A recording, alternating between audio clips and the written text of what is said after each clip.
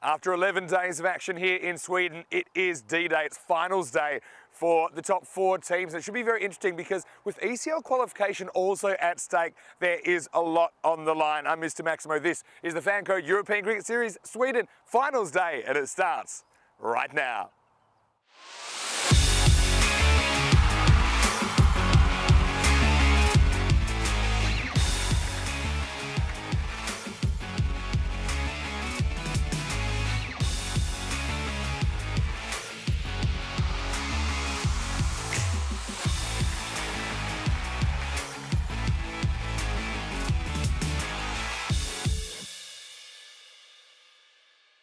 The European Cricket Series is proudly brought to you by HCL Software, FanCode, and Grizzly Bear Sports.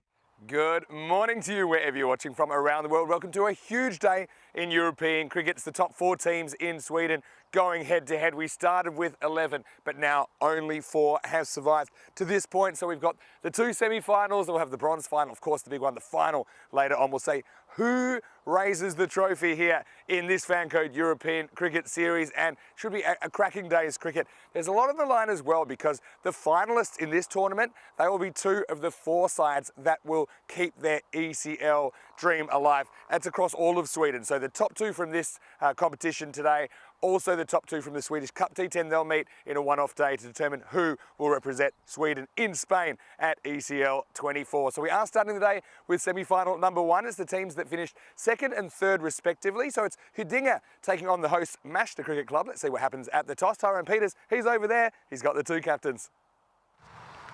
Mashta to call. Tails is the call.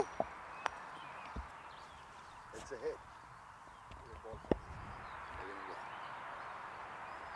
So the news from the toss is that Huddinge have won the toss and they've elected to bowl first. So maybe a surprise for some observers, but not really to me. I think they do like to chase. They're kind of the exception to the rule in that way. They just kind of like to know what they need to do, and more often than not, they get it done. Like when they met Mashta in the group stage, they were able to kind of restrict the Mashta bats and smash them in the 2nd innings, getting the runs within 7 overs. But also, you know, there are times it has gone wrong. For example, against Stockholm CC, they weren't able to chase a target of 105, falling just short. So most of the time they've been pretty good though, haven't they? And we know that they've had some big wins along the way. And Huddinge, you know, they've got some very good players as well. Emil Zuvak likely to open the batting for them. He's also going to be their keeper. We'll see him this weekend because don't forget the internationals are coming tomorrow as well. But an 8-2 record, pretty good stuff, isn't it? Not quite good enough for top spot. But yeah, Mashta had a bit of a shocker of a day yesterday though.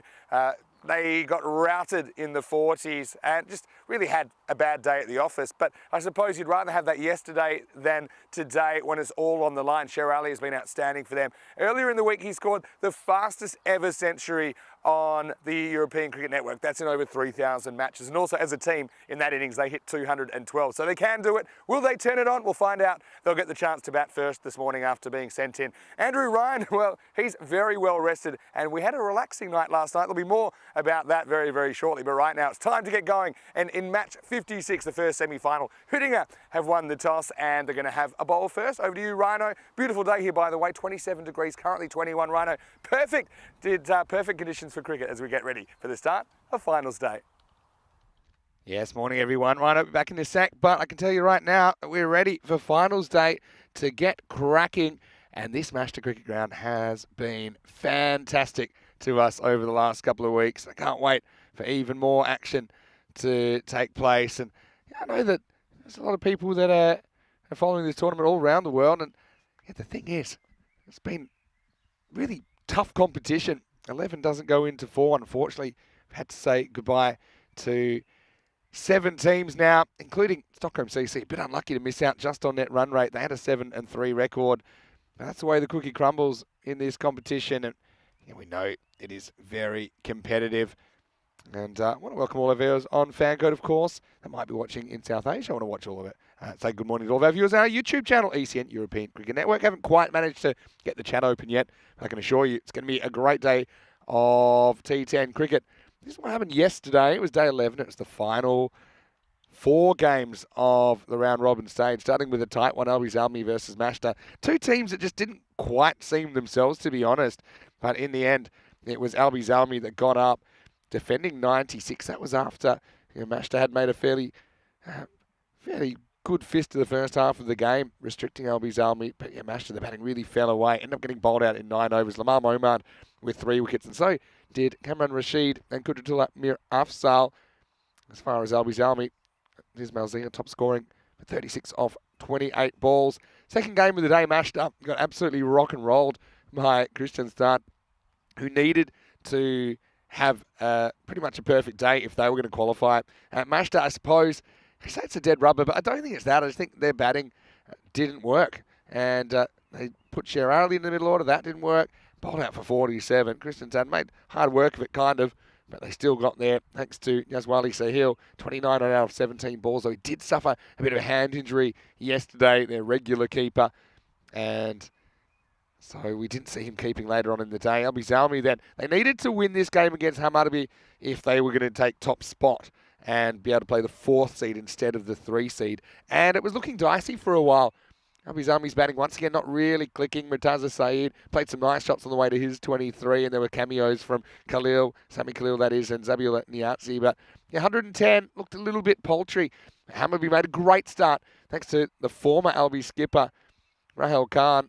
He scored 45 off 21, but when he got out, they kind of fell away, and a couple of decisions went against someone to be late in the piece. Albi scraping in, and that meant they locked up top spot. Then it was the last game of the day, and it came down to one thing. Could Christian Start win? If they did, they were in. If not, they were out. They did win, thanks to Gujarat. And that innings of 81 not out, it was an absolute masterclass.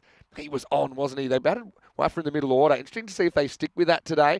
They whacked 167, and Hamarby never really in the hunt, to be honest. Humesh Javed, pretty entertaining last ball of the day. Scrambled a 3. That should have been a 1, and that meant that he brought up his half century. As far as Hamarby go, they didn't have the greatest tournament, to be honest. Had some competitive games, but they finished with a 2-8 record. You see them there, and they share that record with 2 other teams. At the other end of the ladder, 5 didn't go into 4 because you could see that 3rd, 4th and 5th all tied on points with a 7-3 record. So Stockholm CC basically on the back of getting smashed in their first 2 games of the competition. They end up missing out. Christian Start, they get there. Quite a remarkable effort from the guys from Christian Start, considering they didn't play a game till Monday night. But yeah, I'll be up the top. You got Hudinger in 2nd, you got Mashta in 3rd.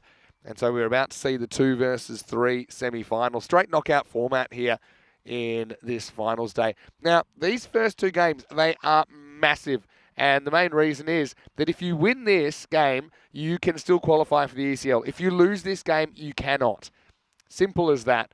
The top 2 teams in this ECS and the top 2 teams in the parallel Swedish T10, they are going to meet in an ECL qualifying day a little bit later in the season. So Hudinger win the toss and bowling first. Maybe a bit of a surprise to some. Not to me, though. I think they like to chase. They're backing themselves even in the final. And they certainly have a very good lineup, don't they? Emil Zuvak and Tarek Zuvak likely to open. But first, we'll have to see Mashta and can their batting recover? They look good to me. I think Wakas will probably bat above Jyoti there. Unreal Hussain, they've used him at 3. They'll mix and match that kind of top 6. Have a look at these 2 teams and our stats gun information, thanks to all the guys behind the scenes, including Ravi. I think put this one together. You can see that Hudinger finishing 2nd, 8 wins. Mashta 3rd with 7 wins. And Hudinger, yeah, they do chase, but they're actually undefeated when they've batted first. You can see that they're 4-0. They've got a 4-2 record when they're chasing. Mashta, obviously getting smashed yesterday, but typically they've been making good runs, averaging 140. That high score of 212, highest in the competition. Some of the key performers, you can see Saeed Ahmed, 332 runs in the series for Hudinger, and Fahad Momard with 11 wickets has been a pretty handy bowler. For Mashta, Sherali, 280 runs there, top scorer. Hashan liked his work with the ball. But yeah, I suppose you look at the low score for Mashta batting first, 47. That was made just yesterday. Having a look at kind of some further information about the top performers. You've got Emil Zuvak and Zazai rounding up the top 3 for Hudinger. Zazai, that's a good effort from him, but they've got plenty of other threats. For Mashta, you've got Wakas Haida, Arif Hussain in 3rd. We've still got other players that you could easily see on that list, like Soleri, for example. But as far as the bowling goes, Soleri has been handy with his 8 wickets in the tournament. Not sure about the economy rate of 85. I think that should be 8.5, but We see Rahman and Hashan both actually on 9 wickets.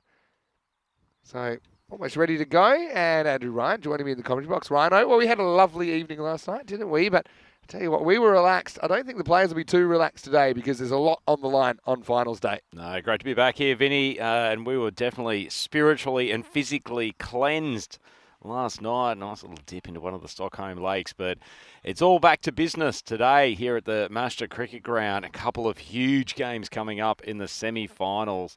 And this is going to be a belter. Two absolute power teams with the bat. And I think, Vinny, what are your thoughts? My inkling here is that maybe it's the Hudinga bowling lineup that is actually going to provide the decisive difference. They've been very, very good hitting that troubling length where the ball ends up just at the top of off stump for most of the tournament, and probably the most disciplined bowling attack in the tournament. Yeah, they've been excellent. The thing with some of their wins, they've been big wins. You know, I can count 6 that have been more or less thrashings. So they have been good when they've been good. Occasionally they faltered. I guess every team does, don't they? But I still think, even if it's your plan to chase, it's a calculated risk, and especially against Mashta, who hit 212 batting first the other day. Yeah. Now, sure, they got rolled yesterday, but yeah, I don't know. In finals, my tendency would be a bit about first, probably not just in finals. I think that scoreboard pressure can be important. But Hudinga, they don't feel it, and we know they've got a couple of players from that impossible chase. As we get ready for the first ball of the day, and it's clipped away by Hyder, and he's going to get 4. Yeah, lovely shot. He's such an easy timer. Hyder gets off the mark quickly. It feels like every single game, almost impossible to keep him tied down. And this is the risk from Hudinga. In fact, I was a touch surprised that they elected to bowl first in this game, not only because from the master openers, who are absolutely key to their totals, I would prefer to bat first and without a target in front of me. And I suspect a lot of the Hudinga batting lineup would feel the same. So big call from the skipper. Yeah, because I think it's giving Mashta what they want. Anyway, here's Nasir.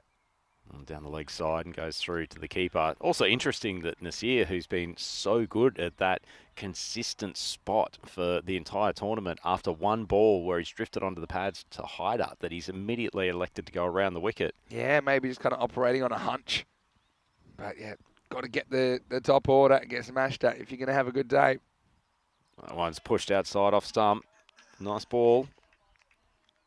Yeah, using the angle that time. Kind of like a fake left arm angle, isn't it? Where you're always going across the right hander. I guess the advantage for the right armer coming around the wicket too is because you've got the outside arm delivering the ball. It's even a more pronounced angle than left-hand bowlers. They've actually just pushed another fielder over to the offside. So Nasir is giving plenty of indications as to where this ball's going. No surprises. Short of a length. Hyder tries to pull. That one just scoots through a little bit lower than he might have expected. Was probably entitled to rock onto the back foot. Yeah, for sure. Some nervy moments early. There's a hastily arranged mid-pitch conference. Sher Ali watching from the other end. How good was Sher's? 100, the fastest 100 we've ever seen on ECN. 25 balls to bring it up. Beating the record by 2 clear balls. Yeah, 1 or 2 decent shots in there from Sher Ali. Quite a stunning innings. Nasir on the pads. I don't think he's going to get any love for that appeal, but after the first up boundary, he's settled back into his length, although that one drifted a little bit onto mid-stump and Hyder wasn't that far away. They have got protection down there at square leg on the boundary, and the other outfielder here at long off, which is pretty standard T10 field, but risky business drifting there against Hyder, one of his favourite spots. Yeah, Hyder has a bit of a habit of hitting a boundary and getting out soon after in this series. Nobody wants to break. Well, it's a good length ball, popped up, only just clearing Mamand there at extra cover. Slightly fortunate for Hyder, he has to go hard in these early overs. Well, right on cue, I thought that might have been the 4 and out. Just gets it over cover. Gets a bit fortunate there, but does get 4. Not a bad ball from Nasir. I want to say quick hello to everyone in the chat as well. Nice that you can join us for finals day here in Sweden. One's drifting down the leg side. You want to say hello to Nico Fernando, who's watching maybe from Italy, maybe from the UK. Nico typically will play for Kent Lanka in the Italian ECS. I am well, and hopefully you're well too. We are loving the cricket, loving the weather here. Summer's finally arrived in Europe. And Yeah, 27 degrees, which feels like 47 when you're in Sweden. That one's once again not in full control, but it's flown across the offside, and Ida using the pace of Nasir. Flashes off the open blade, and that's the end of what's ultimately a pretty successful first over for Masha. 14 for none, 1 over down. Turns out to be a good over, I think, considering that the bowler had a couple of victories. Well, hello.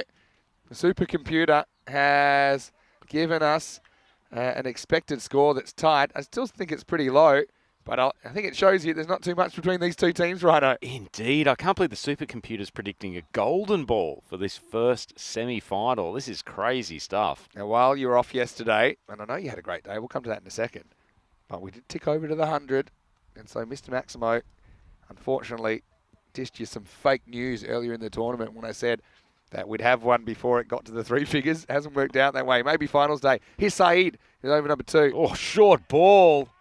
Well, he's trying to set Ali back in his crease from the opening exchanges. Great bouncer from Ahmed. Yeah, he's saying, hey, you want to get in the front foot? Well, have some of this.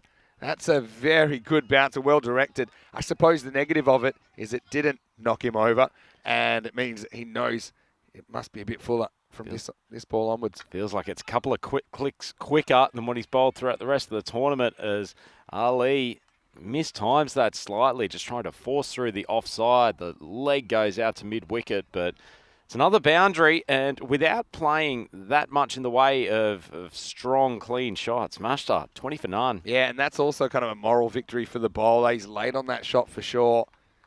Sher Ali, they'd love to get him early, wouldn't they, hitting it? And moral victories don't win you semi-finals.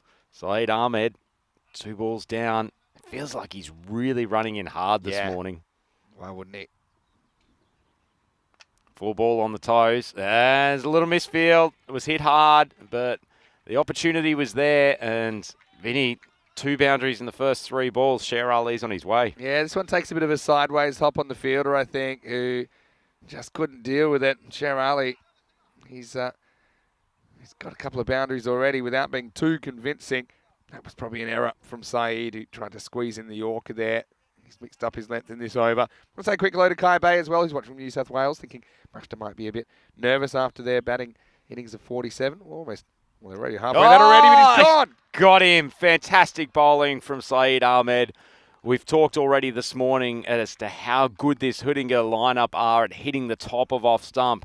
Perfect example of it there. Just pitches slightly outside off stump. It comes in with the angle, and he pumps the big Ahmed biceps in celebration. Yeah, and look, Cher might say that's a bit of a rough bounce he gets. Maybe a little bit, but it wasn't the right shot, was it? And you look at where his feet were. His feet were leg side of the ball, and he wasn't covering that angle. And if you want to pull, I mean, in the textbook they'll say, get that back foot back and across, kind of get the ball in front of your eyes a bit more. But he kind of opens himself up to that. Credit to Saeed Ahmed, who wins the war after losing a couple of little battles, and the big man goes, Sher Ali, out, and it's 24 for 1. Yeah, indeed. Nice piece of bowling, Ben, and I guess if you hit that length consistently, then you're going to get rewarded from the odd bit of inconsistent bounce, and you're completely right that even with that one just shooting through a touch, I don't think Sher Ali probably picked the right shot to play, particularly not to a bowler of Ahmed's pace. So that brings Rahman to the crease. Been elevated up to number 3, maybe to just take a few free swings, give their innings a bit of a push along. Yeah, well, one goes, another comes, and Mohamed Rahman getting the nod at 3. Interesting. They've thrown him up there, maybe as a bit of a pinch hitter in this power play. Ahmed fallen outside off stump. Big appeal. The Hudinga team, including the ones who were out at deep square leg, pretty excited that there was an edge. Yeah, we won't be able to tell on this. I can't say I was convinced. To be honest, even if he hit it, I think it went into the ground. So one of those ones where you feel like the batter was slightly late on it rather than getting a typical outside edge to the keeper. So I'm not surprised that the umpires... Interesting they go for Rahman, though, because why would you need pinch hitters when you've got such a strong order anyway? Oh, that's a good ball from Ahmed. That is a proper outside edge, but it flies down to the fielder. Third man on the boundary. Well, that's a pretty good over from Ahmed. Ends up 25 for 1 after 2 overs, but after going for 2 slightly fortunate boundaries in the opening stages, come back well. Yeah, let's have a look at how these teams arrived at this point in the competition, with Hudinger winning 8 of their 10 games. 6 of them were smashings. That's the thing. Did lose probably one that they would be disappointed with. It might have cost them top spot on reflection. It was earlier in the tournament when they couldn't chase down 105 Mashta. Well, they had a shocker of a day yesterday. But they could get away with it because they played so well before that. And in a way, this is a unique finals day because the semi-finals are so important. I'll tell you why in a sec. Romani coming on to bowl. First up wide. So for ECL qualification, of course, the ECL is the Champions League of cricket. Only one club gets to go from each country. So because not every club in Sweden chose the ECS pathway, you're watching the ECS right now, some chose the Swedish Cup T10 pathway. Romani comes in again. Oh, that one has same sort of length. There's a shot at the stumps unsuccessfully, but you continually hit that length, Vinny, you will get some variation. Yeah, and that was actually a run-out opportunity as well. They could have got higher to there in the end. That was another sneak through, wasn't it? Yeah, so if you make the top 2 in this competition, then you'll go through to ECL qualifying day. The top 2 from the Swedish Cup also get through. So if you win this game, you're in the top 2.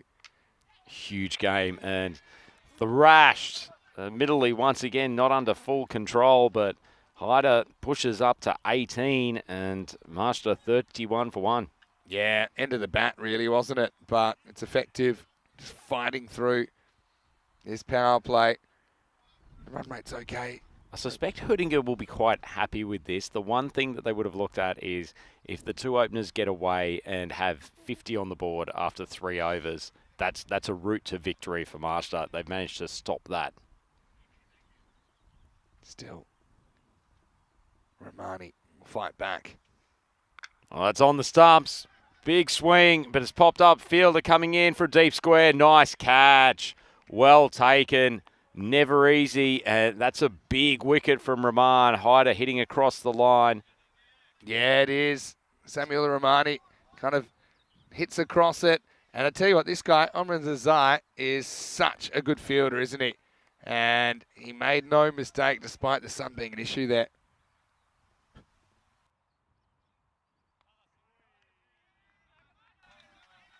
Wow. Did he catch that or not? Maybe he hasn't. To be fair, we're sort of somewhat blinded a bit by the light here, but Hyder's still out there, and there was no ball calls. So we are clearly needing our eyes checked if he's put that down. I thought he caught it. So to be honest, I went on what you said, and yeah. Well, his eyes still ringing his fingers out there. Yeah, well, on reflection, it's been no ruled. pun intended, given that we can't see a certain section of the ground at the moment thanks to the sun. Yeah, it seemed like it went straight into me. Well, there's another ball that's gone straight up. Rahman's not going to drop this.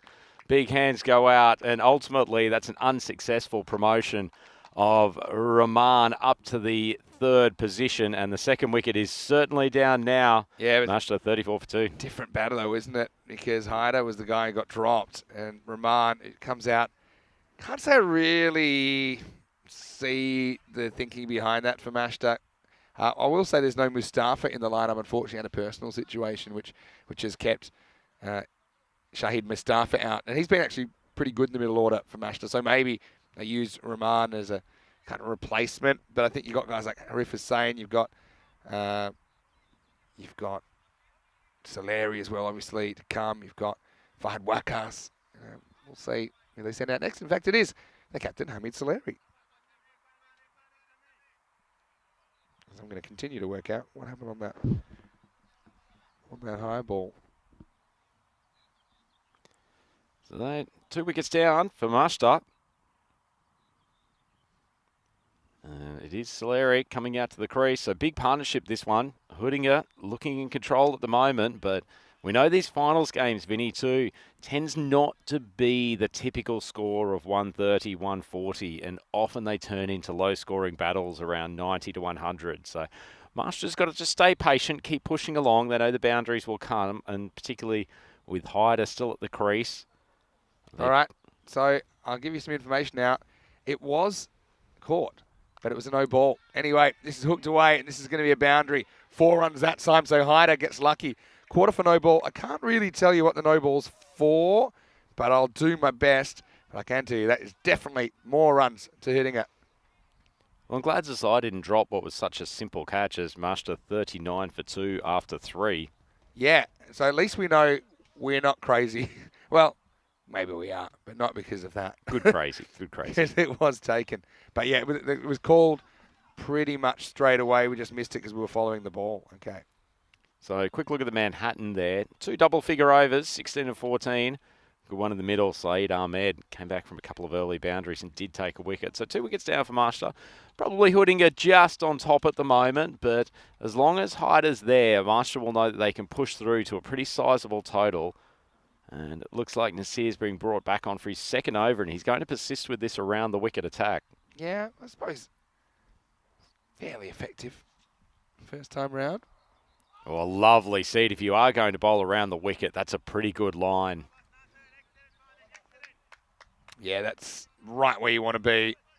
Has the batter kind of playing catch up with that angle again. Notice, Vinny, I think the ground had a light watering in between day's play yesterday and today, which has revived a few of the grass blades, which is nice to see. Well, this one's gone high for his bat, down to Yassine Khan. He's taken the catch. What a moment for the young man.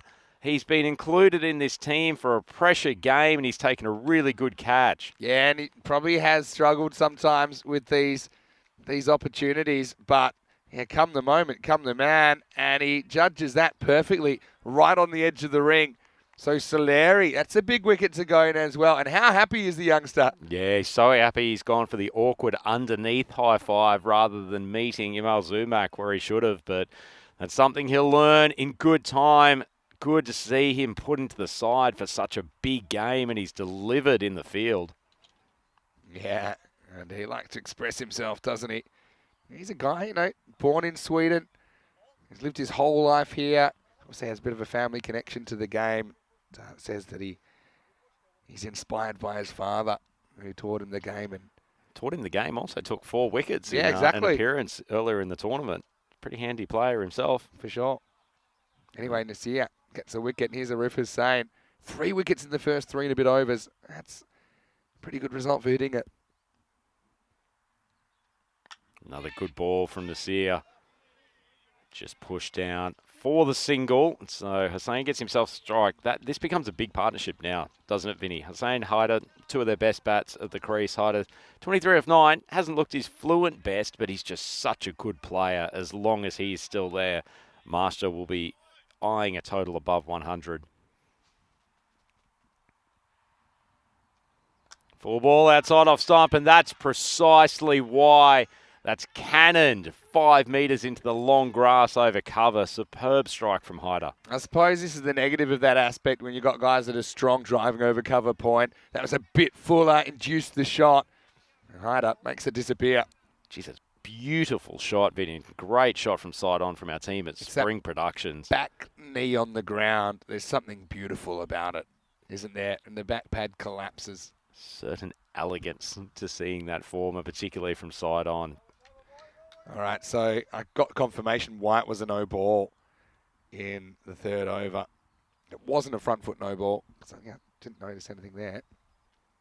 Oh, great line. Well, excellent comeback from Iqbal after being thrashed over cover the previous ball. I think there's a bit of, okay, he's not going to give me width again, so I'm thinking leg side, slight mini premeditation. See, now he's practicing hitting straight, saying, no, hold on, that wasn't the right shot to play. But often you try and get in the bowler's head and you go, okay, he's definitely not going to give me another wide one outside off, so let me set up to whack leg side. Last ball, the over See if coming Hyder up. moves across. No, he stays stable. Another pretty good ball. It's a limited channel that Iqbal's got to work with, but he executes well. He ends up with figures of 1 for 23 and Mashta 46 for 3. 4 overs gone. So the reason it wasn't out was there were 3 outfielders when the ball was bowled. So square leg umpire picking that up, calling the no ball, communicating it to the bowler's end umpire.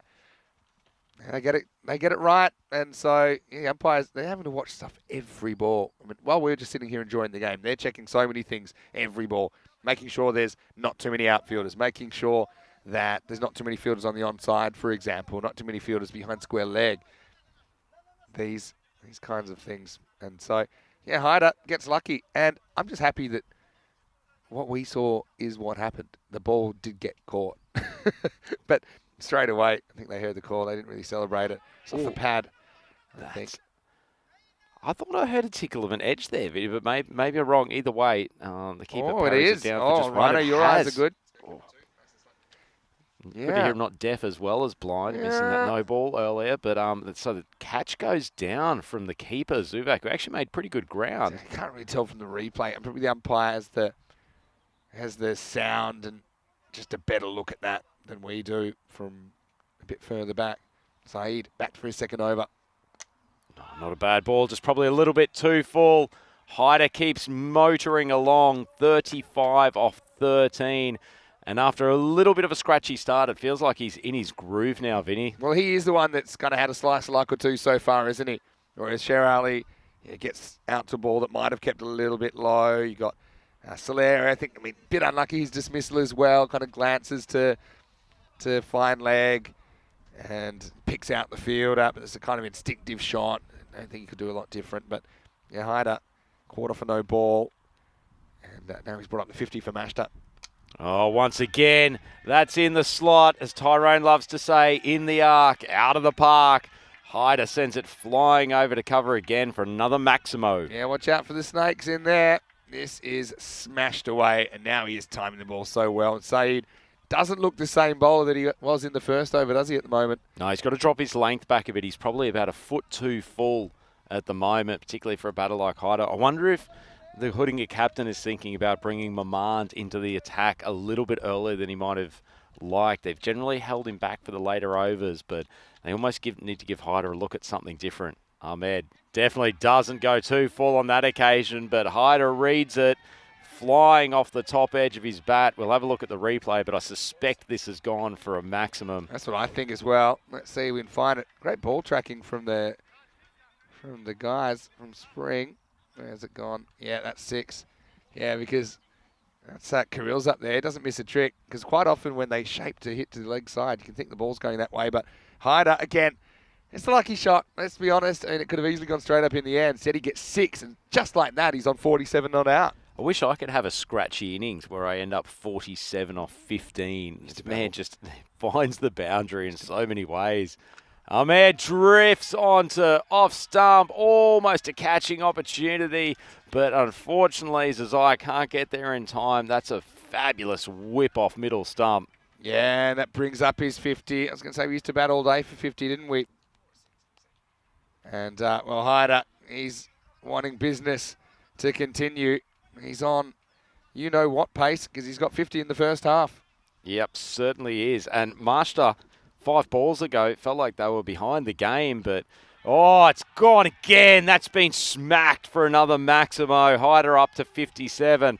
Master halfway through their innings up to 75 off 3. And Vinny, all of a sudden, you wouldn't say they're in control, but they have gotten themselves ahead of the game. Momentum's such a funny thing. You can't really pin it down, but you can feel it, can't you? And you can just feel at the moment that Hoodinga, they had the momentum in the beginning. Mashta, they've won the last couple of overs. Let's see how the second half goes. Vinny Sander here, Mr. Maximo. Andrew Ryan with me. Been great to have you with us in Sweden. It's hard to get Rhino because he's a busy guy, but I bet you're excited for finals day. I'm so pumped. I love when we get into knockout cricket, folks, and I think we've got 4 really, really good teams, 4 varying styles on show here today. And so this game's an absolute belter. Could easily have been the final in another day. But also that next game, LB Zelmi, Christian Start, there are some big question marks on how that is going to go. That's true. I think for Hoodinga, though, I mean, they're not afraid of a big chase if it comes out that way. They've got 2 players that put on a great partnership in Samuel Romani and Emil Zuvak in that famous impossible chase game where the Swedish team got, I think, 88 off the last 19 balls or something like that to beat Belgium. Also, you've got players like Saeed Ahmed. He's been cracking the ball in this series. Anyway, back to the action, and it's going to be over number 6, and it starts with a wide. They decide to be careful and not go for an extra, as Tarek Zubak has come on for the next over. Yeah, interesting change here. Sort of been in and out of the bowling rotation throughout the tournament. Certainly a little bit of a change in terms of the pace available. Hyder's completely got his eye in now. So saying off strike, his probably main job is to just get Hyder back on strike, giving him as many balls as he can as Zubak pushes that wide. Yeah, the question for me is who will handle the pressure better? Not only in this game, of course, semi-final number 2. Just touching on the fact that if you lose your semi-final, then you cannot qualify for the ECL in 2024. Such a huge game in that respect, isn't it? If you do win your semi-final, you'll be one of 4 teams in a few weeks that will have that opportunity. Or coming down to a 20 overs of intense pressure as that one is pushed away back with a point for the single. So right now, all the teams you see out there this morning, these two, and of course, Almi Zalmi and Kristianstad, they are 3 wins away from Spain. When you think of it that way, they'll have to win the semi-final. Okay, the final this afternoon doesn't have anything to do with ECL qualification because it's just a matter of the top 2 teams get in, although I do think that if you win this afternoon's final, you probably meet the lower-ranked Swedish Cup team. Regardless, they're going to be a very good team. But the Swedish Cup is a similar competition, T10 domestic competition that runs parallel to this European Cricket Series that is televised. So there's going to be some very good clubs in that other Swedish Cup as well. Aaron O'Keefe, I think that they've gone that route that qualified for last year. You've got teams like Gordon and plenty more. Right now, Mashta, they're breathing a bit easier after that start where they lost their top order. But Hyder stepped up and he wants to keep going. He's on 57. Oh, nice ball from Zubak. Brings out the big in-swinger. I think there may have been a little feather through to the keeper and Zubak's put it down. Yeah, just judging by the reaction, it seemed like a genuine edge. Yeah, I think it might have even just flicked the gloves on the way through. I will say this about Emil Zubak. He's a batter that keeps. You know, we'll probably see him doing some keeping for Sweden this weekend. So not going for a more specialist option like a Jyoti or perhaps Ismail Zia. We'll see how that pans out for them because it is an important position. Oh, the in-swinger unfortunately works a bit poorer for Zubak. He's trying to move the ball both directions. He's almost just moving it too much at the moment. That last ball was a corker. That one swung early. Smashed a 79 for 3. 2 balls into this 6th over. Hello to Nick in the chat. In fact, all the Nicks. Hopefully you're well. But, yeah, Tariq is moving it like you say. Oh, floated outside off stump. Ball's gone high. Fielder coming in from deep mid-wicket. He has put it down on this occasion. Will Zazai, he managed to successfully catch the no ball, but now he's put down probably an easier chance. Yeah, well, I'm just having a look over there. I mean, that's right in front of the Mashta bench. I have a feeling that they got a little bit of discouragement as that ball was in the air. So the one that wasn't a no ball is dropped, and Zazai hardly drops any catches at all. Hyder has had another life. Zubak, nice ball, floated outside off stump, a little bit of movement away. So you can't afford to give 1 life to a player of that quality, let alone 2. I've got it, yeah, so there was a bit of a debate a while ago saying, because, okay, for example, if either batter in the middle was to like try and put off a fielder verbally, then actually that's out obstructing the field.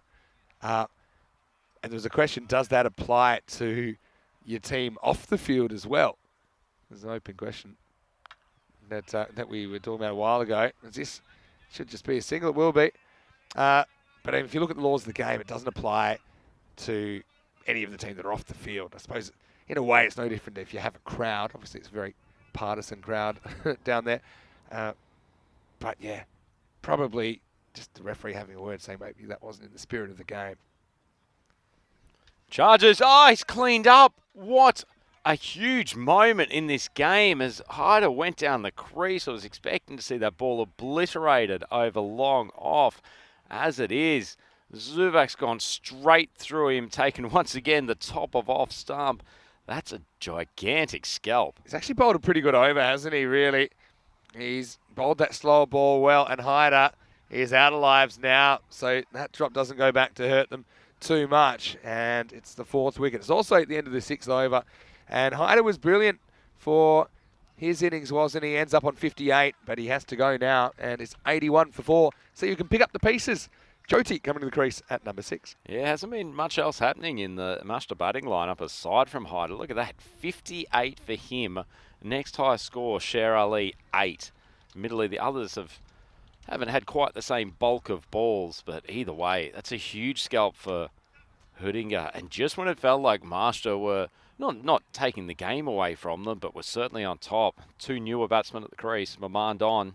And his first ball is short of a length. It's been put down the throat of, is that Romani down there? Yeah, Romani. He let it get too low on him. He kind of sat back, and that's fine. I don't think you want to rush in, but it was never going over him. And you see where he tries to catch it, as opposed to if he'd taken 2 steps in early and judged it better. I think it's a lot more of an easier catch. I've got to throw another name in the keeping conversation. Vanan Boshoff of Gordon that we saw 2 years ago, and he has played a fair bit of national team cricket now. This is probably going for either 4 or 6. Make it the second one. Maximal Jyoti off the mark. It didn't sound too flash off the bat, but he's managed to carry that boundary by a metre or two. Maman went for his typical off-speed ball in the first one. That one was just a little bit more on speed and in the slot. Yeah, Vanan Boshoff is a really good keeper as well. Yeah, I just find it interesting they haven't gone for a specialist keeper this weekend at all, Sweden, as far as I can see. No disrespect to Emil Zuvak. Speared down the leg side. And, yeah, so I suppose that's something. The proof is in the pudding, isn't it? I do feel that the T10, because you typically need less, okay, yes, you want depth, but you should be able to pick your best specialists and find a spot for a keeper. Even, for example, we've seen Rila Gadagi from Roma CC batting 11 for Italy, but keeping because it's such an important position. Rocks onto the back foot. Not massively well timed, but dragged across for a 1. And so Judges started in relatively bright fashion. Maman halfway through this over, 9 runs off it. Yeah, that was an interesting little byline with that. Trying to put off the field up from off the field. I suppose you can do anything you want under unfair play, which I think is Law 41. You could give penalty runs, for example. I don't think you can give a guy out, though, because Law 41 goes to anything else that you think is unfair. So if you felt that was unfair, it's pretty broad. Very broadly drafted indeed. This one's struck down the ground. Sane really hasn't got his timing yet, but he's probably the man most likely in this part of the innings. Good ball striker. We've seen hit plenty of maximums across the tournament. I think Maman's changes of pace are just putting both of these batters off to a certain extent. Final ball of the over. Nice ball. Rolls the fingers over the top of it. Moves away. And Master, 92 for 4. 18 balls left. Yeah, very interestingly poised game. If you want to have a look at what's happening today, just have a look at that. We're currently watching Hudinger versus Mashta in the first semi-final. Then we'll have Albi Zalmi, the table toppers, taking on Christian Stunt, who, I wouldn't say snuck into the 4. They stormed into the 4, really, with a perfect day yesterday. The winners will meet later on in match 59, the final. The teams that don't win will meet in the bronze final. But, yeah, these semi-finals, in a way, and it's kind of a unique situation, these are the biggest matches of the day if you look at your whole season as a club. Because if you win your semi-final, then you're into the top 2, and that means you qualify for the next phase of ECL qualification, which is basically 2 matches later in the season, probably in a few weeks. And if you win those 2 matches, you're coming to Spain, and that's huge. Ask the Albies Army guys, ask the Ariana Keefe guys, or any club around Europe that have been. It's a life-changing experience. One of these clubs will get to experience it. So Zafar bowling. Moves across the crease a long way. Inventive stuff from Jyoti. Well, he's not just a gun with the gloves, but he's got some creativity with the bat. Lovely strike and clever play. Yeah, look, I agree with kind of going straight, but you can't go short. You're just asking for trouble. He put that on a platter, really, didn't he, for Jyoti? He smacked it away. I like the move from Jyoti, though. Even if Zafar gets on his typical length, just a little bit short and trying to jam you up in the hips, that's a pretty good manoeuvre.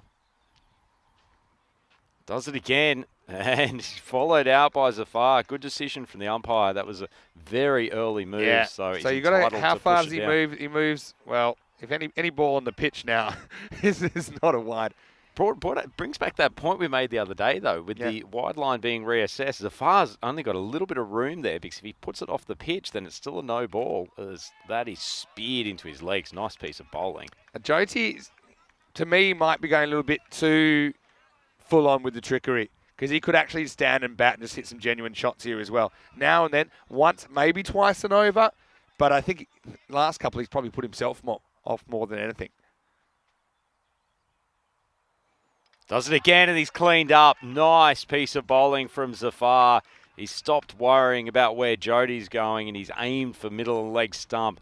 Excellent execution, and that is the 5th wicket down for Marshall, 97 for 5. Yeah, I want to cut that bit out of the broadcast and show it to bowlers all around, not just Europe, but probably the world, that's what you should do. If a guy's doing that, go full in at the stumps. Okay, went at the stumps earlier in the over, it was too short and got smacked. But there's a reason leg side wides are considered negative balls and that they're wides, right? Because balls that slip behind you are hard to catch up with and you miss a lot, even when you're batting well. So that's basically a ball down the leg side from where he was ending up. And guess what? Crashes into the stumps. Yeah. So, yeah, Yorker on the stumps. Give that to me every time. Okay, if you go really top level of cricket, then you've got guys that are really good at ramping and there's sometimes other tactics required. But I think at this level, always the best thing to do. We even saw very good players like a lot of the England 11 trying those kind of shots. And when bowlers went at the stumps, it creates wickets, and that gets rid of your problem. Well, we've seen even more extravagance now as Wakas has come to the crease. Yep. He's set up outside off stump. Zafar puts it outside off stump and shoots through to the keeper. Actually, Zuvak does well to get in front of that. That really skidded along. Yeah, the that was a good keeping by Zuvak. Yeah, so his toes are two stumps outside off. So that's why that wide line, you move 2 stumps outside where it is right now. So Wakas stays in the same position, and that he's for me probably isn't- going to get a good call from the umpire in terms of the bowler. It's a good no call on Yeah. the wide, and he's just signalled that the wide line's been readjusted to account for Yeah. where the batsman's starting. This is a good call under the current regulations because straight over the line, but like I said, you've got to move the line 2 stumps. I think sometimes we have non-calls of wides that are probably incorrect because umpires are hesitant to call wides at all. It's an open debate we've got about whether you should move the wide line or not. But as it is, that was correctly interpreted. As we get to the end of the over, it's 97 for 5. This is really nicely placed, isn't it, Vinny? Marshall would love one of their top order to still be there, but these two are going to keep pushing along. And while Hussein's there, we've seen him hit some big balls previously in the tournament. Needs to find his timing, and Wakas probably needs to thrash the bat hard and also give Hussein as much strike as possible. Tariq Zuvak coming on for his second over. Pretty good first one, 1 for 6. And most importantly, he removed the rampaging Wakas Haider. Oh, it hit him in front. This is going to be out. And Tariq Zuvak, he could be the key bowler in this contest. He's now got 2 for 6. And Hussein is on his way. Nips back, doesn't it? Just a bit, catch him on the crease. And that's good night. Well bowled, though. To get good plays, you've got to move the ball off the straight, and that's what he does there. So, yeah, Joti, entertaining little innings. Certainly put a few tricks out of the kit bag. But pardon me, not Joti. It's Arif Hussain who's going to go in. He never really clicked, did he? 6 off 9. But, yeah, you can see umpire had no hesitation putting the finger up, and rightly so. Fair few twists and turns in this innings already, Vinny. A couple of occasions that you've thought that Master were getting on top, particularly while Haider was going well, and then Hoodinger have just been able to bring them back. Just looking for when these two teams met to get the exact scores, but yeah, they kept Mashter to 103. That's back on the first Tuesday, day 2, kept Mashter to 103 and chased it within 7 overs. So I think it'll be a few more than 103 the way things are going. But now you are kind of getting into the bowlers. They do really miss Shahid Mustafa, I think, with the bat. Anyway, Ajmal. Swung and swung healthily. Good contact from Raza. Saeed Ahmed's here relatively straight mid-on. He's long on. He made good ground, but it was nowhere near it. Lovely shot to get off the strike. Could this be the late innings boost that they need? Oh, just like the butter that was kept in the fridge at breakfast. That was solid, wasn't it, from Raza? Don't worry about that. He's saying, hey, ain't no tail ender here, guys. It might be batting 8, but that was a cracking stroke to get off the mark to a guy that's been bowling really, really well. How often in these big games too, Vinny, do we see that it's someone who only comes into the contest for maybe 3 or 4 balls with the bat that can produce a match-changing knock? I mean, if Raza comes in here, hits 16 off 3, that all of a sudden that just becomes something that completely changes the complexion of the game. He's gone very high. This should be a catch, and well taken in the end. Zazai, he's had no shortage of action in the field, and Raza goes for 6 off 2. Yeah, maybe quiet as a mouse now over there. But, oh, look, as Corey would say, that's a productive T10 innings. Even though he'll be disappointed, Ajmal, but he does get 6 and out. And so, assuming they don't get bowled out here, and that is the other concern, that they're 7 out with an over and a half to go, I think you'd take that. Could have scratched around for a couple of singles and used up a few balls, but he did hit a cracking Maximo, and he drags Master over the 100, but they've lost to 7th now. It's 103 for 7. Yep, and Master really down into the lower parts of their order now. And going to require some lusty swinging for the bottom order. It's still got a more than passable target. I mean, they've hit 3 figures already. Still 9 balls left to go. In a final as well. Yep. But Master, they just seem to... I'm going to have a look at their... It's actually not so bad. I was looking at how many wickets per innings they lose, and it's 5.4, which is about bang on average. Come back to that in a second. But first, here's Zari Baig batting. Big swing down the line, swing across. Zuvak's bowled an excellent spell here. 3 for 12. I think I'm skewed by the fact that they got bowled out yesterday by Albiz Almi, and actually they got bowled out twice yesterday. They lost 20 wickets yesterday. But apart from that, they haven't had these kind of issues. The average wickets lost per innings across the board in this tournament is 5.9. 2 balls to go on Zuvak's over.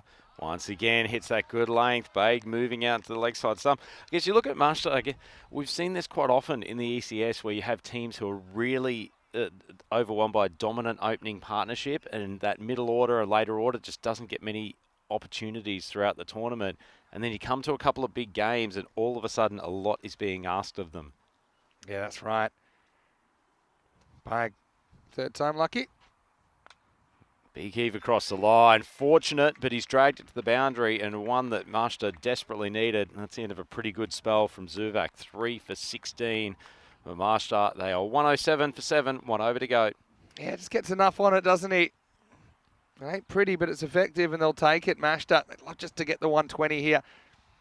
120 is pretty much par in this series. We just looked at the fact that the run rates have been coming down slightly since the beginning of the tournament. But yeah, after yesterday, it was bang on 12 and over.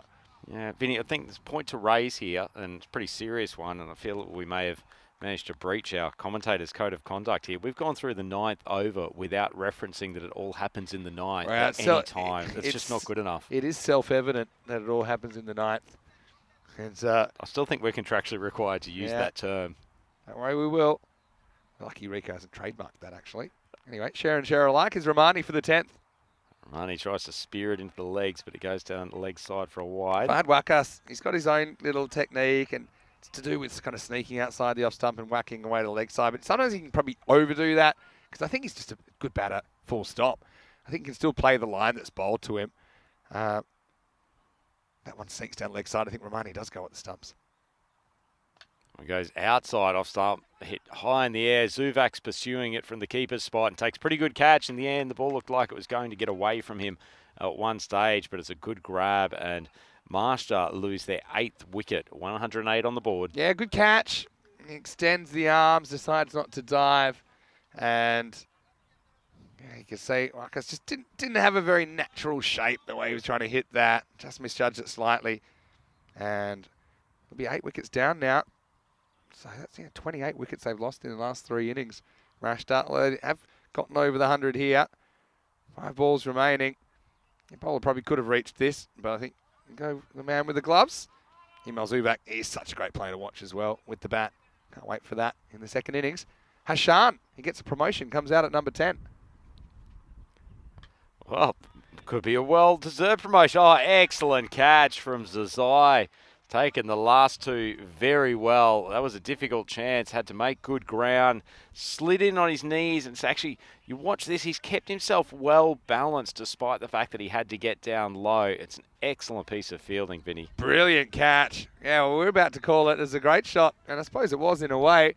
But as luck would have it, it found the safe hands of Omran Zazai. It's a golden for Hashan. And now they are down to their last batter, PL Rahman, coming out at 11. 108 for 9. We haven't had a hat trick yet, Rhino. What better time to start than finals day here in Sweden? Yeah, certainly he is, Romani. It's probably not the first thought. He'd love to just actually send the final muster batter back to the pavilion. 108 for 9, so they're not far off that. But wouldn't he love to execute a hat-trick here in such a big game? All right, you're the number 11. Not saying you're a number 11, but what's your approach here? Thrash hard. Go for it and hope for the best. Absolutely. You can play it safe. You could take, you could take 4 runs off these last 4. 1-1-1-1, or you could go for broke. In fact, I don't know why they keep on moving out to off stump. They've actually got not a single outfielder square on the offside. He should be backing away, if anything, and trying to thrash through covers. He does go in that general direction, but it's not well timed enough to beat the field, and it will just be a single. I wouldn't be going over aggressive, but I would be being aggressive. I'd be trying to play the correct shot for the ball bowled to me. So playing maybe like it's the 7th over or something like that. Still be attacking. You don't want to throw your wicket away and leave balls on the table either. 3 balls to go. Marshall 109 for 9. The score really has stalled in the last couple of overs. If you ask Hudinga, would you be happy chasing 110 or so? I think they'd say yes. No problem at all. On the stumps, beautifully bowled from Romani. Excellent last over from him. He picks up 3 in 4 balls. Outstanding stuff. And in the end, that's a very good bowling performance from Hudinga. They were challenged, particularly when Wakas Haider got going in the middle of the innings. But look at those last couple of overs. Remember, Marshall was 97 for 5 at the end of the, it was only 2 overs ago, and they picked up 5 wickets in the space of 2 overs. They cleaned up the tail pretty well, didn't they? And so, Mashta, for a 3rd consecutive game, they're bowled out, Rhino. But I suppose this time, they have a passable score on the board in this first semi-final. Remember, 2 teams arrive. Only one will have their ECL aspirations survive the next 10 overs. And Mashta, 109, bowled out. And Sher Ali, maybe didn't get the greatest bounce there, but also it wasn't the right shot, really, and he didn't execute it. That was a big moment in the game. They just had the knack, didn't they, of continuing to break partnerships, Rhino? Yeah, certainly did. I don't think they've got too many fusses about what happened with the pitch. Nice grab from Yassine Khan, the youngster, included in this big contest. Taking opportunities. The only one I can think that there was a real blooper was getting caught off a no ball, which cost them a bit because Haider, he was having a heater, wasn't he? I mean, without his half century, where would they have been in this first innings? No, certainly. In fact, there just weren't enough contributors outside Haider. He batted well, although probably not his most fluent innings of the tournament.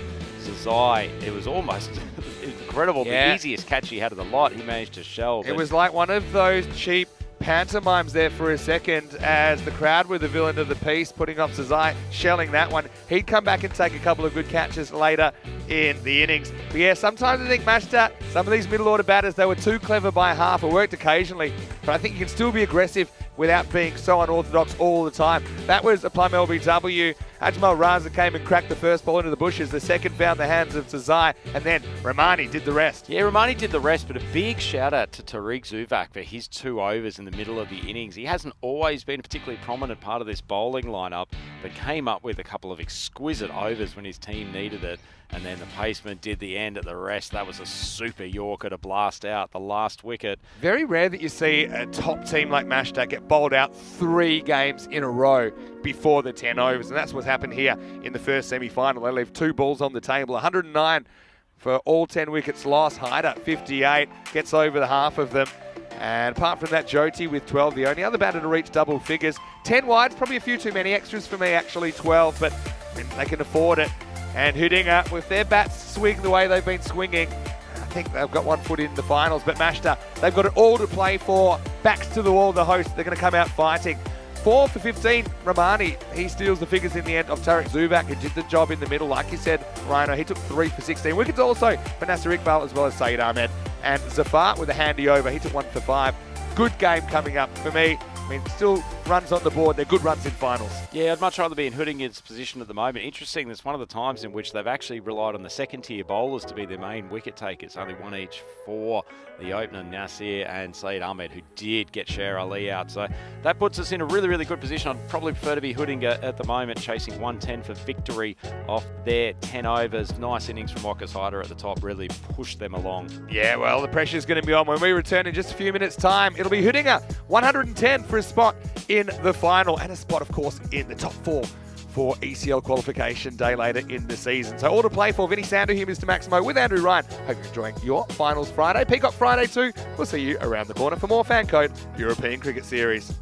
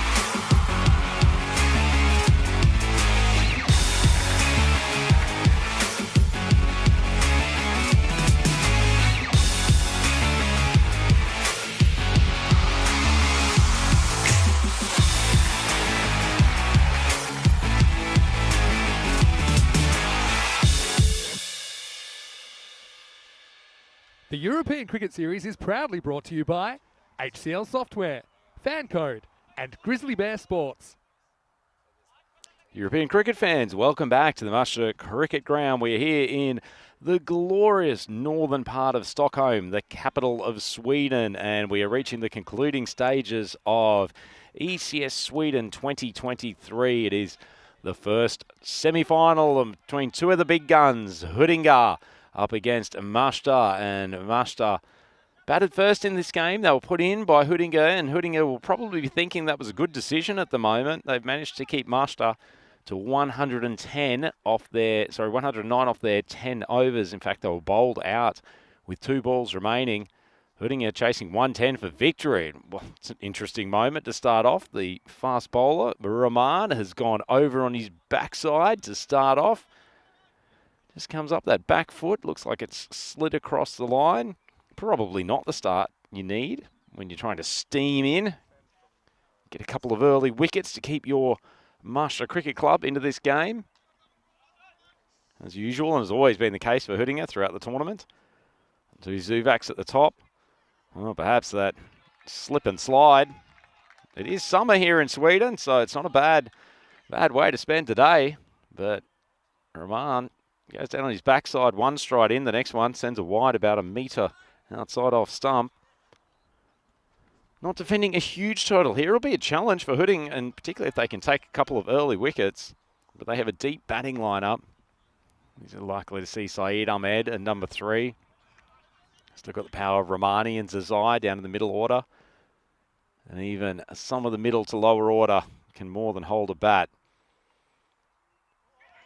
Late swing, just inside the wide line.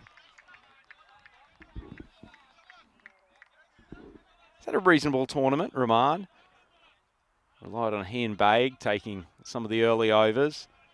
Got a bit of variety in the bowling attack. May see Sher Ali, particularly given we're into one of the big games here, the semi-final. Solari's there as well. That one's wide. Would have been wide, except the fact that Zuvaks bailed him out. Did well to get bat on in the end of it. And Huddinge, first run off the bat, 2 for none. Have a quick look at the field. Big Sher Ali's down here at long on. Other fielder in the outfield. He's down there at deep mid-wicket. Typical ring as far as the offside goes. Man on the 45 on the leg, as well as traditional square leg.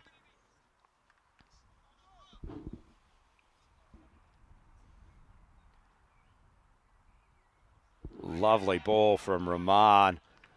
He's extracting a lot of swing here early on. Had some games where we've seen the openers really extract some sideways movement. Seen some where it's been less pronounced, but Rahman really trying to move the ball sideways. Got a nice action, natural one for the outswinger. Well, Zuvak just giving himself time to settle.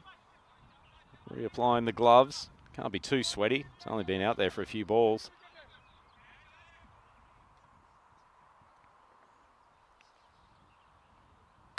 Another one that's an outswinger, but he's dropped it a touch short.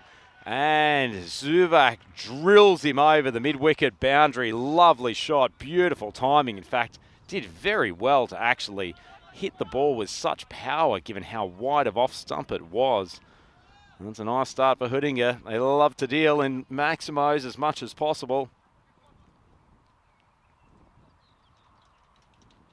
Short ball, pulled again.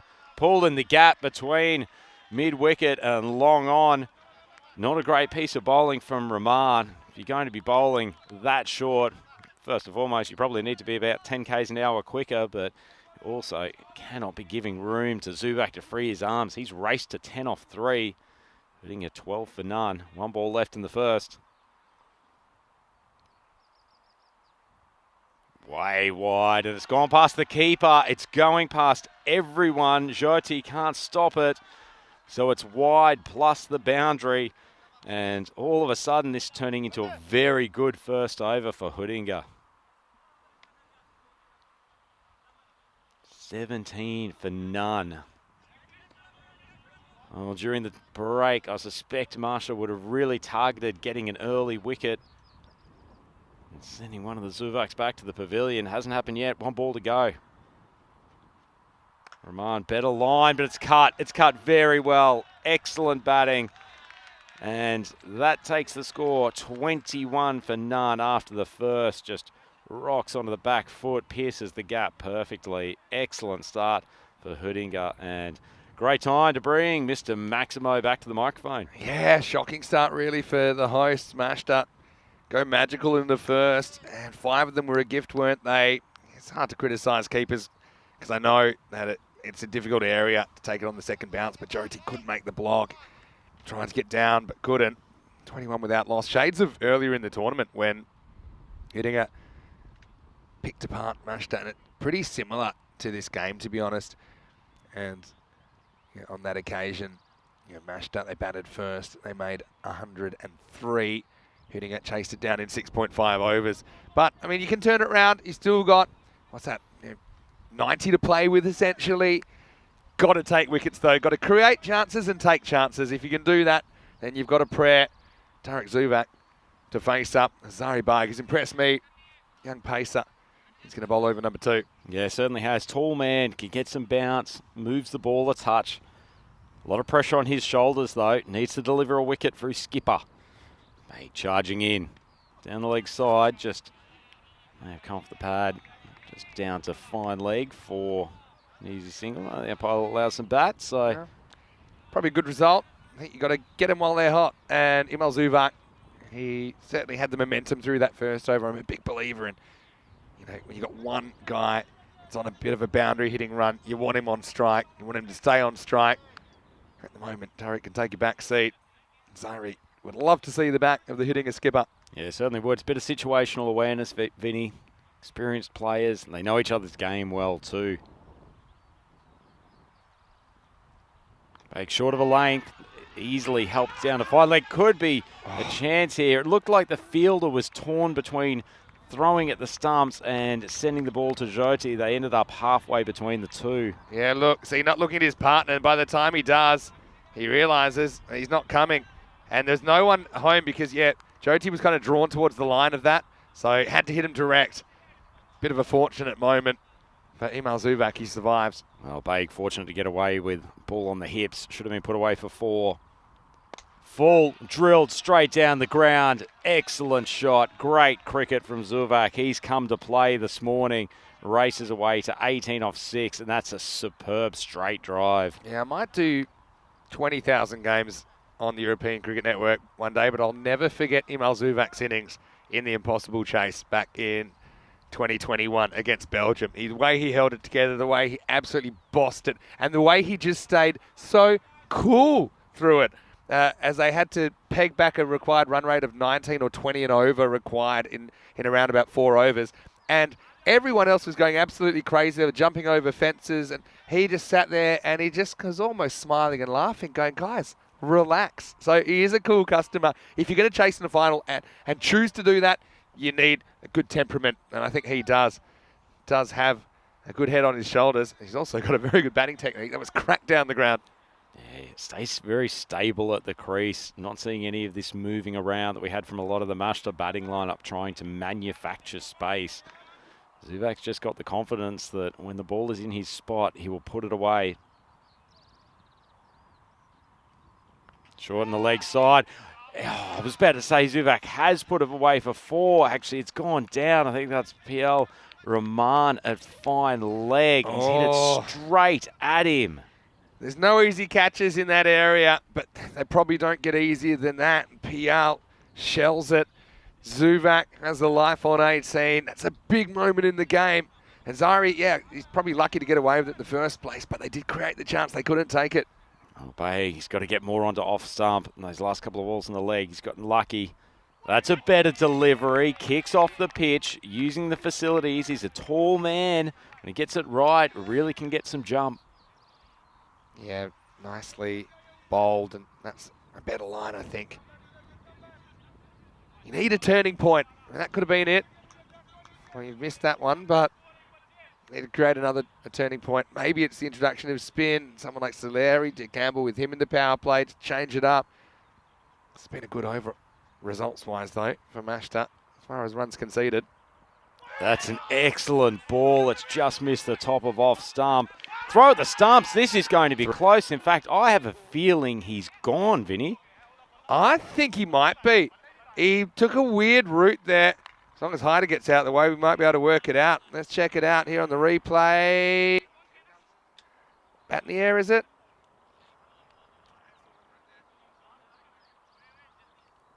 So tight. He might get the benefit of the doubt here if that bat's determined to be grounded. It wasn't a great piece of running, not sliding the bat. Yeah. It's probably, you got to give it in. So tight. I have a feeling it's between frames and he's probably just out. But, yeah, it was a casual kind of bat plonk, wasn't it? He didn't slide it in. Otherwise, he would have been in, as you can see there. Can you see... And he's gone. He's been given out. Well, there you go. It's a brave call, yeah, but I think it's actually probably the right one. If you don't balance it back to the benefit of the doubt, I think that's a good decision. Yeah, I think balance the probabilities. He's out. It's not good running from Tariq. He's had a good game so far. But, yeah, you can see he's hovering over the line. And to be honest, I don't know if we can look at it kind of real speed from side on or kind of slightly slower. But you can see that the bat comes down. It does look like it comes down just after the stumps are hit. So have a look at it here. It's super close. I think using all available technology, it's more out than not out. And that's the reason he's walking off. Irrespective of that call, Vinny, if he goes back and looks at that replay, he's got no one to blame but himself. He's taken a massive left-hand turn. It's like he's taking the off-ramp off the highway. And that's essentially what's caused him to go out. Yeah. Have a quick look at the table. And it's 2 versus 3 here. Hudding and Marsha, two of the best teams all for the last week and a half here in Sweden 2023. The ECS brought to you by FanCode. Much needed wicket. Hudding 26 for 1. Hashan coming on with the third. And now the other thing is, as we start the over with a wide, something like that, probably what's happened there is the umpire at square leg thinks it's out. They've given it out based on what they've seen. And then if the technology is inconclusive, I don't know whether you call it inconclusive or not, then they'll stick with the on-field decision. So that is the process here in the European Cricket Series. So, yeah, like I said, I don't think Tariq can have too many complaints because it was poor running. One's outside off stump. A little bit fortunate for Zuvak. Well, his opening combatant, Hyder, had a few moments of fortune in his innings. This one's blooped outside off stump and it beats Vague to his right-hand side. Zuvak 22 off 10. Zuvak not spending any time grieving, is he? How about Saeed Ahmed's series, though? How good's he been? He's smashed the ball around the place. Does create a left-hand, right-hand combination as well. Hitting it, have that uber aggressive approach, don't they? They're just going to keep going for their shots. They bring another fielder on the offside now. So you've got 6 on the off. Just 3 on the leg. Trusting that Hashan can find the offside line. Drifts onto legs. Not a great piece of bowling. And whipped off his pads. Lovely shot from Zuvak. That's a 4. And Hashan, we said it the other day, Vinny, ever since he's cut his hair, he's been struggling. That is true. But I tell you what, Solari, the captain, will be pulling his hair out there. You've just brought another fielder across to the offside. You've jammed that area. You've got to kind of ring a 6 in the circle on the offside, and then he bowls a ball that kind of angles in towards middle and leg, and easy put away for Imal Zuvak. Yeah, nice shot. You're a captain. You'd have the full teapot going, I'm sure, for that one. Hasham with the comeback. He's gone for the in-swinger again. Zuvak has missed out somewhat. That's the 3rd ball that I think he'd expect to have hit for 4, particularly with the lack of protection, which he's found PL. Yeah. I'd be moving that guy back now based on the last 2 balls. That was an interesting little funky effort from Jyoti that trips over his own heels. But, yeah, Saeed Ahmed comes on strike for the first time. And, yeah, this guy is so talented. Saw him lift a gear in the first over with the ball today as well. Bowled with some genuine heat this morning. Picked up the wicket of Sher Ali, which was a huge one. And, I'll tell you what, Nazmul Hashan is bowling almost precisely where his captain doesn't want at the moment. Those 2 balls on the pads of Zuvak, and now he's just fired one away down the leg side. Power of a good keeper as well. Very Stage 4 much. there, you know. He's a good athlete, Jyoti. Like, he really does move well to the ball. He's athletic, a bundle of energy. And they do have some really good wicket keepers in Sweden. He's one of them. I mentioned a few other names earlier on today. So might Imtiaz probably throw him in that conversation as well. Outside the off stump, but Ahmed, as he tends to love to do, swings it across the leg. Not his most well-timed shot of the tournament, but he just hits the ball so hard and has a knack for finding the gap. Yeah. He gets started with the boundary. He kind of goes with the angle, doesn't he? He goes, fetches it, and Hashan doesn't have the answers at the moment, does he?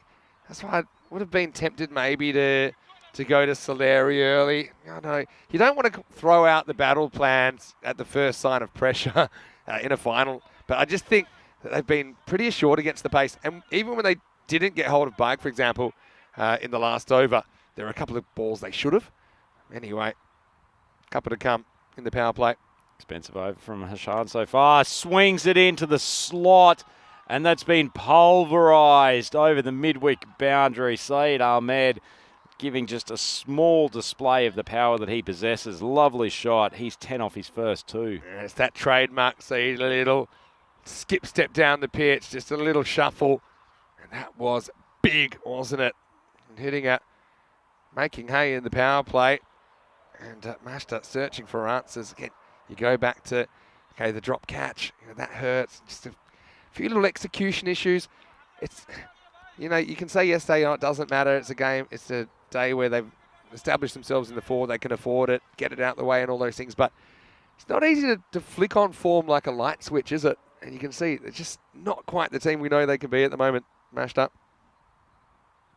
Shan drifts on the legs. Fortunate. That weird thing where Ahmed seems to play balls on the leg side better when he's actually got a bit of space when it pitches on middle stump. But anyway, end of the over. Hudinger, nice start for them. 47 for 1 after the end of the power play. Shan goes magical. I think I was going to say we'll definitely see Soleri, but looks like Sher Ali is shaping up to bowl. Maybe not. Let's have a look at the Manhattans. You can see 29 in the 5th. And yeah, that stage, Hyder, he was going great guns, but he ran out of lives, didn't he? And just have a look at the split. 75 in the first half, just 34 in the second. And so it really put the brakes on. Yeah, extraordinary stuff, that last 5 overs. Hudinger, they've got a really good bowling attack and they field well, and you could see it on full display in the back end of that innings, particularly once they got Hyder out. Felt like things just ground to a halt as he's going to bowl his second in succession. I actually don't, if you're not going to bowl the spinner, I think this is a good move. In particular, if Ahmed starts walking down the crease, at least Baig's got the pace and bounce to worry him.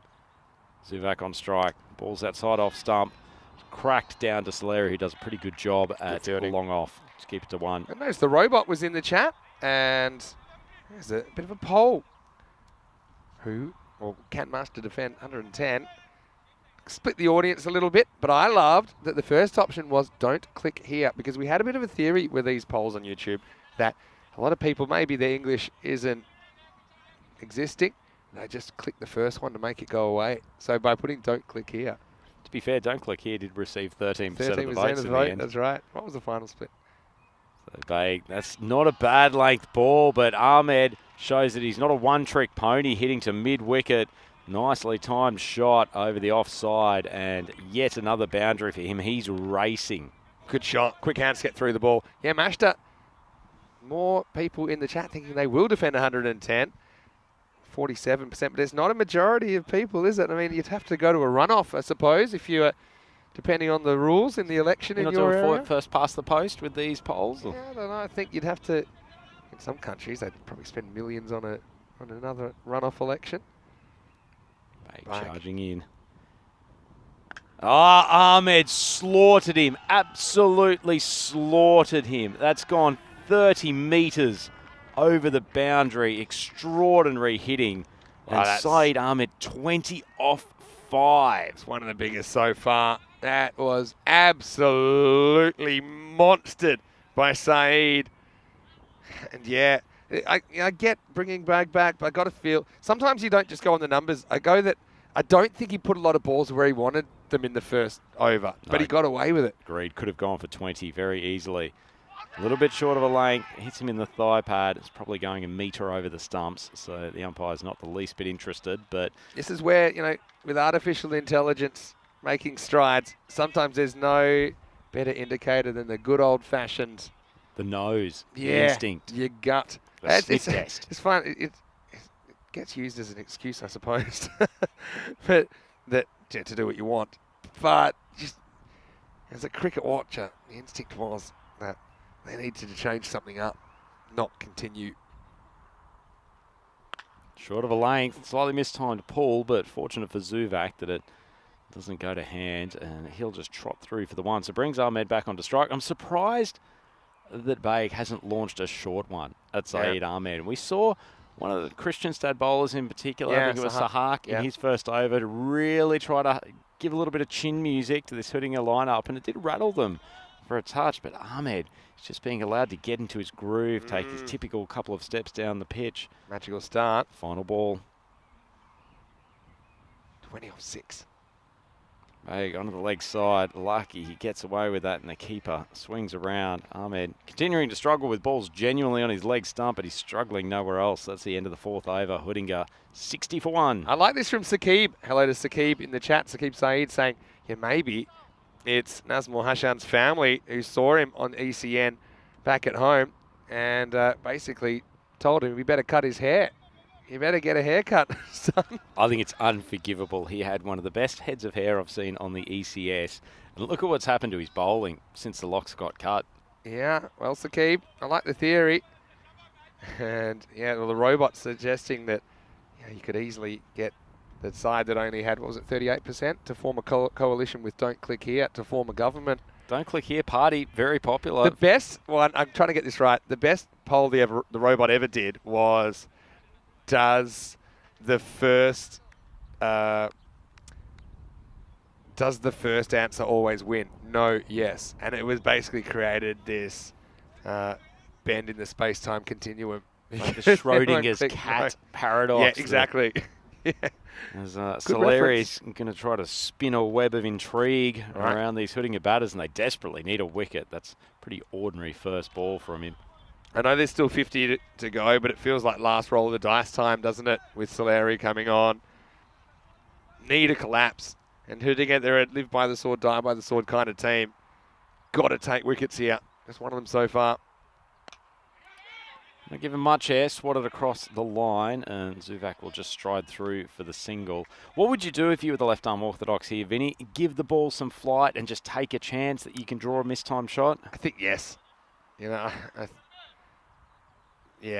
think you're going to have to gamble. You have to risk for a reward. Jody's a good keeper, so let's see if he also tries to spear one wide or down the leg side, particularly given Ahmed likes to move from his crease. It's just drilled down to long off. He doesn't look desperate to use his feet against the spinner. The thing is, I suppose you can also, whatever you do, you got to do it well. You could also say, look, you can keep it to ones. These guys, even though that's all they need, they won't be happy with that. It might force a big shot, might force a mistake because they feel like they're due to hit a boundary. Leg stump. So he's going for more defensive bowling for the moment. Ball's flatter. I think, getting some ones. Flip the script. If I'm hitting her here, I'm not going looking for trouble, but if something's in my arc, I'm still going for it. But these other balls from Soleri, I'm happy with one. I mean, why put yourself under pressure? Think about what they would want least, and that is probably just to bleed runs. Well, that one's full, and Ahmed doesn't have to take a huge amount of risk in belting that over the boundary. The arms go up. That's a pretty ordinary ball from Soleri. Yeah, and then see when you get the mistake, and this is a mistake, it gets smashed. It's been called a no ball as well. Yeah, waist high. So it gets even worse. And it's going to be a free hit. And yeah, Soleri bowled a pretty good over to this point. Question is it waist high or above? I mean, you can make your arguments on that one.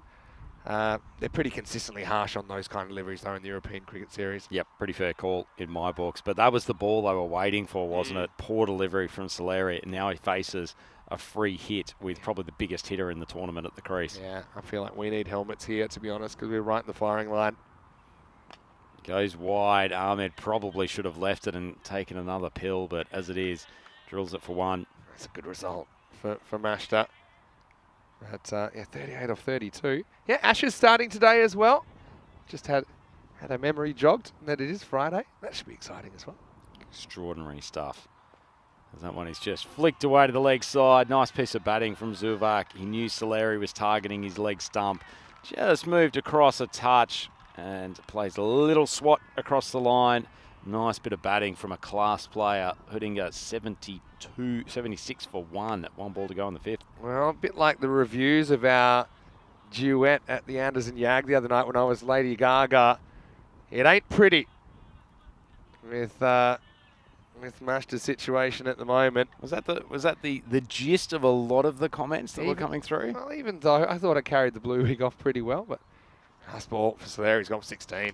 Oh, swatted over the leg side. Not enough bat on it. And Wakas comes in from mid-wicket to get the catch. And it's taken some time, but they've finally removed Zuvak and gotten the wicket they need. Hudinga halfway through the innings, 76 for 2. Yeah, they'll take it. You just sense that Mashta, they don't really have that belief that they can pull this off. But they do get the wicket of Zuvak. And speaking of Jamal Zuvak, we'll see him playing for Sweden as early as tomorrow. Sweden have a tough task because they have 4 games on the first day. Germany and Estonia will play 3 on each of Saturday and Sunday. And yeah, Samuel Rahmani from this game is in there as well. Sher Ali from this game is in there as well. Looking forward to seeing Saeed Ahmed's in there as well for Hudinga. Also looking forward to seeing some of the guys that haven't been part of this series but we have seen before on ECN, like Zabi Zahid, like Nasser Bulic. Of course, he took a hat-trick in the ECL for Ariana Keefe. Then you've got Germany and Estonia. Estonia, first time they've ever played a T10 international. So history being made here tomorrow. Join us. Here's Arif Hussain.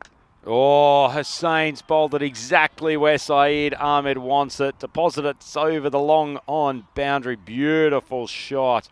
He's been joined by Zazai at the crease, but if Saeed Ahmed gets going, this could be over pretty quickly. I think it's remarkably similar to when they played each other in match 10. And Mashta scored 103 and they chased it in about 7 overs. I think, what do you do to Saeed there? I mean, if you've got a bit of pace about you, maybe you go the genuine bouncer, but it has to be genuine, doesn't it? Haven't seen anything that looks like a slower ball from any of the Mashta bowlers that's so probably far. right. There's a change of pace, maybe a spirit wider. Sher Ali hasn't bowled yet. I still think he's the kind of guy with a new ball. He can make things happen. Swings it around. Oh, Hussain, he drops in the arc again, and Ahmed launches him for a maximum. He's up to 40 off 12. What a time to play an innings of this nature, Vinny. Yeah, it's riding on the wall time, isn't it? And yeah, when there's a wicket, I mean, theoretically, there was more runs required than balls remaining. I often say it gives you a shot. You know, you can run through the order, you can create a few dots, create some pressure, but it mashed up. Just seemed flat. Had the stuffing knocked out of them the last couple of days, to be honest. Sane going around the wicket. Oh, it's hit high. This one's coming a little bit too close for comfort to the commentary box, Vinny, and particularly given the elevation. We lost it for a moment, but Ahmed, 3 consecutive maximos to get this over started. We lost it and we never found it, did we? So just 16 to win now. They are flying. Yeah, so Saeed Ahmed, he's one lusty blow off a half century. 46 off 13. Zazai just enjoying the show from the other end. Hussain, he's getting obliterated here. Oh, it's in the arc again. Somehow he's actually turned the bat inside out. Well, Wakas went for the one-handed Willie Mays Hayes catch. Didn't work out for him, and it pops over the boundary. And aren't the boys from Hudinga pumped in the dugout? They sure are. And yeah, Wakas goes back to the wall, finds himself the wrong side of the border. And Hudinga having the last laugh at the moment. Saeed brings up his 50 off just 14 balls. What a knock. Exceptional hitting. Well, that one's not in the arc. Does draw the mistimed shot, but unfortunately for Marsha, it is all going the way of this brutal left-handed bat.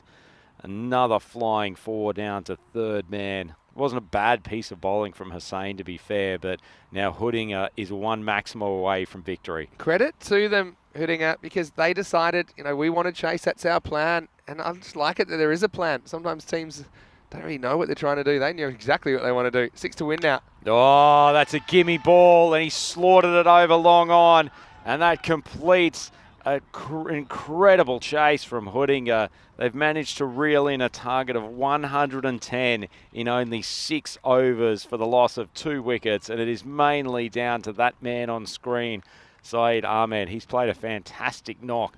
62 undefeated off 16. Paul Zai didn't even get to face a ball, Vinny. That was brutal, to be honest. And the referee comes and stops the fight. 6 overs in. How about Saeed Ahmed? 62 off 16. And you can see there, now we know Hudinger, they are the first team through to the final. Also means that they are in the frame for the ECL. And Mashta, how things changed so quickly. I mean, we had them all here in the commentary box the other day when they scored that 212, and they were so bullish about their chances of qualifying for the ECL. But it's so tough here in Sweden with so many clubs. Unfortunately, they won't get that opportunity this year at least. They'll have to wait another 12 months. Next game coming up is Albi Zalmi versus Kristianstad, and that's starting in 45 minutes' time. Albi Zalmi winning the toss and batting in that one. Take us through the highlights. And Mashta, some signs early, but it was pretty clear Hudinger weren't showing too many nerves in this chase. Yeah, unfortunately, the opening bowlers couldn't extract a few wickets for Master, and as a result, the Hudinger batting side just had freedom to go hard. Tariq Zuvak, he was one of the wickets lost. A slightly strange bit of running. It ends up with a good direct hit from Jyoti. That was one of the few moments of celebration, but Zuvak, they just targeted his pads far too much, and it was just too easy for a batsman of his ability. Saeed Ahmed mistimed his first, didn't mistime too many others in that innings. Came in and launched a succession of mighty blows, peppering the outside edges of the field here at Mashta. That was a nice little catch on the boundary for Arawakas. Did well over there, but from that point on, it was just the Ahmed show. Launched Maximo after Maximo after Maximo. And poor Hussain in that over got absolutely slaughtered for 34. And despite the best efforts of his outfielders, they weren't really in the game for that over. And what a tremendous innings in a pressure situation. And Hudinger, big Saeed Ahmed's taken them on his shoulders and carried them to this ECL qualification tournament later in the Swedish season. Yeah, huge. And pressure makes some players play better. And I think that they're kind of freakish in their ability to pull it out there. Hudinger, 62 for Saeed. He boned 8 sixes out of the park. And Imel Zubak, 35 off 18, set the table for him. Only 6 overs required and nothing really working. I mean, yeah, they brought back Bayek for his second over. Okay, ends up with good figures. Felt they had to change something, but when they did, Soleri went for a few as well. They did pick up the only wicket to a bowler in the innings. And in the end, pretty comprehensive stuff. Mashta, look, they just have to try and find a positive. They will have the chance to play for the bronze later on today. They won't want to go away empty-handed from their own ECS, that's for sure. So that's your final. It's Hudinger 110 off 6, defeating Mashta 109 in the first semi. Second one in around about 40 minutes. We'll be back to bring you that one. And Albi Zalmi, the 2-time ECS champions and 1-time ECL representatives, they'll be batting first against the storming Kristianstad side. That'll be exciting. Join us then, Vinny Sandu, Mr. Maximo, with Andrew Rhino Ryan. See you after the break for more FanCode ECS Screen.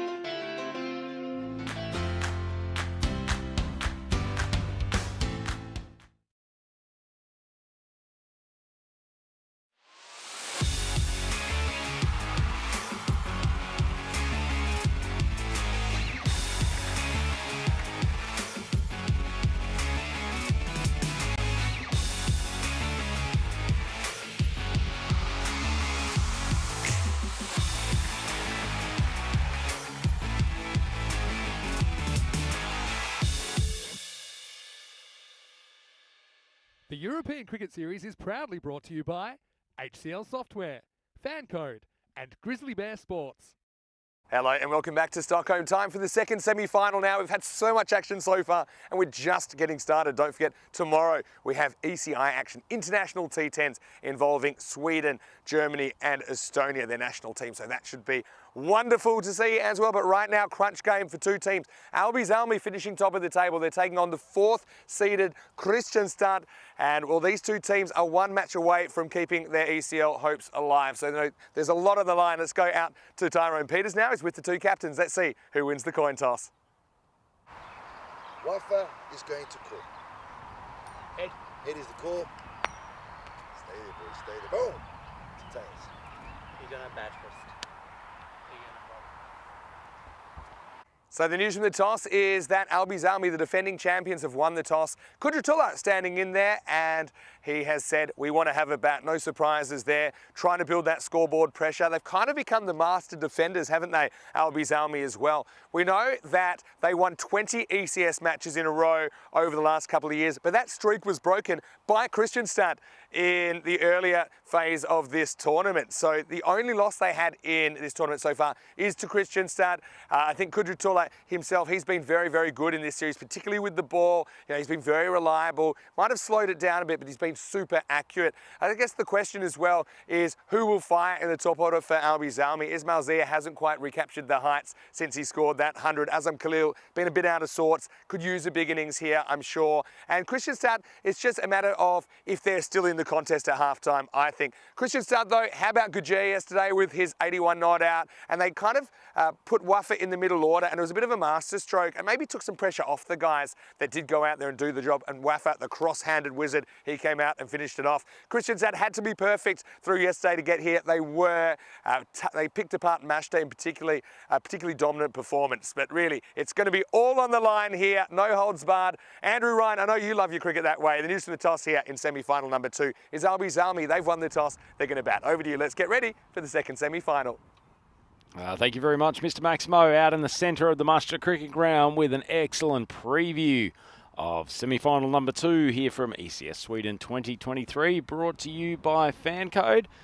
As Vinny's mentioned, we've got Albi Zalmi, one of the traditional powerhouses of Swedish cricket. They were 9-1 across the qualification group, but they did lose their single match to this group, Kristianstad. They are the wild cards of this semi-final group. They started late in this tournament and had to come up with a succession of wins to make the semi-finals. And remarkably, they completed that task and have come into this game and this semi-final series with a lot of momentum. And the one thing that we do know is that they play full throttle cricket and they won't be intimidated by this group from Albi Zalmi. They've had a couple of the biggest bats in the tournament, Zia and the two Khalil. Semi Khalil hasn't quite fired after some really bright innings earlier in the tournament, but he'd love to make a big contribution here today. They've also got Nawaz, who'll open up, I suspect.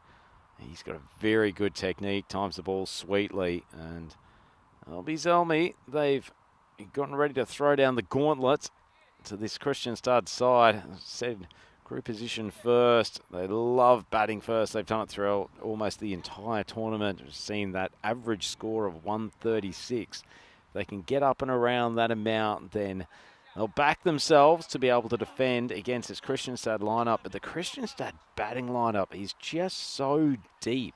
And it feels like in this tournament, every game they've had one or two players who have stepped up. Perhaps actually the unsung hero of this Albi Zalmi side, Javid Dawodzai, 18 wickets across the tournament. Not necessarily a player that always gets talked about as part of their star-studded lineup. It's usually the bats that get the most amount of chat. He's also joined here today by Mamand, the left armour. Saw him in action yesterday. Very good paceman. Speaking of good paceman, Sahak on for the first over. One's gone wide, trying to get the outswinger working. Zia, Ismail Zia, the keeper, who scored a century early on the tournament, as Vinny mentioned. His form's tailed off a touch since then, as so the keeper's just in a little bit of pain after that first ball. Might have taken it in an awkward part of the hand. He's had a couple of troubles throughout the tournament. Just a bit of delay here. It didn't look like he went to that ball with as much gusto as he might have. That's Ali Sahil there with the gloves. Well, they're giving some help to put the gloves back on. Let's see what those fingers look like by the end of the tournament. Christian Star, they've basically played with this same lineup throughout the whole event. Had a lot of games in a short stretch of time, but they've battled way through it. Been very brave. This man Sahak at the top of his mark. He's their key player. Oh, it's not a bad ball. A little bit of late swing. Called wide, but pretty decent line from Sahak. Doesn't want to give any easy boundaries away. The odd wide's not a bad thing if you're trying to move the ball sideways. Certainly with a bat the class of Zia. Don't want to give him any gun barrel straight stuff right in his hitting arc.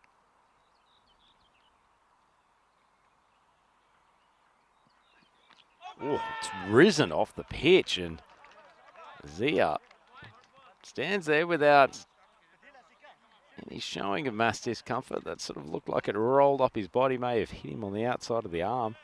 Nice piece of bowling, though, from Sahak. Just occasionally he ratchets up the pace. Bowls a decidedly quicker ball.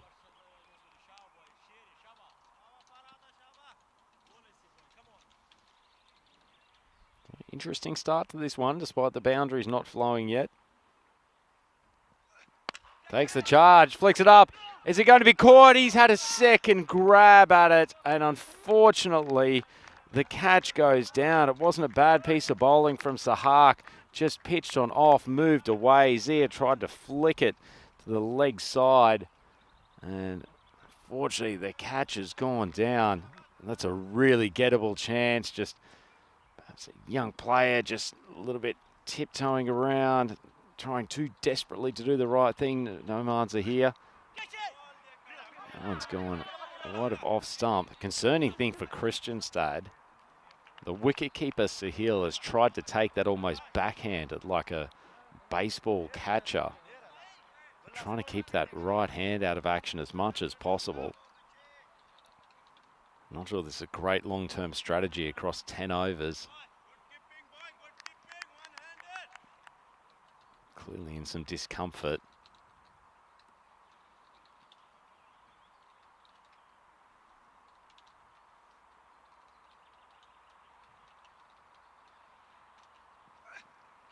Oh, gets another one. He's literally keeping with one hand here. He actually started that ball with the right hand almost behind his backside, trying to instinctually stay away from using the double glove. So anyway, he's in Major League Baseball catcher mode for the rest of this innings. It's an incredible sight in the first over of a T10 semi-final. Remember, these two teams playing to stay in the ECL qualification. It's expecting a call for the fastball to come through from Sahil. Oh, good luck getting that. Well, he's trying to use every limb possible to keep here. I think at the end of this over, they've really got to give serious consideration to swapping glovemen. You cannot have someone, particularly on this pitch, which is difficult enough to keep on as it is, literally only using one hand. They've got the cross-handed wizard in their side. Can't have the one-keepered wizard with the glove. You know, interesting over from Sahak. They still haven't managed to play a full-blooded shot off him. 4 runs. 4 balls gone down so far. Really should have had a wicket.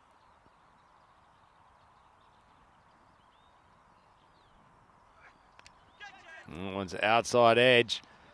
And great effort down there, coming around from the boundary. And it looks like a sliding stop. We'll have a replay. That's flown off the outside edge. Nawaz, not much foot movement. And he's come up with an extraordinary sliding tackle stop. That's an unbelievable bit of fielding.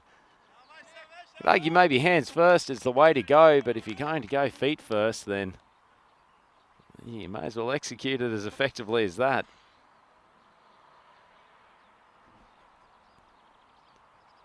So 1 ball to go in the first. It's a Hark. Love a wicket here.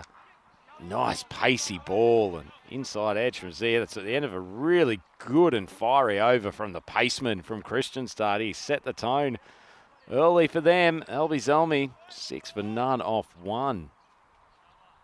And Zia gets off the mark very slowly. 1 off 5 for him. And who knows, the supercomputer could be on for an accurate prediction here. I've got Elby Zelmi 97, Kristianstad 94. Obviously a little bit off the average runs for and against, which the supercomputer just seems to have ignored for most of the week and a half here in Sweden. But it's certainly someone that cannot be ignored. In fact, will not be ignored. It's Mr. Maximo. You are absolutely 100% correct. Here's Shinwari.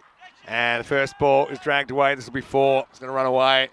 Zia finally gets his first boundary. It wasn't the fluency we've seen from him earlier in the tournament. He's just kind of gone missing a little bit of late. I've got to go back to the big story.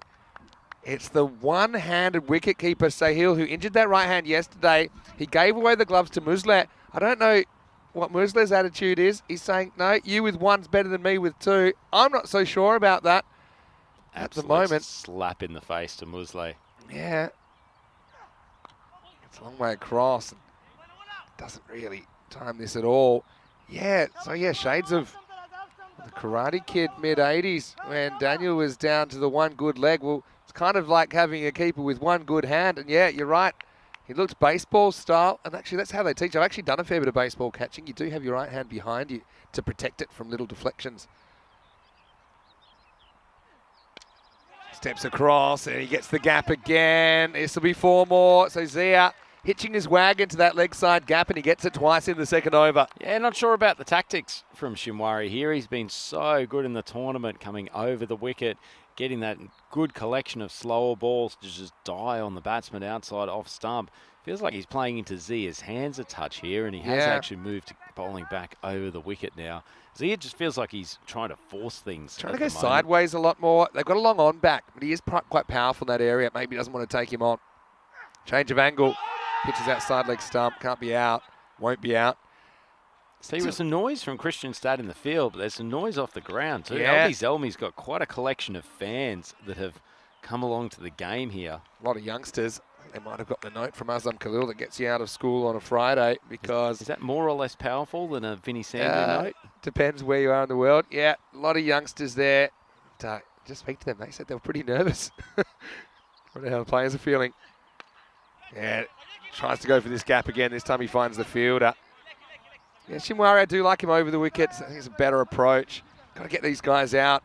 Rob thinks the supercomputer might be onto something. Thinks that 100 will win it. And of course, we've gone over 100 matches without a golden ball. Kristianstad, though, the fact that they've got such a small squad because of the fact they've had to travel so far, they essentially have played the same 11 guys. Now, this is the 10th match in a row. So they've got to be feeling it. And they've played all those matches in a 3-day period. It's no wonder Sahil's hands are a little bit busted. They haven't had much recovery time in between any of these T10 contests. Last ball of the second. Speared in and worked away nicely. Good bit of timing from Nawaz, but also good fielding. And when the fielding's good, it's really good. Kristianstad, they're energetic. We saw them kind of lose the plot last night. They already essentially qualified by that point after whacking 160 against Hammarby. As we get to the end of the second over, 16 without loss. Kristianstad, we said they could only afford to lose 3 games along the way. It's exactly what they did. They had to be perfect yesterday. They were. And because of Stockholm CC's inferior net run rate, they edged them out. But a pretty tough proposition to take on the table toppers in the semi-final. Yeah, it certainly is, Vinny. Tell you what, poor Stockholm Cricket Club, they've sat in that top 4 for the majority of the tournament and really would have felt that they had a secure position. I guess after they lost to this Kristianstad team, that was ultimately probably the biggest match of this tournament for them. Yes, Kristianstad were always in with a chance, but great effort from the boys from down south to make their way through to this semi-final series.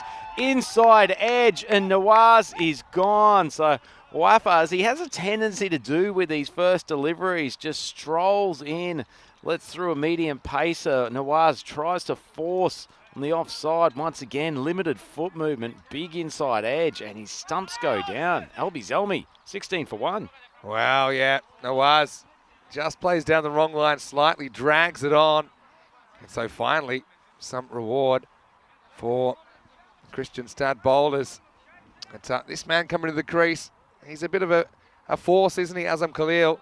He goes out to the middle as Nawaz departs for 2. Score 16 for 1. It's a bit disappointing, that shot, Nawaz. I mean, ultimately he'll be annoyed at getting out, but he's also a player who has got incredibly crisp and precise foot movement when he's on his game. But essentially, technically there, he's just stuck that front leg out to mid-wicket and then tried to play through the offside. Just got the angles all wrong and ultimately playing with fire there. It's Wafa, breakthrough first ball, and this one really takes off.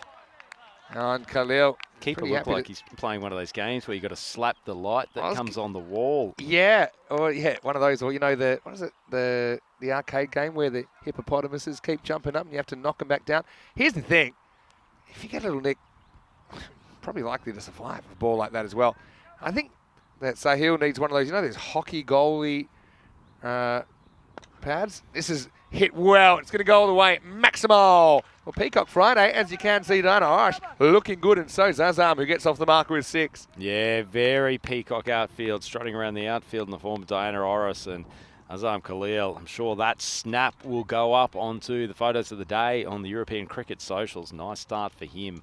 Good to see him just staying stable at the crease too, Vinny. He's a player who gets a little bit frustrated if he doesn't get going early. He tap dances a bit sometimes when he's out there, doesn't he? I still think, I love the confidence of Sahil to keep essentially with one hand. In an exhibition match, I once took a photo, this is in the old days of cameras, with my right hand while I was kept left-handed to try and get in a kind of low-budget stump cam.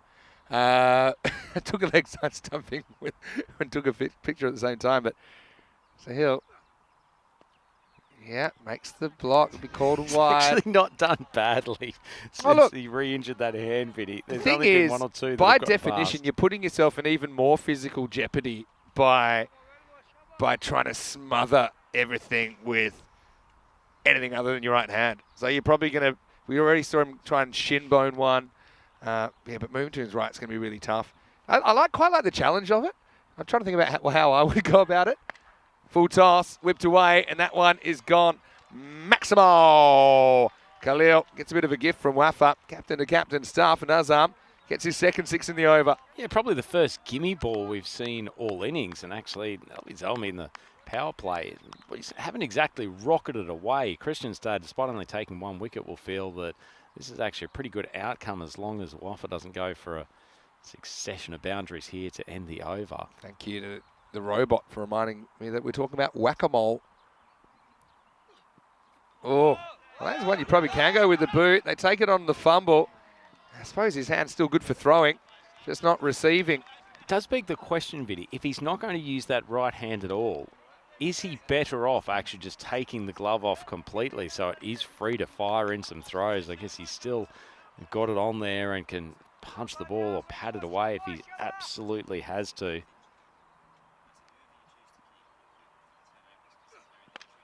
First ball, that's full toss outside off stump. It's hit away, but once again, desperate fielding from Christian Stad. They've been exceptional in the field aside from that dropped catch from Noman Zahir. That's the end of the over. In fact, the end of the power play. That'll be Zelmi, 31 for only the loss of 1 wicket off the 3 overs. They've slowly risen up with each over. One from Wafa going for 15. Wasn't a bad over from him regardless. First 2, a little bit more pedestrian. So 31 for 1. Things evenly poised. The fact that Zia and Khalil, 2 of the best bats in the LB Zelmi lineup there, still at the crease. That will make the LB Zelmi faithful fairly happy. This man's been a wicket taker throughout the tournament, though. Zahir, let's hope he gives a little bit more support, gets a little bit more support from his fielding teammates than he gave poor Sahak in that first over. Got the scoop on the one-hand keeper gate. But first, let's have a look at Zahir. Once again, steps across. Zahir gets the leg side boundary. He's been good at this shot for the most part. I think he's just trying to identify gaps in the outfield. And that's why he makes that big pre-movement, smacks it away. Yeah, interesting to not have that mid-wicket area patrolled Vinny, the Albie Zelmi lineup, they do like hitting powerfully through that area. Feels Okay, like so Shinwari's probably been left back over. Hey, wait, keeper gate. What's going on? keeper gate. Let me just try and gather my thoughts after this ball. But remember, Musle is another option. He's another one of their designated keepers that they could use, right? This one's hit. Awkward bounce, maybe. But well handled out there by Shinwari. So Musle is also carrying an injury. So their two keepers are injured. They do have the option of, because they're both injured, it's extraordinary circumstances. You could have someone else, but no, their bowling options are pretty set. They said, no, we want to have a specialist keeper behind the stumps. And I don't necessarily know about the rationale of that, but they want someone that is experienced behind there. But yeah, like I said, he's only got one hand. That you can see, it's very tentative.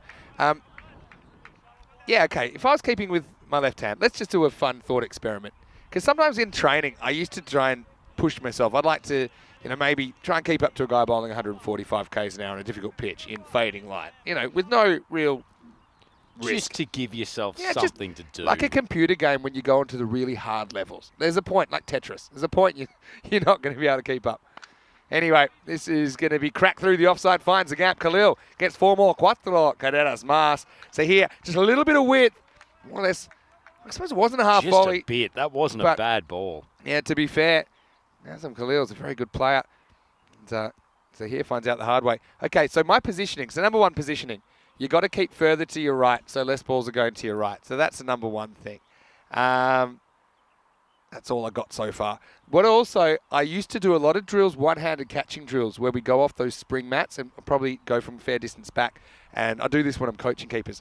I'd say, look, just catch the ball one-handed, even if it's straight at you. Just get used to that feel of the ball going in one glove. Short. I reckon that might have got some of the leg, down the leg side, but we'll have to see what the signal is from the umpire. He says it's bat. All right. Out of the 3 options, that probably wouldn't have been the one that I'd chosen. Hassan will probably take it. Yeah, so feeling comfortable. And people go, why are you doing that? That's crazy when the ball's straight at you. Why would you catch it one-handed? Yeah, maybe a little bit of glove there. Down leg side on reflection. Good call. Yeah, last ball, the over coming up. Oh, top edge. Now this could hang up in the air. Fielded back to the wall and he catches it. So Zia goes. He's a bit of a one-trick pony, to be honest, in that innings. Just kept going for that shot. To be honest, that was short enough to probably hit it there, but he gets it wrong. And that very, very fine third man, almost his second man, takes the catch. And 2 wickets have been lost now by the defending champions, Albies Army. They're 41 for 2. Yeah, not a bad bit of bowling from Zahir. Actually, we've talked a lot about if you're going to bowl that short ball in these T10 games, you've got to get it up around the earlobes. Zahir managed to do that, a little bit of kick off the pitch, and Ismail Zia, very, very fluent earlier in the tournament, but that was a bit of a excruciating innings from a player of his quality. Kind of Ends up lost his going down. 16 off 14. Lost his down the ground play. When he was batting very well, he was hitting a lot straight. And I suppose looking to do that, whereas he was looking to do the opposite, really. He's going sideways.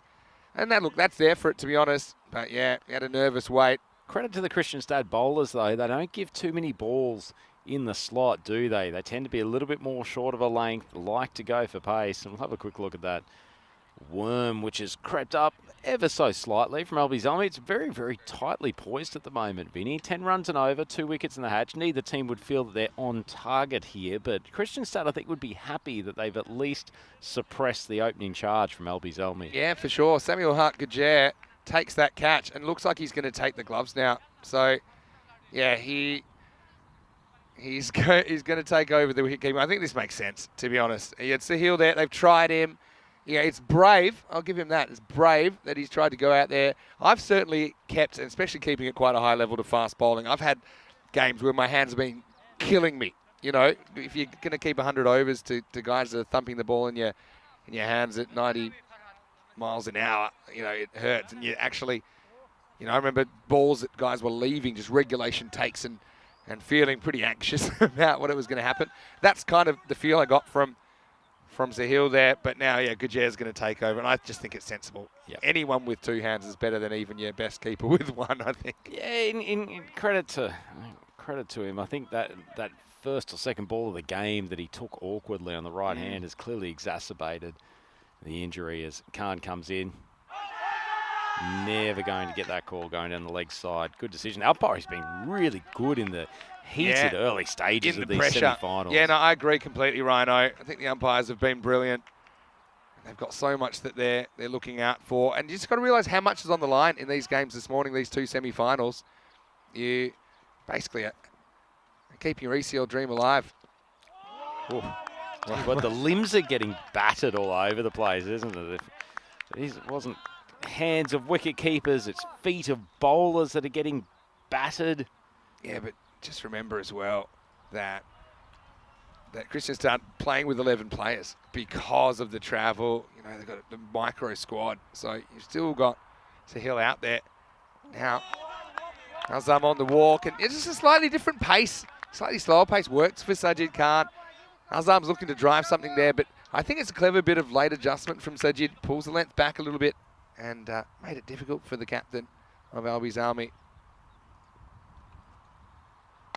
Now he pulls it back again. This is hanging in the air, but it'll get away from the fielder. And it's going to go for 4. So, yeah, probably not the most convincing stroke. Gave the fielder half a look, but it does get away for 4 runs. Yeah, I don't mind it as a piece of bowling. I think he saw his arm charging down the wicket, so I thought he'd dig the short one in, maybe just didn't get up quite high enough. It wasn't the worst piece of bowling. Feels like watching Christianstad that they are a side constructed for T10 cricket, doesn't it, Vinny? Yeah. I'm not sure they'd be the most definitely. effective team in 40-over cricket, but the bowlers each of them have variations. They know how to hit those differing lengths throughout an over. They swing hard with the bat. They're just a prototype T10 unit. They're fearless. You can't intimidate them. That's what I like about the Christianstad side. As Khalil steps across, doesn't get any bat on this. I mean, he's hit some good shots, but I'd call him a bit inconsistent at the moment. That's a ball that would go miles down the leg side for a wide if you got out the way. He's one of those guys that does back away, but he's good enough to do it most of the time. I think more or less across the board, it's not a percentage tactic to give up your stumps and try and play the Hollywood shot through cover. It's very 1990s one-dayer, isn't it? Yeah. Short and completely misjudged by Niazi. Another one of those change of pace ball, Vinny, that it's the end of the over and Albi Zalmi 46 for 2 off 5, but nice little adjustment from him. That little bit of trampoline bounce off the pitch. It's actually really hard to hit if you haven't picked it out of the hand. Yeah, that's exactly right. I want to welcome everyone into the box here. Vinny Sandy, Mr. Maximo, Andrew Ryan, and it is Peacock Friday. We haven't talked about the shirts too much. I've gone for this number. I've gone the blue and yellow for the Swedish flag, obviously, but it's got hints of that. Like we ordered a number there as well. This is one of my favourite shirts because it's got a couple of little parrots on it. So it's actually a tribute to my little parrot, George. Oh, yeah. Home. How is George going? Hey, he's very, very well, but I miss you, little Georgie. I'm sure he loves tuning in to the European Cricket Network. It's a gorgeous little rainbow lorikeet, and he loves hearing Maximo and Rico on the coverage, but looking forward to seeing him when I get back next week. But looking forward to seeing some more big hits here, and that's a much-needed Maximo from Albi Zalmi. Well, George, this one's for you. Maximo. I love you, Maximo. Is that how does he talk? He can say I love you. He can say hello. He can say what's up, which is pretty effective. That's almost essentially the entirety of ECN commentary sometimes. It's also like the Rico baby voice that I did then, wasn't it? Anyway, 50's up for Albi Zalmi. This one keeps a bit low. He's able to make the adjustment. This reminds me of now you get 2 with the direct hit. Counteracting the good work in the field.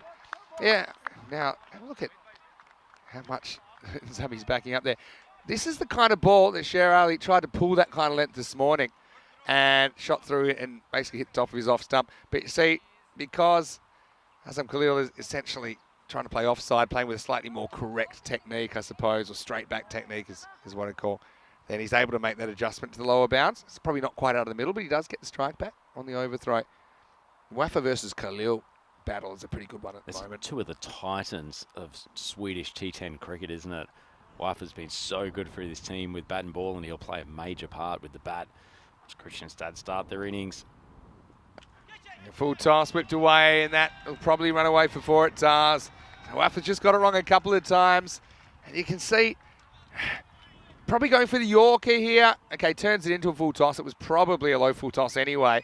Azam Khalil uses the pace of his opposite number nicely there. Yeah, he does, and that's what they've minimised to date so far, Christianstad. Not too many gimme balls that Albi Zalmi have had free swings at. doesn't want to let this go. He's gone for 24 off an over and a half so far. Another full toss. This one hit through cover, almost through cover. That is Faridullah Khoury. Do you think we'll see him at the bowling crease, Vinny? They sort of seem to have reverted back to going with the seamers for the most part. Short answer, I don't know. I think it depends on how the seamers go. Anyway, another full toss. This one is clipped away. Niazi off the mark with 6. Maximo. And we know how dangerous that he can be. Yeah, I think he's a genuine danger man, Vinny. We haven't seen him at the batting crease quite as much as some others in this tournament, but he's a clean striker and he stays stable at the crease. If he gets a few on leg stump, watch out. And he did that time. Made no mistake. Oh, and that's a no ball coming, and it's going to be an extra run, even though Zabi's pretty interested in the prospect of coming back for a second, but Azam Khalil will get to face the free hit. Waffa, he won't be happy with this second over. It looks like he's just falling away a little bit, trying to generate too much pace. As it is, a couple of balls down the leg side, and then that no ball free hit. Big moment in the innings, actually. Khalil on strike. He goes after it and will probably get a result. I feel it does very well, actually. I thought off the bat that would probably fly away, but he keeps it to a single. Certainly does. Don't they save some runs in the field, Christianstad? They're one of the most athletic units, and that's the end of the over.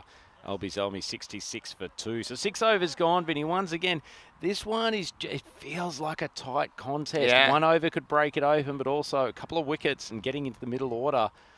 Christianstad could easily put themselves in control. The other thing is that recently Albi's Army, they've been pretty good at defending moderate scores, you know, around about the 100 mark, give or take.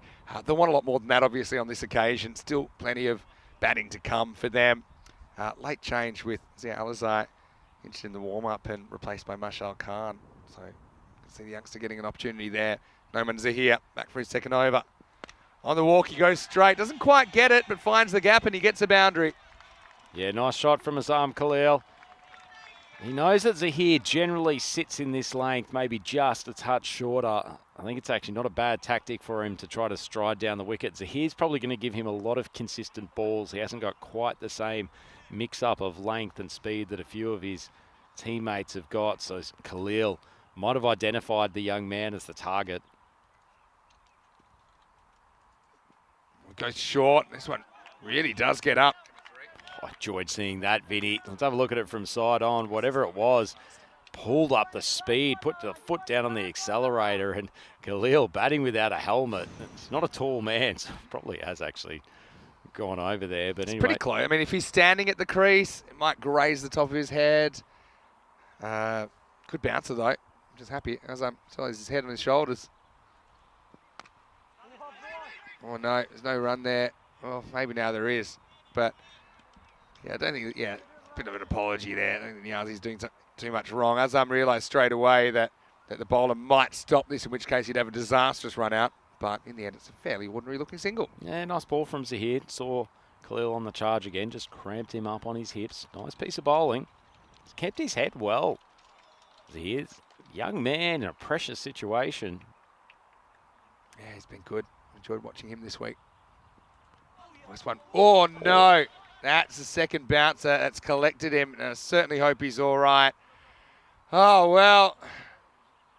This has got him on the side. At least he's turned his face, so it's kind of avoided his teeth. And this is a good example of why you might keep in a helmet when you're back. And their third string keeper, Gujert, who's also a very important batter. Don't forget he made 81 not out yesterday, but that's a nasty. And to be honest, he does everything right there, even to the point that he turns his head to try and protect the front of his face. But have a look at this bounce. Oh, gee, that's difficult to deal with. He's copped it in the cheekbone. Seems to be okay. Just having a drink to settle himself. Looks like Nilkesh out there sorting out the 12th man duties, which is very generous of him. Might be asking Nilkesh what his wicket keeping is like. It's always a feast or a famine with wicket keepers. I knew there are times I could never get a look in because it's just a bunch of them. Or you're getting a phone call saying, hey, strap on the gloves, we need somebody.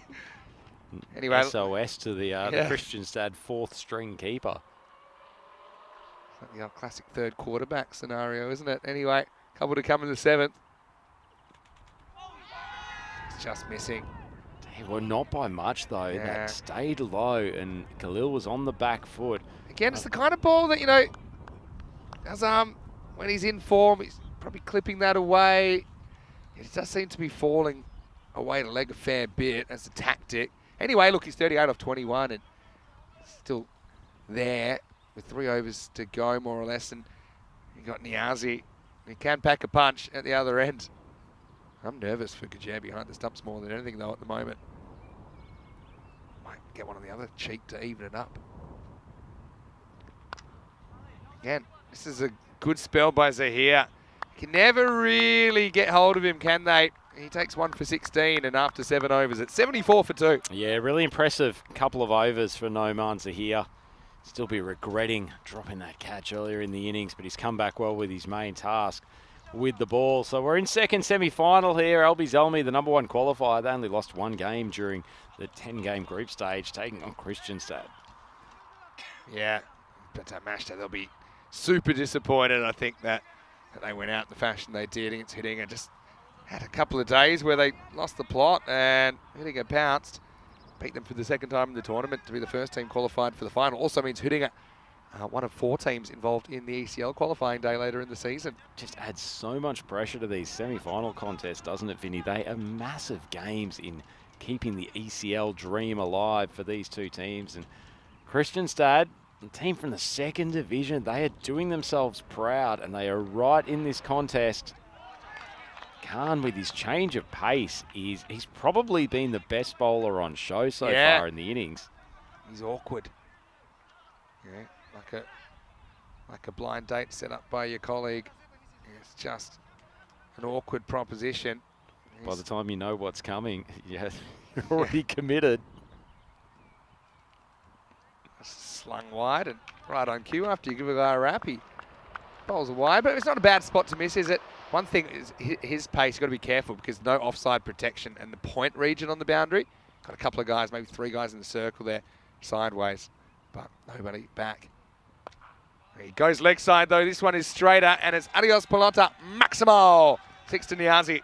Yeah, Niazi didn't get a full piece of it by any stretch, but enough to take it over that leg side boundary. In fact, Khan's can probably be a little bit disappointed there. Niazi's hit that right off the bottom of the bat. He's slightly mistimed it, but carried the boundary, and I guess the placement was good in between 2 of those outfielders. As Vinny mentioned, they've got 4 on the leg side boundary. 1 at mid-off, 1 at long off, 1 at mid-wicket on the boundary, 1 at deep square, and 1 at 45 on the boundary. Oh, it's another one that he can't really judge the timing. You got a 2-handed keeper that still managed to fumble the ball. The result will be a leg bye. So yeah, 110 pace at the moment. Feels a bit under, doesn't it? But Kristianstad, they're like dangerous chemicals mixed together. They got to handle things carefully, but they won't. They'll kind of go big or go home. One thing we can guarantee, there will be some chaos in this chase. It will be well worth watching. This time he goes inside out, gets it over the infield. That's what we were talking about. There's no protection back there. Then they've got to work it out. They do. Come back for an easy 2, maybe more. Gajah finding out all about wicket keeping. It was crash course 101 as he had to deal with a tough hop, but he does well to get behind it. Yeah, certainly does. I tell you, Vinny, by my count, that's probably 4 boundaries that Kristianstad have saved that I would suspect the majority of other teams in this competition would have let through. Got some good athletes, and they really commit 100% in the field. A couple of balls to come on the walk again. Just not getting the pace he wants at the moment. Azam Khalil will get a single. I mean, Kristianstad, this would be a huge story. They're a team from the Super Etten division, so not quite the top division. And it's a bit of it's like your FA Cup Cinderella story at the moment. Now you're taking on, this is like taking on Manchester City in the semi-final. And LB Zelmi know all about Cinderella stories too. Yeah, true. Their ECL experience. This one swung across the leg side. Shinwari does good. He's got a really nice, soft pair of hands in the outfield. Yeah, he's a good fielder. End of the over, 86 for 2. And doesn't take a wicket, Sajid Khan, but does very well restricting the run rate. None for 15 off his 2. This has kind of been the story with Albi Zelmi's batting yesterday as well. They haven't really gotten into trouble. Like we used to sometimes seeing them collapse and then whack their way out of a collapse. But it hasn't been that. Just have a look at the run rate. It's kind of hovering around the 10 this whole innings, but no real huge overs where they've they've counterpunched and taken the momentum back from the opposition. So meander's probably a strong word for it, but it's never really launched. Having said that, they will put the 100+ on the board, you'd imagine. Yeah, but Kristianstad taking on the 2-time ECS champions. They won in 2021, they also won in 2022. Albi Zalmi also won the lot essentially in 2021, even outside of the ECS, and became ECL qualifiers. This partnership's up to 45 now, Biddy. Given that, you almost expect those sort of partnerships to start going at a rapid rate. They haven't unleashed yet. I've only got 2 overs to do it. Shinwari's been great at the back end. Yeah. Oh, he's gone. He's nicked a wide one. That was so wide. And Niazi, well, he walks. He knows he must have got a feather on it. So he chases something he probably shouldn't have. Shinwari with the wicket, 86 for 3, an unusual way to break the partnership. Hey, and well done to Gujere behind the stumps. He takes it to his right-hand side. Well, it's always handy having that right-handed action. He's taken that probably a metre wide of the pitch. Good bit of bowling from Shinwari. In fact, I think he's been one of the best in the back end in the entire tournament. Sure, we'll see him roll the fingers over for a couple of little off-spinners, orthodox spinners, I guess, because he's left-handed in this. And this Sami Khalil coming out to the crease, so we've got double Khalil. Plenty of batting to come, but yeah, I mean, I reckon that, actually, have a look at the umpire here. Rohit's quick to give it a wide, and then just, I was only stretching. And actually, on further review, he is almost, he gave it a wide in flight. Good to be patient with your signals. Yeah, sometimes I think that's the learning. Main thing is they get it right. I think it's right off the toe end of the bat, the periscope. Sammy, it's one of those little rolling cutters you're talking about. Misses out first ball. It's not even almost a medium pace cutter. He's really ripping the finger over it, almost like you would expect from a left-arm orthodox spinner. And not only does he get the line right most of the time, but it just dies off this deck. It's so hard to hit hard. Sammy likes to go leg side. He does, and he gets a full toss, and this mistake is cashed in. Maximo off the mark with the 6. Yeah, brutal stuff from Sami Khalil. Maybe he's the catalyst to take them to a big total. Shinwari, I know you don't want to get into the point that you're predictable, but my feeling is he should just be sticking with that off-speed ball. Even if the batters know it's coming, it's so hard to deal with.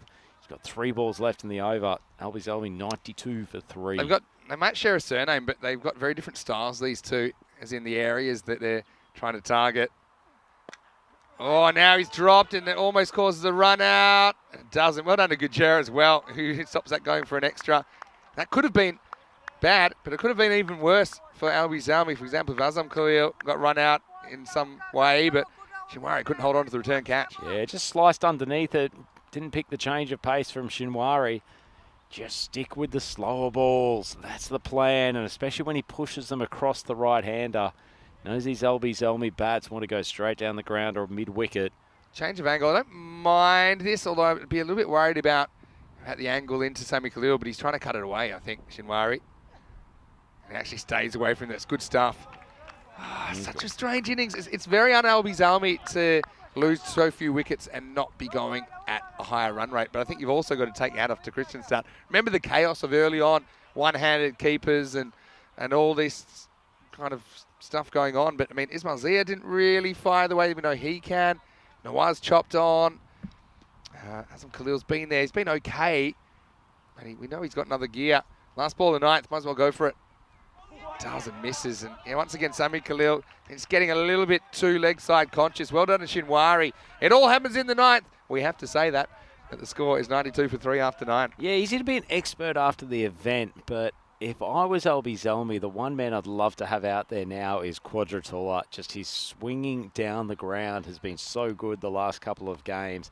I mean, look at the bowling attack. Shinwari once again delivers in the pressure situation, and Sajid Khan and Naman Zahir were excellent as well. In fact, it's probably only been Wafa who's really just lost his line and length a couple of times. A man who always delivers under pressure is at the bowling crease now, though. Sahaki starts the innings, he ends the innings, and generally Kristianstad go as he goes, and they'd love an inspirational big over from him to finish this innings.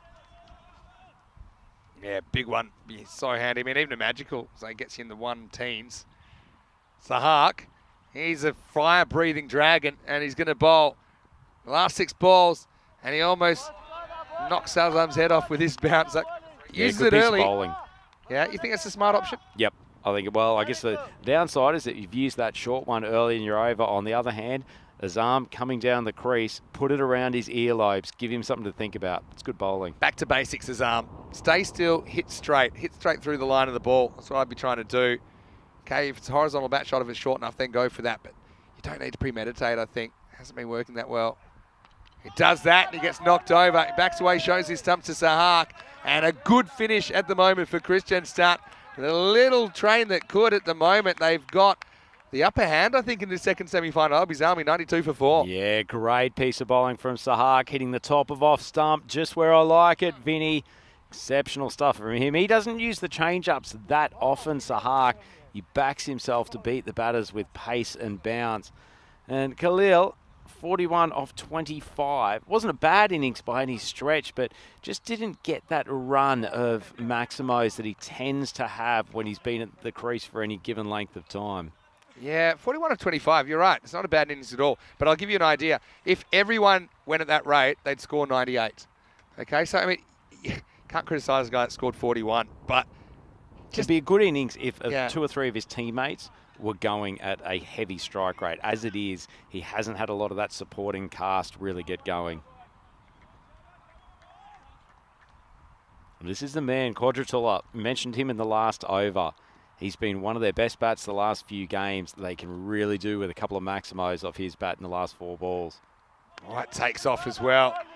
Probably put that down for 4 buys earlier in the innings, but this time it's well stopped by Gajer. Gajer's a good cricketer, isn't he? I mean, he's just picked up the gloves. He kind of lurked in the background. A little bit like, you know, when they say, is there a doctor on this aeroplane? And Gajer might be the closet wicket keeper because he's looked pretty good in that position. Maybe he's He's the doctor who says, well, I'm a chiropractor, but I guess I'm still qualified. Yeah, I'm actually a psychologist. But anyway, yeah, I'll deliver this baby. 3 to come then. All right, you take this on probably. Oh, it's going to be 4. Well, rare error from Wafa as they get a bonus for Kudratullah. Drives it and gets a bonus. Yes, Sahak's got to be pretty annoyed there. Brings Quadratullah back on strike. A little bit of a deviation off this very, very dry grass here, but Wafa, he'll be so disappointed. He's such a gutsy cricketer. 2 to come then. It's not quite the 100. It's going to be the similar kind of score. Albie's Army have defended successfully over the last couple of days. Kristianstad. I reckon Sahak would want Sami Khalil on strike here too if he could have had a choice. True. Well, he might get him because they'll get a leg by here. So 97. Yeah, Albie's Army, the bats were swinging earlier in the tournament, but yeah, they've been winning except for that one game against Kristianstad, remember, where Kristianstad actually restricted them to 89. And Kristianstad, they chased it with 2 balls to spare. So that was an even lower score than this. It went right down to the wire.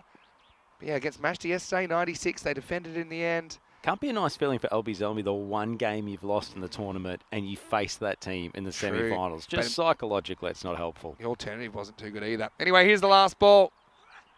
And he misses it again. It's not enough bat on ball. They'll hold it. Oh, now they might get a couple. They'll get 1, they'll get 2, and they'll just have to eat it. So, when it came down to it, they didn't quite hold their nerve. Kind of losing their composure for the first time. 99 will make it an even 100 for the win. Yeah, really needed to just get the ball on the full to Sahak there and allow him to do the rest of the job. That's disappointing, leaking an extra couple unnecessarily. But Let's remember that. Yeah. Let's remember those 2 runs. Look, Albie Zalmi, they defended 96 yesterday. They defended 110 yesterday. 89 wasn't enough the game before against Kristianstad. But right now, Kristianstad 100 runs away from not only the final of this ECS, but also potentially knocking out Albie Zalmi, the former ECL representatives, and also, of course, potentially keeping their ECL dream alive. Yeah, Nomad dropped one early on, but he was very, very good with the ball. Some standing slide tackle fielding down there on the third man boundary. Nawaz, unfortunately for him, didn't quite profit from that good fortune earlier. Inside edge onto the stumps. Nice piece of bowling. Azam Khalil came to the boundary. It came to the batting crease in belligerent fashion. He soon saw Ismail Zia go back though with a nice catch down at third man. Khalil managed to find the boundary regularly enough. Niazi came out, hit a few strong shots on the leg side, but no one got going. Just having a look at the over by over as we saw Shinwari with a nice piece of bowling to get the outside edge. But from that over that Wafa bowled at the 6th, which went for 20, the rest of the last 4 overs only went for 33, which you've got to be ecstatic with that if you're Christian Star. Oh, you'd have to be. And one thing about Albi's Army, though, is they got a slight bonus at the end. Yeah, Khalil just swinging like a rusty gate, didn't hit too many, but gets 2 without hitting it. Good jet. Finds himself at the wrong end of the equation and just kind of puts his hands up like, well, don't worry about it. I've been considering maybe holding the bowler and seeing if he had a race to the keeper's end. Look, Albi's Army will tell you, they never do it the easy way. And this is probably another chapter in that book, because they can still defend this. We've seen them defend scores like this in this tournament. But yeah, Khalil with 41, but even he wasn't quite his destructive best, apart from that 16 for Zia, likewise. 15 for Niazi, likewise. Sami Khalil and Kujatullah finishing things off. 15 extras in there. Probably a few too many, although 4-leg buys padding that slightly.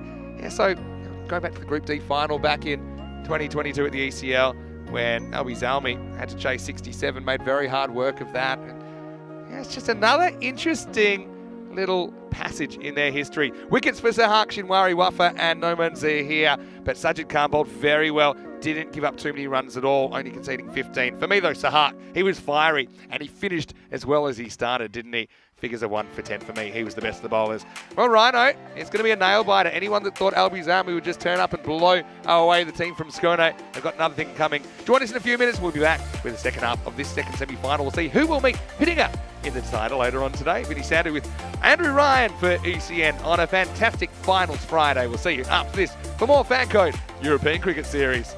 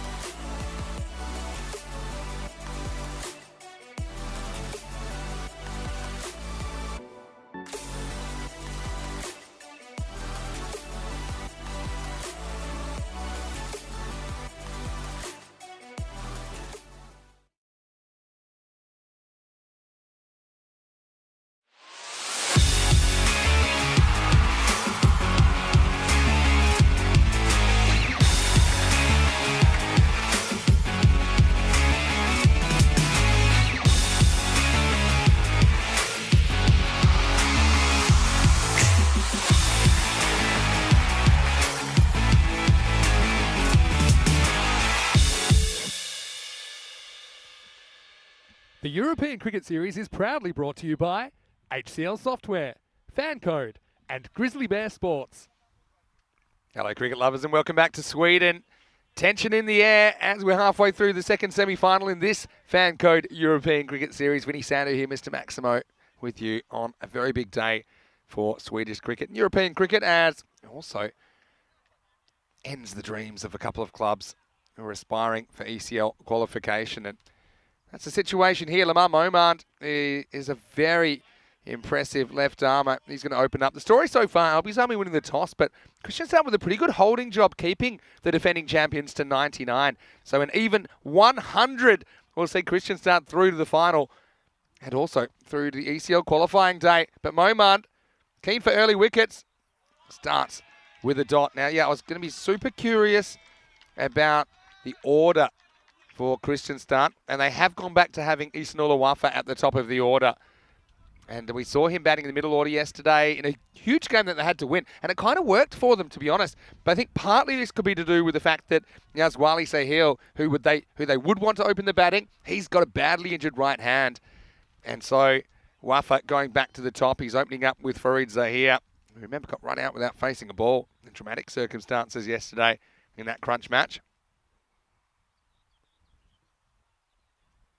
And he knocks him over. And Wafa gives him a 5 and says, well bowled, your best to me that time. It's the wrong result for Kristianstad fans. Momand bang on target as Andrew Ryan comes back into the commentary box. Yeah, I thought Momand was going to get a few kisses from his teammates there. That's a super in-swinger to take down Wafa, who's provided so many runs. One of the top 10 run scorers in the tournament, and he makes the lonely retreat back to the pavilion after being castled second ball. Great stuff from Lamar Momand. He was one of my favourite players back at ECL 22, Vinny, and top draw left arm paceman. And unlike our boy Nazmul Hashan in the last game, who cut his hair, I feel like Momand's carrying a lot more of a bush than we saw at ECL. Yeah, well, maybe they've swapped wigs. I don't know, but yeah, Wafa not really respecting a ball on the stumps. He doesn't really have like a block that we've ever seen. It's all smash and grab stuff, isn't it? And so Kristianstad lose a wicket before a run's on the board. Peach of a ball from a left arm. It was a very good ball, though. I mean, that's your perfect kind of straightening down the line, pitching on, hitting. Great work from Lamar Momand. Also, Rob said 100's a winning score. What about 99, Rob? Is 99 a golden ball score? It's amateurish stuff from Rob, being off by one ball. No, but he said that in the first innings. He said halfway through, he said, I think 100's a winning score here. Well, they've said 100. They scored 99. As Kai Bay's in the chat as well. Hello to everyone that's joining us. Hello to Dave S. Hello to John Gray as well. He says it's pretty hot and sweaty where he is. Dave S. saying a good fiery start from Kristianstad could put Zalmi in big trouble, but it's Albie that have come out firing. Musler, he almost goes the same way. This is Fuller. Now they run into each other. Oh, no. This is a total disaster. Camera 1. And this should have been a run out, but I don't think anyone kind of clocked what was happening. Have a look at this. And it's more running between the wickets dramas. And Faridza here, who got run out yesterday in a big mix-up, he just starts going sideways for no reason here. And then Momand's in the way, drops his bat, and he's so lucky to survive. Oh, poor Musleh. He's gone down like the Titanic after hitting the iceberg coming in the other direction. That is a very inelegant bit of running between the wickets. Wow. So it's Zahir who went down. That was just insane running. It's just basics, keeping space for each other. Momand, great over so far. And so next one goes through and probably happy just to face the ball. He could have had back-to-back diamond ducks. Oh, survive. And we actually saw that situation in Austria. And 2 Czech Republic players crashed into each other, and the keeper didn't take the bails off, which everyone said was great sportsmanship. And I'm not saying it's not. I think it might be pushing it too far. When the batters run into each other, I don't think that's your fault at all. It's not your responsibility. Momand's dealing at the moment. Pulls this one a bit down the leg side, and well, just a few words being exchanged as well, I think. Yeah, I like to see this. These players know how much is on the line. Maman, the big fiery paceman, he's already sent Waffa back to the pavilion. Comes up after the delivery and has a few words to Zahir, suggesting he's not coping with the in-swing left arm particularly well. Oh, this is fiery. So much on the line. It's a dream of every club in Europe to make it to Spain to play in the European Cricket League. Albi's Army have tasted it before. Down leg side. And maybe the right reply for Zahir after that. Nice take down leg side by Zabiul Niasi, who's preferred with the gloves to Ismail Zia, who is another option. Usman Jabbar not in the 11 for Albi's Army. There was a late change with Mashal Khan coming in, but he wasn't required with the bat. Amjad, hello to you. He's asking, does Mashta have a match now for bronze? Yes, the bronze final is coming up. About 2 hours from the first ball, I think. Who they're playing, can't tell you that yet. Oh, wow.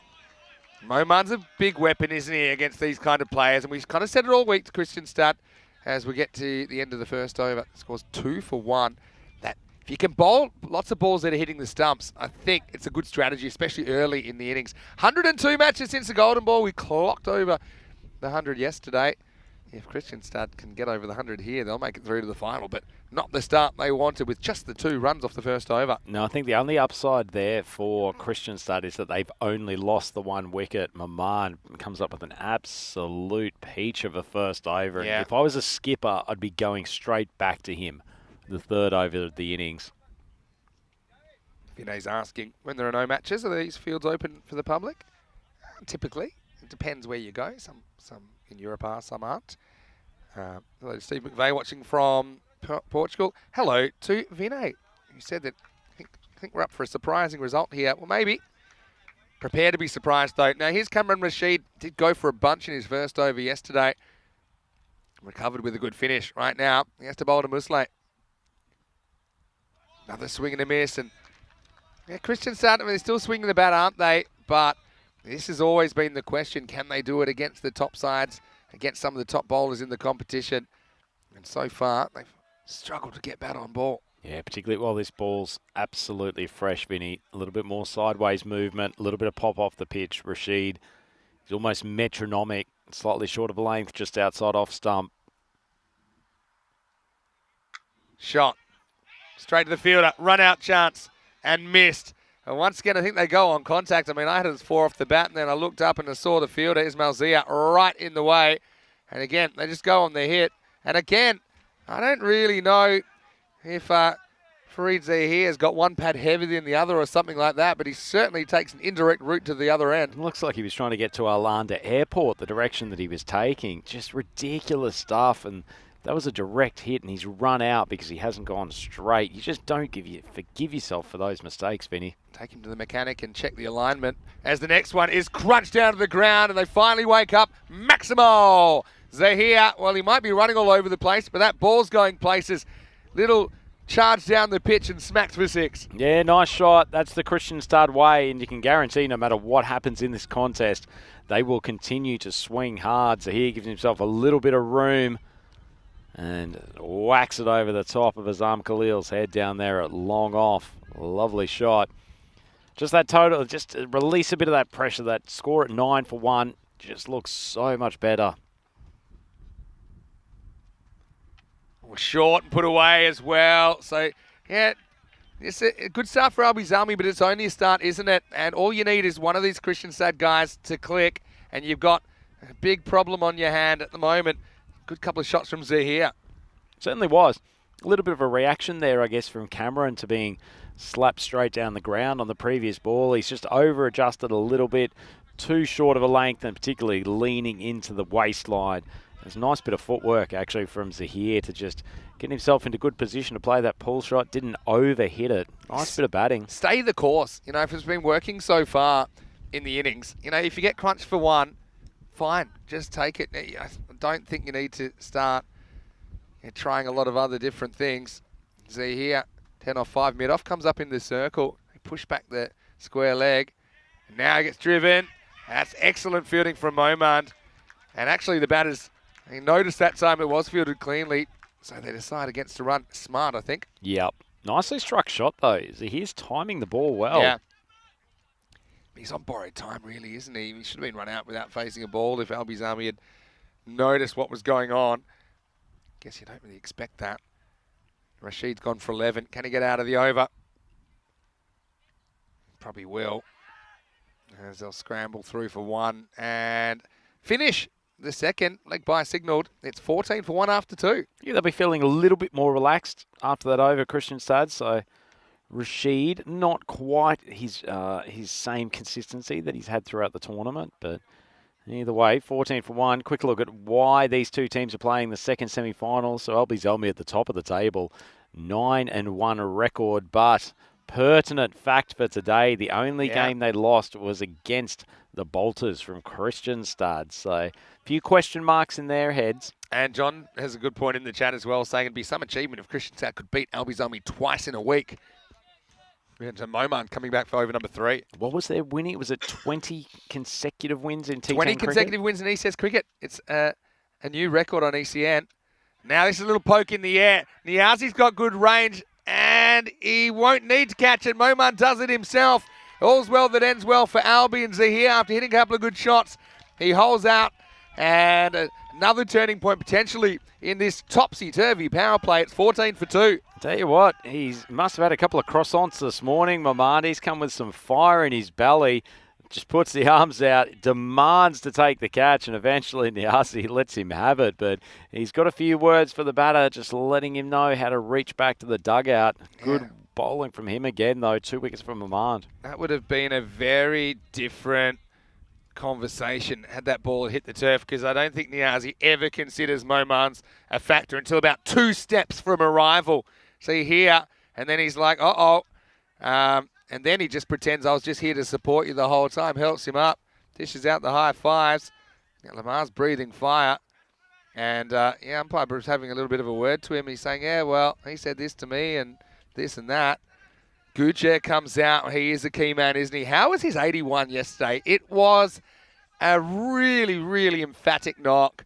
Moman, though, he's dealing through this power play. He's got 2 for 2. Yeah, I reckon Maman might give him a bit of a short run here early on. He's seen him come out without the helmet. Yeah. Generally bowls that sort of fuller Yorker length, but might just be want to put some questions in the head of Guja. Yeah, questions or cricket balls.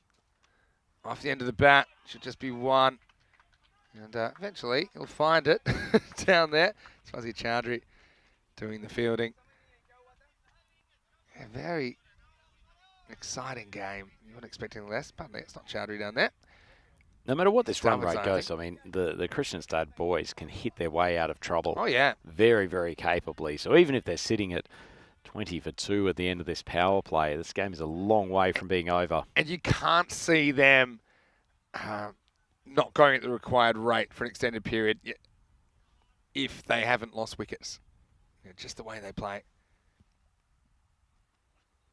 To what angles across and has them as they're feeling for it. So if you can, obviously what you've done already is pretty good. It's almost like you've inflated the score by about a dozen just by raising that required run rate. We know that 12 is the average run rate here in Stockholm. And right now the required rate is about 11.1, something like that. I've got to hope that Muslay's on one of his good days, Vinny. Yeah. As you've said quite a few times, usually his first 2 or 3 shots dictate what sort of performance is coming from his bat. So true. We know he's carrying a slight injury as well.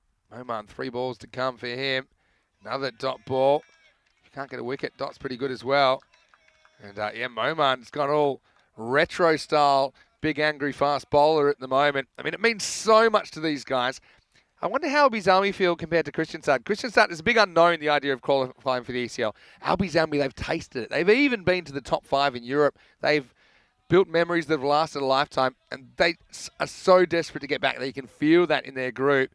They're throwing everything at Kristianstad. Just different pathways for these two teams to this point. Oh, that goes very close to bowling him. Tell you what, how does the different versions of Musley look when he's there trying to survive some left arm swing and top quality left arm swing bowling versus trying to mow balls over mid wicket when they're in the slot? it's just like a different player. Yeah, and I think they've kind of made up their mind. They've come this far. You know, I think they're just saying, look, play it out. Let's just cop it. Let's not lose a wicket. Let's have a look at someone else. You know, I don't think you want to get out trying to whack Moman for 6 here on the ball. It's on the stumps. Winslet, last ball of third.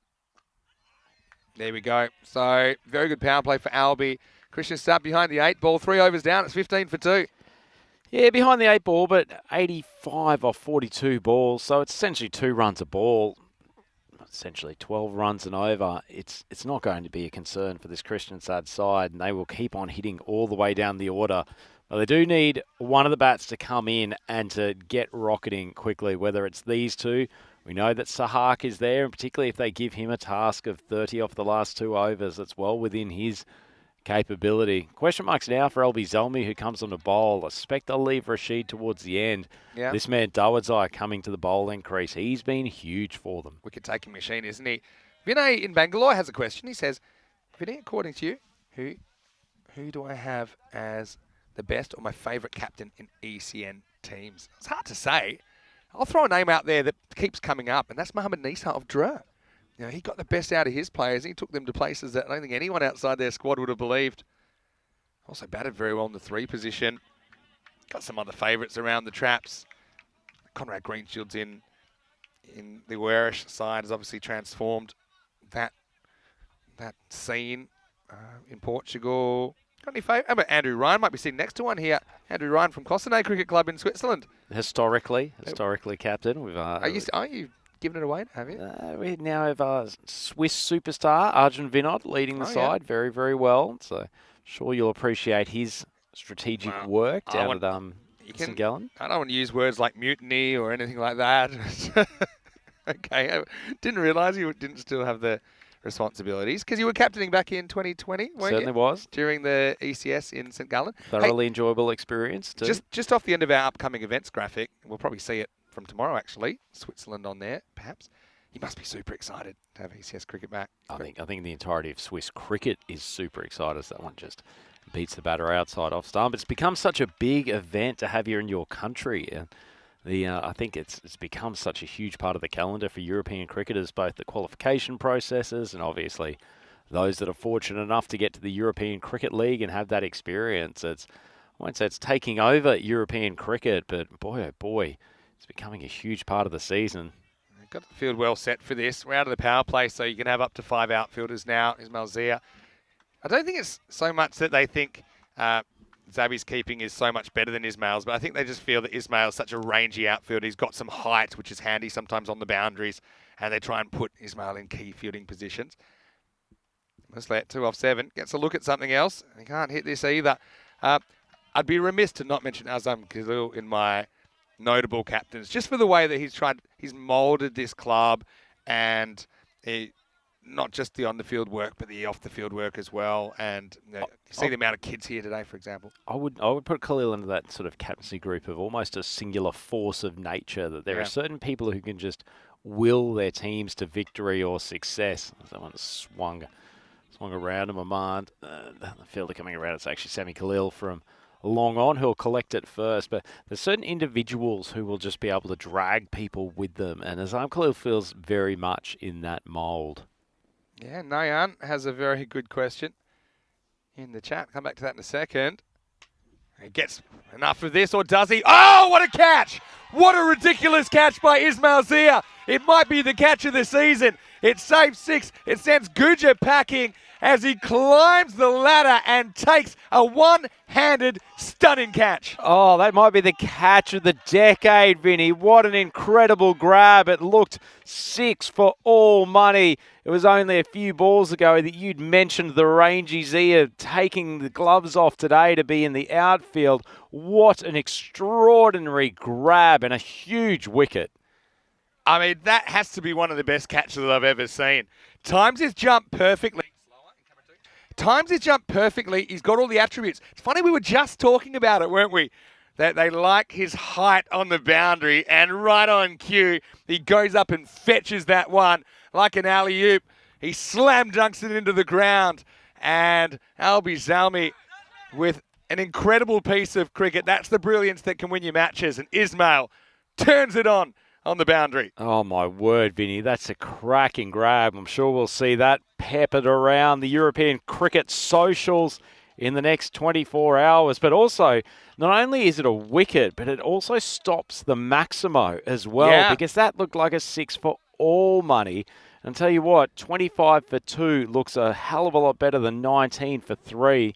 Darwood's Eye continues his wicket-taking tour de force. He's got 1 for 4. Put yourself in Guja's head now. What's he thinking as he's taking his pads off? How did that happen? I mean, he hit that pretty well. It's the counter-attack they needed. He's going to go for just 2.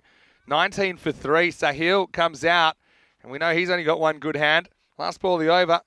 He can't hit it. You can already see he's jumping all around the place. It's got to be affecting him somewhat. End of the over. 19 for 3 after 4. Azam Khalil looks like he's going to bowl over number 5. Yeah, this is turning into a much more difficult proposition for Kristianstad now. They're not out of it. 81 off 36. The run rate 13.5 required. Still gettable for this side, but feels like LB Zelmi have come here with a definite plan with the ball. They're almost keeping the balls wide of off stump, relying on the fact that Kristianstad like to hit over mid-wicket, getting a lot of dot balls, and they're backing it up with some excellent fielding. What a catch from Ismail Zia.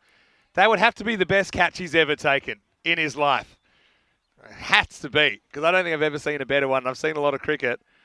It wasn't a fluke. That's the thing. He timed his jump perfectly, he judged it perfectly, and got it right in the middle of the hands. And he's lucky that God made him as tall as he did, because he needed every centimetre of his height there. Azam slowing things down now. Muslet is still there, and he does get something he can pull. And a good effort on the boundary. I think they've done this cleanly, and then a terrible throw, but Niazi is able to make the block. Let's check it out. Muslet looks like he gets 2 here. Yeah, nice bit of batting from Muslet, though. Gave himself a bit of space back in the crease, played a good pull shot. But LB Zelmi's fielding, as we saw from Kristianstad, just saving runs, particularly on the boundary. It's good to see. Yeah, so still a bit breathless after that. But this one isn't being caught by anyone on the field. That one's into the cheap seats. Maximo Muslet's bided his time. He survived, but now he needs to thrive, and he gets 6 more for Kristianstad. Yeah, well, that crowd of LB Zelmi youngsters, they got a pretty good view of that Maximo. Beautiful shot. And that just keeps them in touch. It's only going to take one big over here, Vinny, and they're right back in this game. That's the one that goes the other way from Khalil. It's a bit quicker as well. So the question was about Lamar Momand and his non-selection for the national team. And you've got to say there are a few omissions there. And yeah, I suppose it's not my job to pick the team or anything, but I mean, he's a guy that we have seen him in Swedish shirt before. Well, this could be half a chance. In fact, not hit as well as I thought. Ismail Zia could turn that into a catch. Yeah, so can't answer you, but Navu was saying maybe Lamar Momand's hero is Stark, because he wears 56 like Stark and bowls pretty similarly. It's a comment we get a lot actually about Lamar Momand. He's that Mitchell Stark type action. But yeah, I suppose you've always got different issues with national team selections. Teams will debate perhaps that some of their players aren't getting a look in. Maybe the supercomputers selected the side and managed to leave him out. Who knows? Yeah, but that was an incredible catch. Coming to Zia.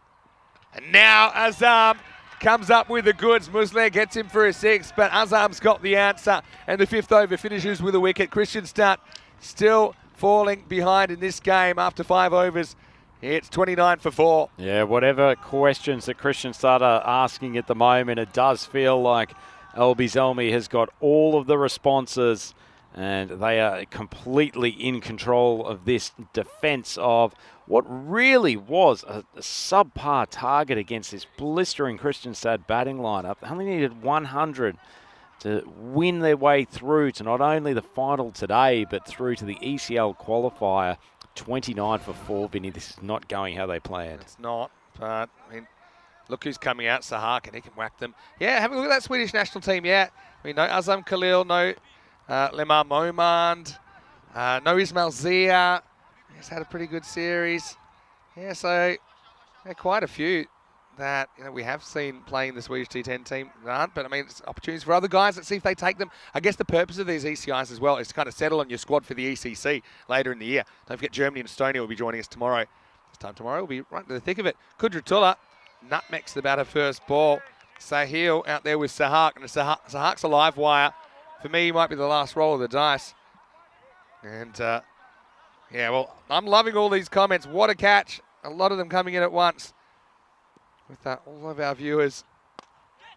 This is Kudratullah again, who just concedes one. Yeah, so we had Shakil Ahmed Khan saying, what a catch. Mohammed Mamoon. Ghazi Faraz saying, what a catch. What a catch, says Zagor Ahmed. Robin Hussain. Mohammed Tariq Mia. Aaron Akhtar really came in. Eftigar Rifat. It's Jahid Hassan.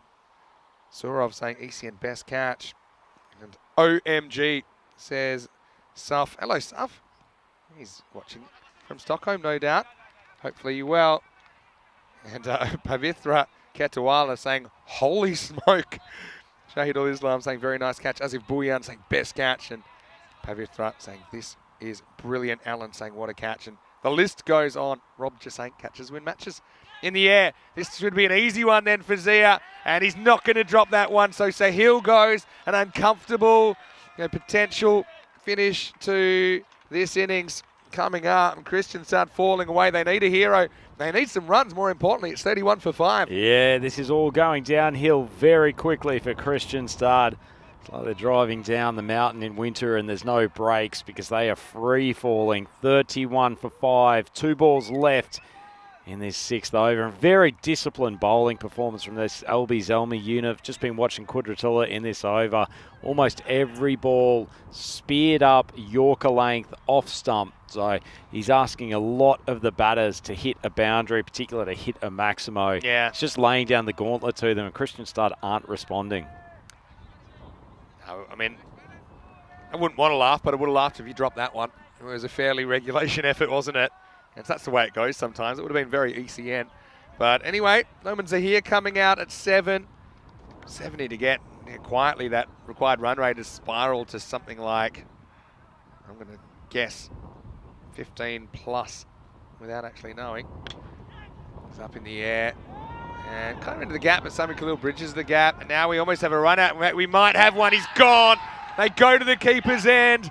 And Sahak trying to be busy, looking for a second, but he forgot to watch the ball. It was behind you. It was behind you. As he's run out, it's going to be 32 for 6. A disaster out in the middle for Christian Stunt. Oh, the forlorn figure of Sahak, who's been so brave and so good throughout this tournament. See, the throw comes in, takes the glove off, whips the bails off, and Christian Stunt might have seen their last hopes disappear with that man being run out. Can understand why he was sort of nibbling away for the second, Vinny, but really no second that was available. And the thing is, I mean, he's the man for me out there. He's the man who you kind of want to face. But there are a couple of interesting by plays about this. Number one is that the deep mid-wicket throws to the keeper's end, who kind of calls for it, but then he throws both gloves off Niazi. Again, I don't know why, because the ball's coming his way. Just have a look at the gloves go off. 1, 2... There's the turn for one. Off they go. But Dan has no problem. Takes him with the inners. It's a show-off move from Zabi, but it does result in the run-out of Sahak. Oh, I've got to admit, I'm pretty disappointed, Vinny. Sahak's had such a good tournament.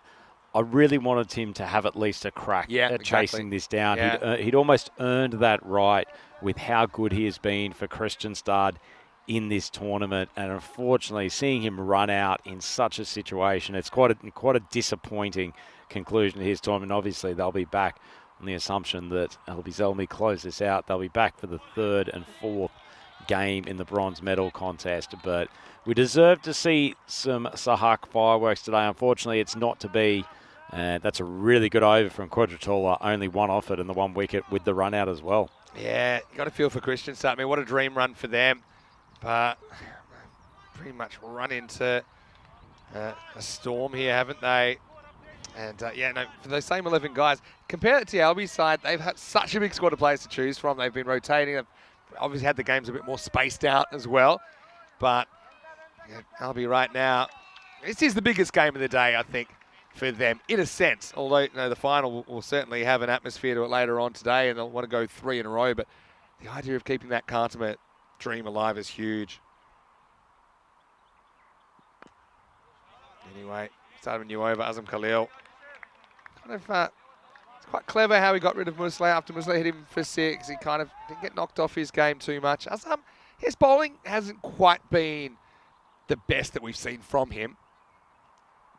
But he seems to step up when his team really needs him to. And there was that game yesterday against Hammarby where he really did a number on the left-handers, brought his team back into the game. And remember, Albies Army, if they hadn't have won that last game yesterday that they played, then they were running into a Mashta or a Hudinga in the semis. Azam Khalil can't find the handle on this one. Yeah, Benedict actually has got some information because the other semi-finalists for the ECL qualifying have actually already been decided here in Sweden. So, yeah, obviously, we'll have Albies Army, assuming they win this.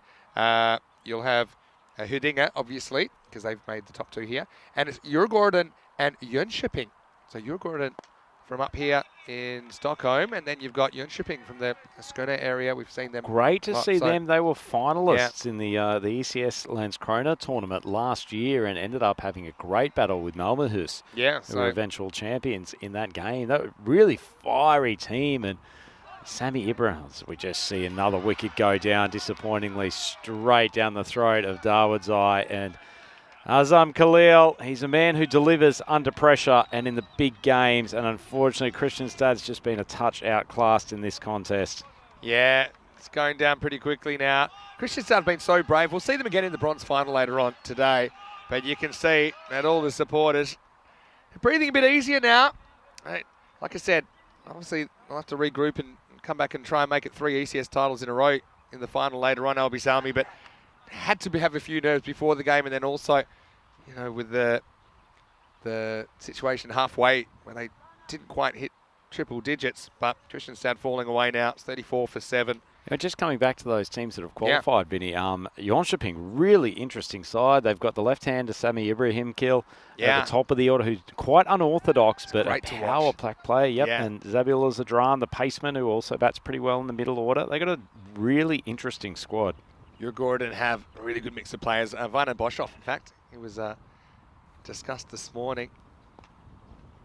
As really, you got 2 hopes now, Slim and none.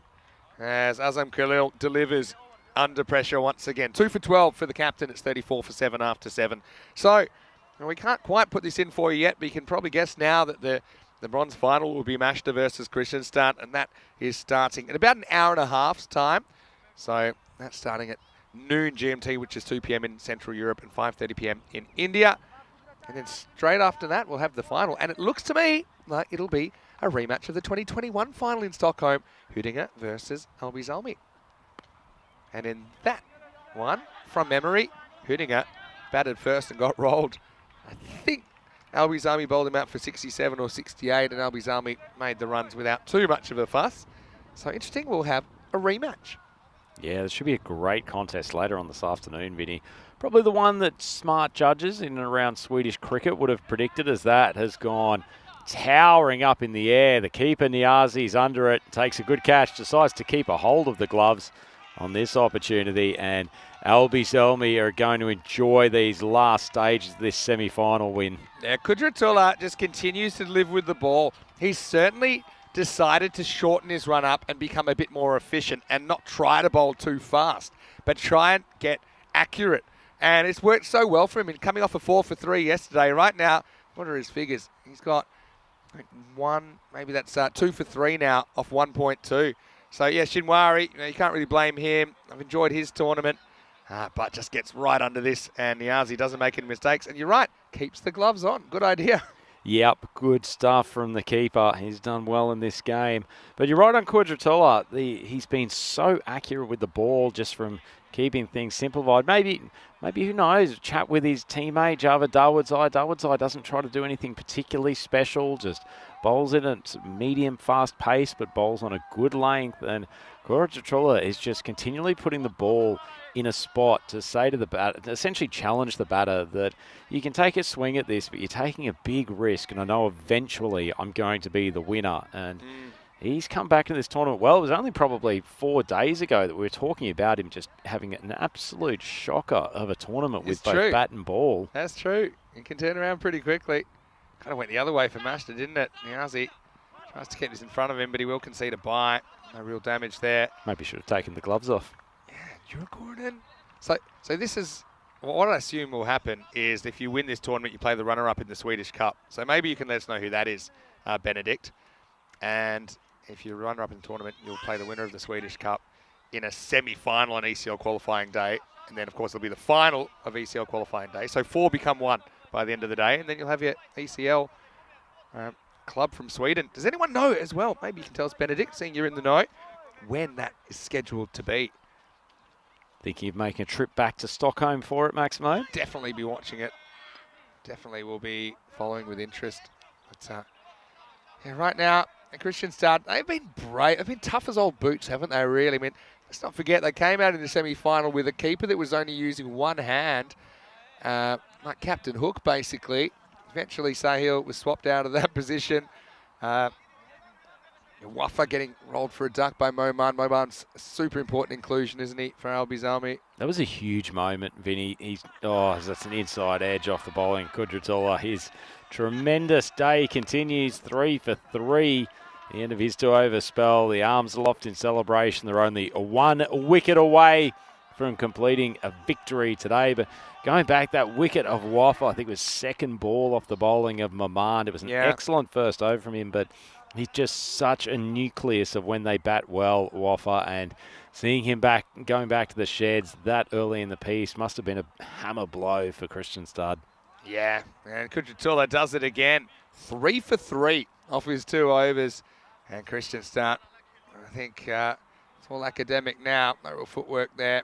Drags it back on, and it's also the end of the over. It's 36 for 9. We've now gone 22 balls without a boundary, Vinny, and in that time, 1, 2, 3, 4, 5, 6 wickets. Doesn't surprise me the way things are going. I think you can trace it all back to one big moment, and that's the catch from Ismail Zia. What a momentum buster that was. What a reversal. Because if that goes for 6, you got Gujia. He's coming off 81 not out yesterday. He's feeling great. Instead, that's the moment of brilliance that I think turns this into a thrashing. Because there hasn't been that much between these two teams until the last 3 or 4 overs, I think. In fact, you could argue before that Kristianstad might have had the better of the rest of the match. Nice to see Chowdhury getting a bowl here in over number 9. You know that Albizalmi are fairly confident now, not man who'd normally be part of the bowling He's attack. a good bowler. He took a 5 for in the ECL. But, I mean, I don't know whether they think that was a fluke or something, but I actually think he's a very good leg spinner. Just wait and see. Of course, now we put him on the spot, and he hasn't bowled too much in match conditions. Getting an audition for the final. Who knows? It was no fluke, by the way. It was a good effort from Fuzzy Chowdhury back in ECL 22. Here he is with over number 9. And the first one's just a little bit outside, a little bit full, a bit called wide. We'll say when he took that 5, it did go for a few as well. But I mean, 5 for at the ECL Champions League. It's a good effort. Yeah, leg spinners, they've always gone for a few, but they're a wicket-taking option. Oh, probably just missing off. But I tell you what, that was very close to LBW.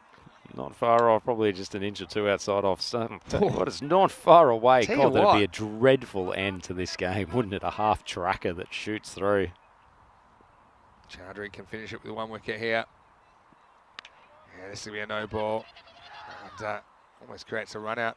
Yeah, I mean, look, it's a tough one for Chowdhury. I mean, it's natural. You want to be relaxed. So, for example, in a game, like a longer game where you can bowl 6, 7, 8, 10 overs, you know, you can settle in a bit, but you just don't have that settling in time. That's more like it. And, yeah, you can see what he can do. That was well bowled, wasn't it? Yeah, I think Nazi was looking down. I wonder if there was a little bit of a creep out of the crease there at one stage. He was looking for it. Well bowled though, Fuzzy. Yeah, another good delivery. So it seems like he's settled into it a bit now, Rhino. Vinny, am I correct that this is going to be, what was it? It was Master the lowest score of the tournament, and this has a pretty decent chance. I think there was one low. I think Shista got rolled in the 30s. Remember that one? Oh, you're probably right. Maybe you don't want to remember that one. Certain things that I've decided not to retain in my ever diminishing capacity of brain space. Shista made 37, and that was back in match 38 against Mashta. And Mashta chased it in 3.1. Blink and you missed that one, though. Another full toss. And that'll go away for one. Someone might be close for height, you know, the way they've been umpiring these today. Checking out the replay. Yeah. I feel like that's dropping enough to be okay. Last ball, the over. Oh, he tries the wrong one, I think, down the leg side. Gets a bit of purchase on the wrong end too. Poor Chowdhury reminds me of somebody that just gets like a 45-second audition in Sweden's Got Talent or something, because he's got to come out and try and show all the tricks. Yeah, it reminds me of my Pop Stars audition back in 2001. Just not enough time to impress the judges. Jackie O would have been impressed. Jackie O actually got danced with during that audition. It was quite a spectacle. End of the over, it's 42 for 9. I want to press you on that. You auditioned for Pop Stars, which is a kind of precursor to the kind of Idol franchise. Yep. How'd you go then? Well, didn't get through to the final round, which is pretty disappointing. Just a quick look at the LB Selmy bowling card before Have a look at that, though. Get onto that story. 3 for 3 for Quadratula and 2 for 3 of Mamand at the top. That was really the over that set the tone. Yeah, they removed the threats. They fight, don't they, LB Selmy? They'll say to you themselves, we never do it the easy way. Only scoring 99. And that's one thing that has to be a bit of a concern for them heading into the final. Their batting hasn't really been clicking. But, again, in a sense, the pressure's off. That's what makes this ECS a bit unusual, in that this is the big game that keeps you in the ECL, regardless of what happens later on, as Darwood's is going to come back and try and finish things off. Yeah, so to finish off that story very briefly, yeah, no, did an audition for it, had seen... So you go into this big room and you don't have any musical accompaniment. You've essentially just got to sing a cappella style, and you get taken up in lines of 5. It probably feels a bit like an abattoir. And we'll just see Dawood come in with his second ball. Wide of off stump, goes through to the keeper. Anyway, and you just see all these people who you realise have probably got far more talent than you, just getting shot down, sort of not literally, figuratively, after probably one bar of singing. The idea of an abattoir has just done me in. I love it. It's not far off it. Anyway, so it's going to be the last ball. 1 second. It's not. They'll survive. Please continue with the story. So anyway, so I was sitting there thinking, okay, well, I don't really want to waste about 4 hours of lining up to end up, with about 3 seconds of singing. So I concocted a plan that I'd unleash a few dance moves, and I'd already elected to sing Ricky Martin's "Livin' La Vida Loca." Because you had to choose from like one of 6 songs. You couldn't just go with anything. You couldn't just have your own. No, absolutely. So Ricky got belted out, but my plan was to involve Jackie O, who was the host of the show. That was about as close to the end of the game as you can get. Darwood's wondering how that went over the bails. Anyway, so since we've only got 2 balls left, Wanza was up at the front of the stage. Had seen one of my mates get shot down after about two words. Went to Jackie O with the old finger call and said, "Come over here." And she's like, "What are you doing?" And I'm like, "Oh, just come over here, Jackie, and you'll soon find out," which she did, and then played a great sporting part. Someone's just driven down to... Well, I mean, Jackie O, for those of you that aren't from Australia, is a radio personality that was one of the judges on this show. Okay. Anyway, so just to finish that off, because it was providing such entertainment for the cameras, I was told to keep on going, and actually got to the point of the song where I forgot the words, and so I had to make them up. Well, that sounds like a disaster, but it's been a disastrous 10 overs for Kristianstad. And, well, here come the cavalry. Albi Zalmi, they qualify for the ECL qualifying day, and they're one of 4 teams that have a Spanish dream still alive. You can see the kids running onto the ground and embracing Azam Khalil. He's their hero. He's basically like a Cristiano Ronaldo figure to them at this stage, and you can see he's got a lot of time for them as well. Commiseration to Kristianstad. I think they, will get the chance to play for a medal later on. But Albi Zalmi, they hold their nerve and they come up with the goods when it's required. Final score 99-43. Take us through the highlights. It started to go wrong, didn't it, with Waffa going before he could do any damage at all. Yeah, it was probably more a low-lights package if you're Kristianstad. Unfortunately, they've been brave throughout this tournament, but just lost wickets with too much regularity. Fantastic opening spell by Lamar Maman, the left-arm paceman. Got his in-swinging Yorker right in the first over, then kept up the fire in the second, and he was the key in the power play. This LB's only bowling line. What about that? The catch of the tournament, the catch of the year, probably the catch of the decade from Ismail Zia. Elevated with one hand. What a moment. It's probably the best catch of the year so far. I don't think you could come up with another one better than that. But yeah, wasn't just that it was a dramatic catch, but it was actually the moment. It saved 6 and it got a guy that's coming off 80 yesterday. And from there, Kristianstad never really looked likely at all. Albie just kind of steamrolled through them. Kudratula 3 for 3. I mean, he's been brilliant. And it got even worse. Sahak running himself out. He's one guy that might have hit them within range of the target, but in the end, this cost him his wicket. Yeah, it was unfortunate for Sahak. He deserved better. He's been such a brilliant player for Kristianstad throughout this tournament. I would love to see him launch a few lusty blows, but in the end, the lower order didn't have enough to even get them remotely close to this total. And Elvis Elmi just, in general, fielded very well, bowled with great discipline. It's probably the best bowling performance that they've put together in the tournament. This Kristianstad lineup are no mugs with the bat whatsoever, so to keep them to 43 runs off 10 overs is a fantastic performance. 9 wickets down, so they were just always able to send batters back and forth to the pavilion, which meant that Kristianstad really never got any rhythm to the batting innings. We'll have a look at it. Only 2 of them ended up in double figures. Fareed Zahir hit 1 boundary in anger, but other than that, not too much damage. Musleh tried hard while he was out there, but in the end, it was a one-way trip down struggle street for that Kristianstad lineup. 43 for 9. Yeah, well, they do bat it out. I suppose there's that. But Albi Salmi, there's that catch from Ismail Zia, though. Can you be man of the match for just a catch? Should be. But they did have some good performance. 3 for 3, Mir Afzal. 2 for 3 for Lamar Moman. He set the tone, didn't he? 2 wickets for Khalil. 2 for 12 for him. Dawood didn't go for many at all. 1 for 5. But this game was done well before the finish, wasn't it?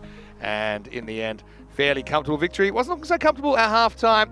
So there is the final result. We know now exactly who will be going through to the ECL qualifying day. Of course, who's in the final as well. So firstly, just want to say big thank you to Kristianstad. I think we'll see them again in the bronze final, which is starting in around about an hour and 20 minutes. So a chance for them to kind of make sure that performance isn't their last. I know they must be tired, but that would be a great effort if they could medal in this series. But we can actually show you the program from here on in, because we got confirmation now that it's I have to fix that one up, but it is Hudinga versus Albi Zalmi, and it's going to be a rematch of the 2021 final. Super excited about it. Yeah, incredibly, and probably the 2 best credentialed teams in the tournament that we've got here. So it's actually a great result for those 2 teams, because as Vinny said quite a few times, these semi-finals effectively acted as qualifiers to get in to the ECL finals qualification tournament. So for both of those teams who have won this morning, Hudinga, Albi Zalmi, big step for them to keep their ECL dreams alive. Unfortunately for Kristianstad and Master, their dreams go up in smoke. That's the way it goes. Anyway, we'll take a break. We'll be back in about an hour and 15 minutes, and it will be Mashta that are taking on Kristianstad for bronze. Vinny Sander here, Mr. Maximo, with Andrew Ryan. Enjoy the break, and then join us for an exciting afternoon of cricket right here in Sweden. You're watching the FanCode European Cricket Series.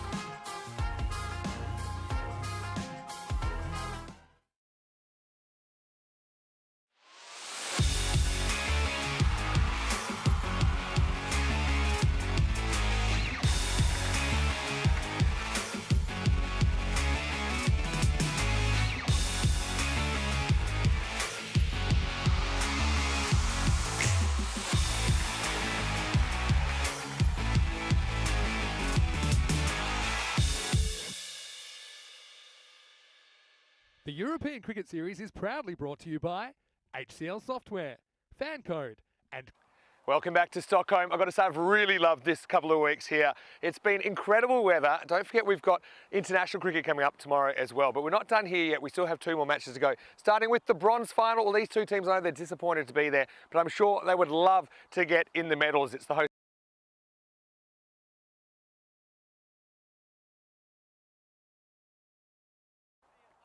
So Mash to win the toss and they elect to bat first. No surprises there. Well, kind of said it before, it's the game that nobody wants to be in, but there still is something to play for. 2 teams with kind of a broken heart, I think, as well, because they won't be able to qualify for the ECS. But what they can do here is get in the top 3, which would be a very good effort. Remember that 33 clubs started this journey in the ECS qualification process. So to be in the top 3 would be a very good effort. So Larry there, he's a key. I'd like to see him maybe come on in the power play and maybe mix things up a little bit. For Kristianstad, though, we saw them get rolled by Albi Zalmi earlier. Couldn't quite deal with the bowling, and we know that they must be feeling very tired by this point. So for me, Mashta probably go in as favourites. They've had a bit longer to recover as well, but Mashta haven't had a good couple of days, have they? And don't forget, Kristianstad actually did a number on them yesterday as well. So pretty unpredictable stuff. I'd be interested to see what the supercomputer thinks, but right now it's a man who thinks like a computer, especially when it comes to getting around this beautiful city. It is Andrew Ryan who'll take you through the first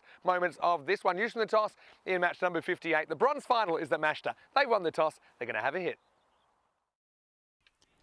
Cricket lovers, great to have you back on the European Cricket Network here. As Vinny says, it is the bronze medal game for ECS Sweden 2023. It's a contest between Kristianstad and Master Cricket Club. Both of these, unfortunately, defeated in their semi-finals this morning. Master put a reasonable total on the board against Huddinge, so they made them chased 110 for victory. Fortunately, they ran into a red-hot lineup and Huddinge pulled it off in 6 overs. Have a look at the 2 teams for today. For Master, it's all about those 2 openers, Waqas Haider and Sher Ali. Ali went early in the semi-final. Haider scored a half-century, but it wasn't enough. As for Kristianstad, they are physically feeling it at the moment. They've only played 11 players throughout the whole tournament. And they have a few broken bodies, to say the least, in their group, including probably down to their 3rd string keeper now, and it looks like Will be Guja who will be taking the gloves in this game. Quick look at the stats gun. Top batters, well, as I said, Ali and Haider, they've been doing it all for Master. A little bit more balanced for Kristianstad. Waffers had a couple of good games. Sahil has fired at times, and Guja, we saw him very good yesterday. In the bowling, 14 wickets for Hamil Shinwari. He's also done a lot of work at the back end of innings and has kept totals down to a manageable level. Sahak and Zahir have been very good with their right armers as well. Larry, top wicket taker for Masha, but it's probably the bowling department which let them down this morning. They at least had a defendable total, but really didn't have the guns to blast out the Huddinge top order. And ultimately, that has cost them the opportunity to play in the final this afternoon, but I'm sure they'll be battling it out hard in this bronze medal contest. So Kristianstad, they're bowling first. Mashta won the toss and they've elected to bat. I think it's always their preference to give their openers the opportunity to bat freely without a target in mind. And it will be the star of Kristianstad, Fahad Sahak. He's been marvellous throughout this tournament. Really led his team with bat, ball and in the field. He's an outstanding athlete. Was generating some substantial pace in that last game. Even the final over was getting through to the keeper's gloves hard, and it's probably the reason why a couple of their keepers previously have had some issues with the gloves, getting continually smashed off. Fahad Sahak beating the bat with some pacey balls. So, Haider, Ali up against Sahak. Start of the bronze final. Full ball, tried to lift it. It should be a catch. First ball. He's put it. Oh, it was almost the greatest combo catch of the fortnight. That ball was up in the air for a long time and unfortunately has gone down, and really a catch that should have been taken. It's gone once into the armpit, almost tapped up. Oh, well, could have had one of the guns out, and what a lucky day is that man Hyder having. He's living a charmed life, dropped a couple of times in the semi-final, including one catch that was off a no ball. No one's beaten the outside edge, not much footwork from Ali. Oh, what a start to this. What could have been for Kristianstad. Feels like they need an early boost. They're coming off the back of quite a big defeat against Albi Zelmi. No lack of effort from them, but probably outclassed in the end. But you can just see that they're feeling the effects of playing so many games in a short space of time. It's a Hawk, gorgeous delivery. The new ball swinging away, a little bit of zip off the pitch. It's just a slightly quicker proposition than is on show for most of the teams with their bowling lineups. Good bowler to watch. Showing the capacity to use his short ball very effectively, very selectively. That's another good late delivery, inside edge, and he's gone. He's walking. Sher Ali, third ball, and he's on his way back to the pavilion. Just reward for an excellent opening over from Sahak. Look at this, just put on a good length, thrashes without much footwork, and credit to Ali, he's walking, and it's been a tough day for him. Single-figure scores in both games, and in fact, we get to see Derek waddling out for the first time this game, and it's a very disappointed Ali. He will leave this tournament still holding the record for the fastest ever ECS century. No one's taking that off him, well, certainly not for the moment, but when it's come to the finals day, it won't be one that he'll remember particularly fondly. But as I said, a much-deserved wicket for Sahak. This is an outstanding first over, and after the challenges of last game, he's just lifting himself off the canvas and hopefully for Kristianstad, elevating his team's performance. So Sane coming to the crease to join Hyder. Nice ball again. Just shoots through a little bit low. And Shinwari, who has been so safe in the outfield, has somehow let that one dribble through his hands. Outside edge, and it's just rolling down and just gets into an awkward spot with a cross-legged fielding position. Maybe trying to imitate with his lower limbs what his skipper does with the bat. And if you're Sahak, and you had figures of 1 for 1 up to that point, you'd have to have a little bit of internal fury about being let down by your fielders. Final ball. Onto the leg stump. Hit it up again. Would have been an outstanding grab. Noman coming around at mid-wicket and unfortunately just evades his clutches, and Hyder's charm day continues. Mashta 9 for 1 after the first over. Well, we thought there wouldn't be much drama coming up in this bronze final. That first over has put pay to that underestimation. We'll have a look at the supercomputer, who's continued to be in tragically bad form for the most part for this tournament, suggesting Master they're going to score 85 here. It's only some, 46 runs off their average runs for, so expecting a fair change in form. Supercomputer predicting a match to win.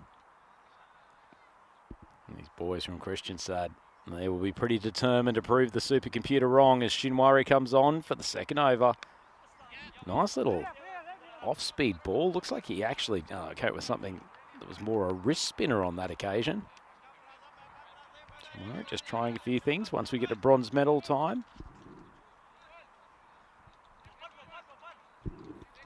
Plenty of chat out there for the Kristianstad side. They may be physically under the pump and a little bit broken, but mentally they're still right on top for this game, and they are desperate to come away from here with the bronze medals. Jumari drifts on a middle stump. Hyder times it beautifully. Sorry, that was Hussain. Superb bit of timing. Ball goes up into the slot, middle and leg. Head falling across to off stump, but the bat's come through. Beautifully struck. He's in the innings at a really crucial time in the semi-final, Hussein, and batting a little bit down the order compared to this game, but just never really got going. Jawari drifts onto the pads, flicked away. Square leg will keep it to just 1. It's Akmal Papal coming around there from square leg. Had the misfortune of fumbling a catch off Hyder in the first ball of this contest.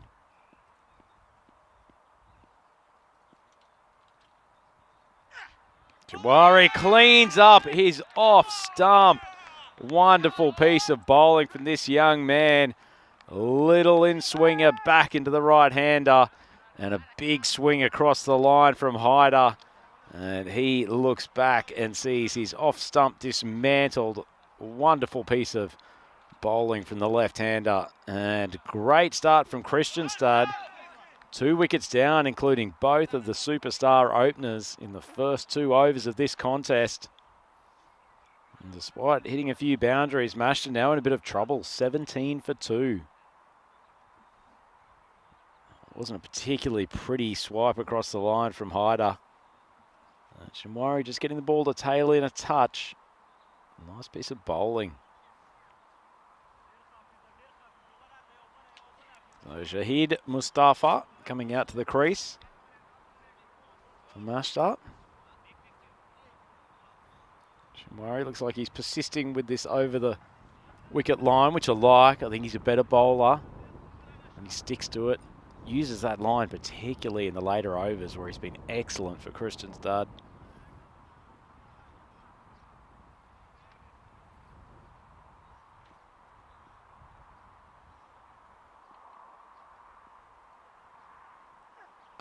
Another full ball. Not a big swing, but well, the double foot attack has kept it in. First one was an air swing. Second one was more effective. No, just scoot through for a couple. A little bit over pitch from Shinwari.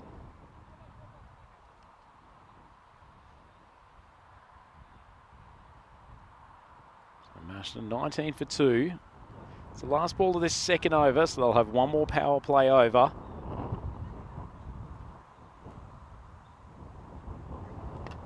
Flicked off the toes, nicely timed, but Popal there at square leg. Comes up with a fairly lengthy underarm effort back to the bowler, but it's safely backed up by the whippet that is Hisanullah Owafa, and that's the end of the over. Mashta 20 for 2 after 2 overs. Gives us an opportunity to look at what is coming up in the glorious country of Romania over the next 2 weeks. Mr. Maximo very much looking forward to getting out to Bucharest, one of his favourite stops on the European Cricket Series Tour. And we'll open up with UNEFs up against Bucharest Gladiators. That should be quite a tussle for the... And I've just actually had word through from the robot that UNEFs is Pavel Florin's team. So for those many fans of Pavel Florin, that is a time to tune in. Game 1 on Monday from Romania. Big news, really become a cult hero around the European cricket scene. And speaking of cult heroes, I'm not sure there's been a bigger one than the man who's got the ball in hand now, Hisanullah Owafa.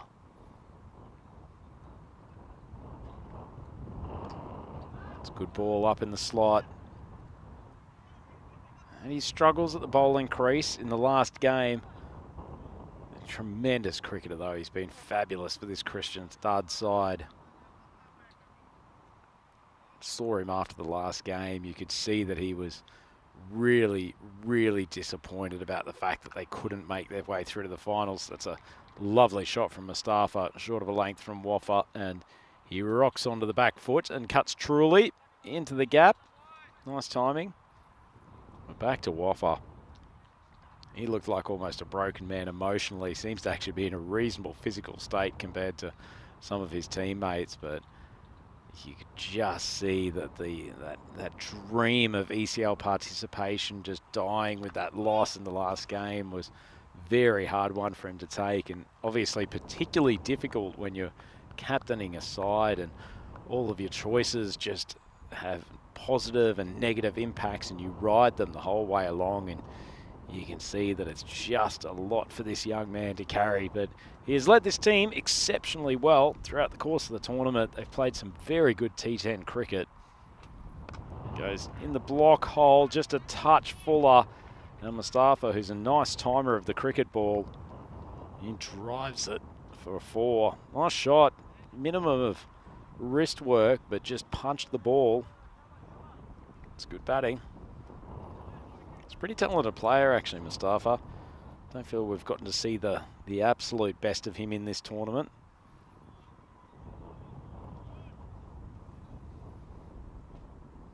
A little bit of a blustery breeze picking up here at the Muster Cricket Ground. Obviously the boys in blue playing in front of their home fans at this lovely venue. So it's facilities and a pitch and a ground that they're just very familiar with.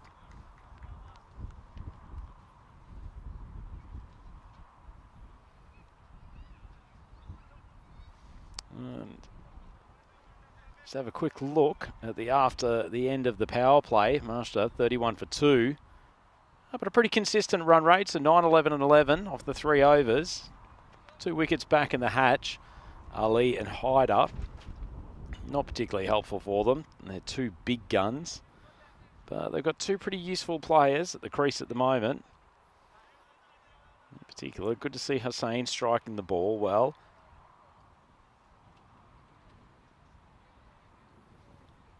Short ball, this is the ones are here. It's been very good for them over the tournament. He's been consistent. Just a method to his approach that delivers the sort of results that the captain needs to be able to rely on from these middle over bowlers.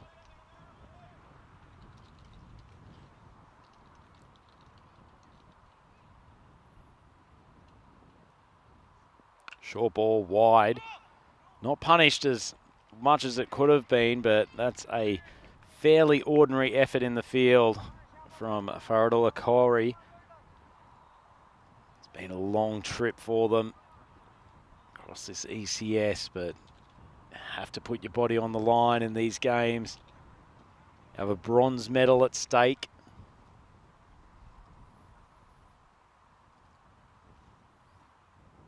Mustafa races away to 17 off 9.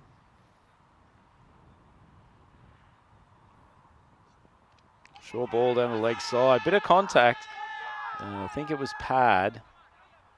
Yeah, and the umpire signals so. You can see why the keeper was interested enough. A little bit of extra pace on that one from Zahir. He's capable of getting the ball to rise to an uncomfortable spot. The fact that he's able to frequently hit that area just short of a length, just outside off stump, makes a very useful proposition. That one's a little bit too short, but he gets some extra zip off the deck. Fires at the stumps. The wicketkeeper who's pursued the ball all the way back to the 30. That's Samuel Harguja, who's got the gloves for this game. Took a while for the batter to realise that there was an opportunity. Home by probably about a foot.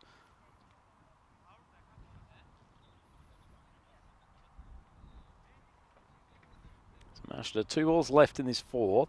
36 for 2. Useful little partnership from these two. Came together with the score on 17.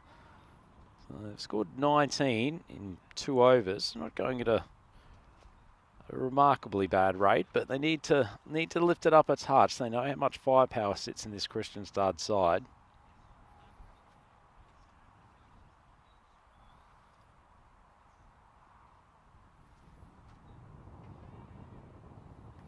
See, here comes charging in. Better length ball, just turned away to the leg side, and it's an easy single for Hussain. Kristianstad will probably be pretty comfortable with this. Score sitting on 40 odd after 4 overs and with the 2 main bats already out. Suspect they would have been happy with that.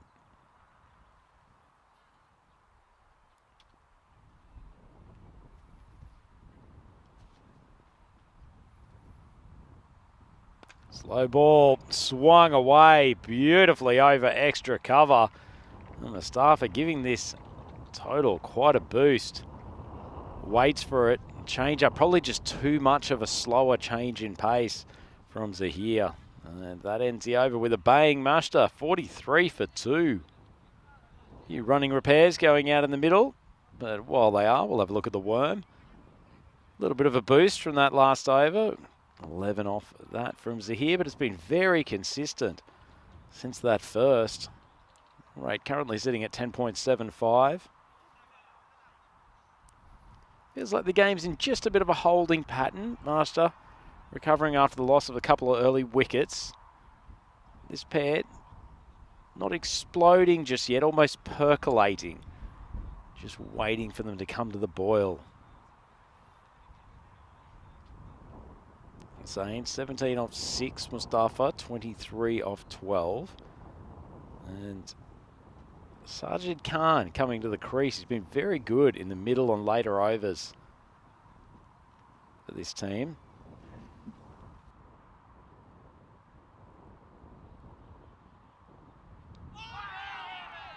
And it's a nice piece of bowling. Well, said about Khan. Coming up with some great overs in the middle and later stages. Steps in, first ball. Big heave across the line. And Hussain is on his way. 17 off 7 and a nice piece of bowling. Just the ability to mix up his pace. Makes him such a difficult proposition to get after. And that's an excellent wicket from Sajid Khan.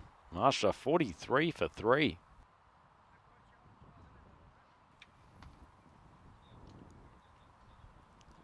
So Hussain walking off back to the pavilion. Just after they'd rebuilt with a pretty decent partnership. His ball just sort of drifting on the angle. Off speed, popped up. Hussain thought he was in to launch a maximum. Brings Fahad Wakas to the crease. Undering Mustafa. Got plenty of balls to go in the innings. We're only one ball into the 5th over.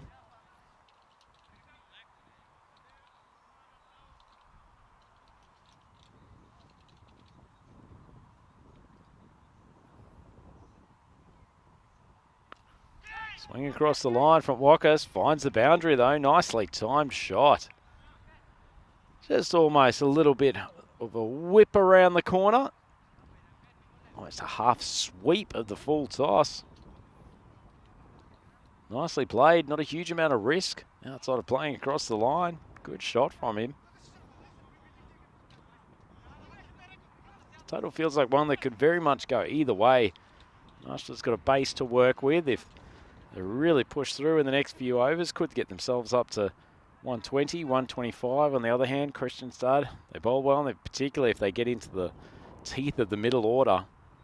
Might be looking around, keeping it around 95 to 100. It's a wide ball from Sajid Khan, and it's finally called by the umpire. Gave it a few thoughts. Like he was sitting in front of the menu at a restaurant, just contemplating what the order for the starters would be.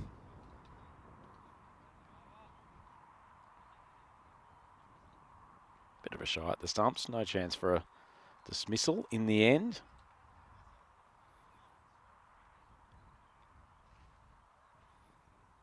Umpire resets the base plate, trots off to his position, and will be back underweight.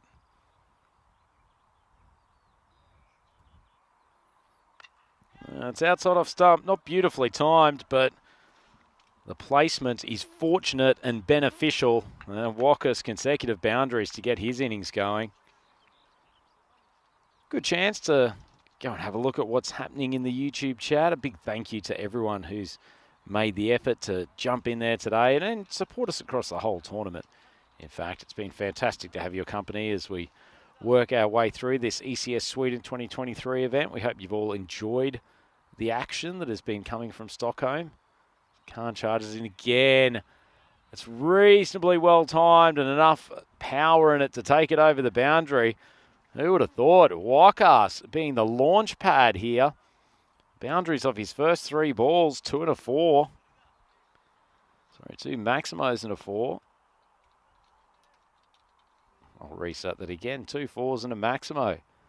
Brain's just starting to lose it in the latter stages of what has been a long tournament here in Stockholm. Wakas, though, this is his chance to shine. Oh, it goes again. It's a high ball, opportunity for a catch, and Popal, that's the second one he's put down today. And he's filthy with himself. Pretty decent bit of bowling from Khan. Put it outside off stump, and not even sure calling that the crocodile jaws would be too uncomplimentary to the reptile species. Have to do better than that against good players. Khan, he's punished the next ball. Not his fault, but unfortunately, he's slapped. Steps back, gets some elevation, and rocks across the to the boundary. And Mashta 63 for 3 after 5. In the chat, excellent to see Steve McVeigh, one of the long-time supporters of ECN, in there, dishing out some advice for the other commenters in the chat. Great to have you with us, Steve, and obviously Dave B just popping up for one of the first times this week.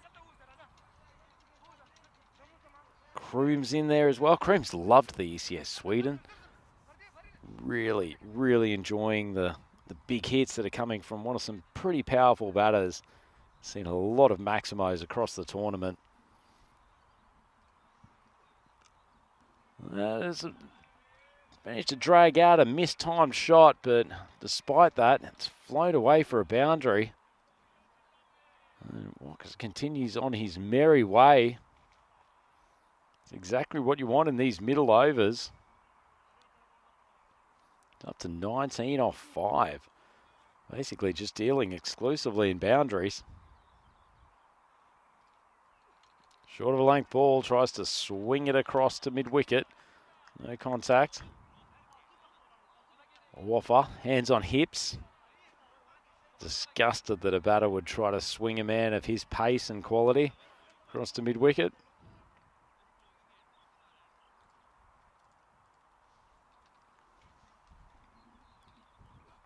Short ball. Well, maybe the advice he gave him is sharpen up his technique, because Wakas has put that over cover for a boundary. Interesting swing of the bat to get it there in the first place, but it was well timed. Waffer, he hasn't had the happiest day with the ball. It's pretty expensive in the semi-final, and things haven't gotten much better in this game. 19 on his analysis. Still got 3 balls to go. That one cannons into the pad. No chance of an LBW, but they do scoot through for a leg bye. Brings Mustafa onto strike. And having a look, we're in that bronze final. 58 match number at the moment. This is Mashta versus Kristianstad. So when it hits 1400 GMT, 1600 CEST, that's Central European Summertime, we will have the big game. It's the final of ECS Sweden 23, and there's still a big game to go here, and it looks like a clear run out at the top. Wakas, his innings might be ended through probably no one's fault aside from the 2 men collaborating in the middle. Has to come up with a big turn, a little back flick onto the stumps, and he's about a foot short of his ground. Not great running. Wakas was committed to it, and his partner took a step, probably induced him to come down.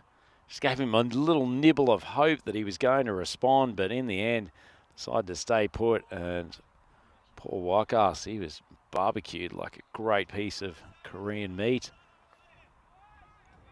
Absolutely smoked out by his partner. And after he batted so well, it's a little bit disappointing. Nice work from the keeper, got the gloves off quickly, enabled him to come up with a sharp throw. Walker took the stumps out at the end. Brings Soleri to the middle to continue the batting attack for Marshall. They're now 72 for 4. 1 ball to go in this 6th over. Offer on the stumps, lifted high and lifted pretty long. It's carried the boundary by a good 15 metres, and Mustafa, he's playing a little gem of an innings here. 33 off 15 and Musta 78 for 4 after 6 overs. That was a pretty good over in the end for them. 15 coming off it from Waffa to complement his 11. Have a look at the batting card. It's really been Mustafa and Wakas that have dragged the innings forward. Hussain, nice little innings of 17 off 7. So all of that middle order's contributed.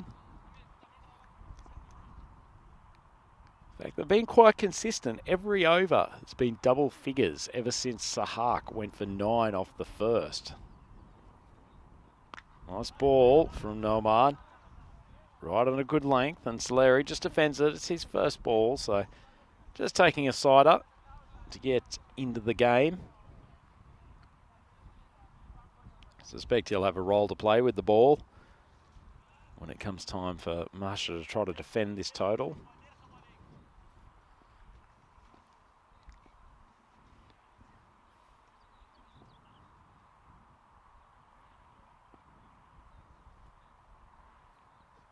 Oh, straight through him like a hot knife through butter. Noman puts it on a good length. Challenges the batter to hit across the line. Soleri takes up the challenge, but no contact at all, and his stumps go flying, and it's a happy Noman Zahir celebrating. He's got 1 for 11.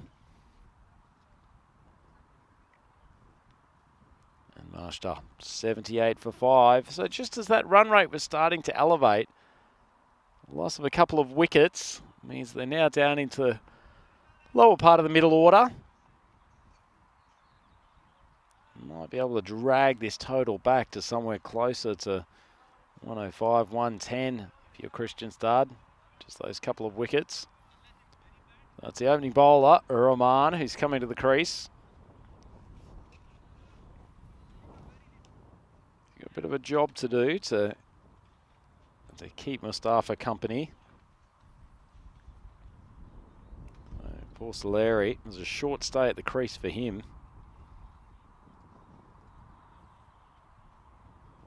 Short ball, nicely pulled. It's a great start from Rahman. Good footwork. Swivels around and gets enough of a piece of it to take it for 6. It's the 5th maximo of the innings. So probably there or thereabouts on a reasonable maximo rate level. Not a great ball after the wicket from Zahir. Haven't seen him drop too short of a length too often.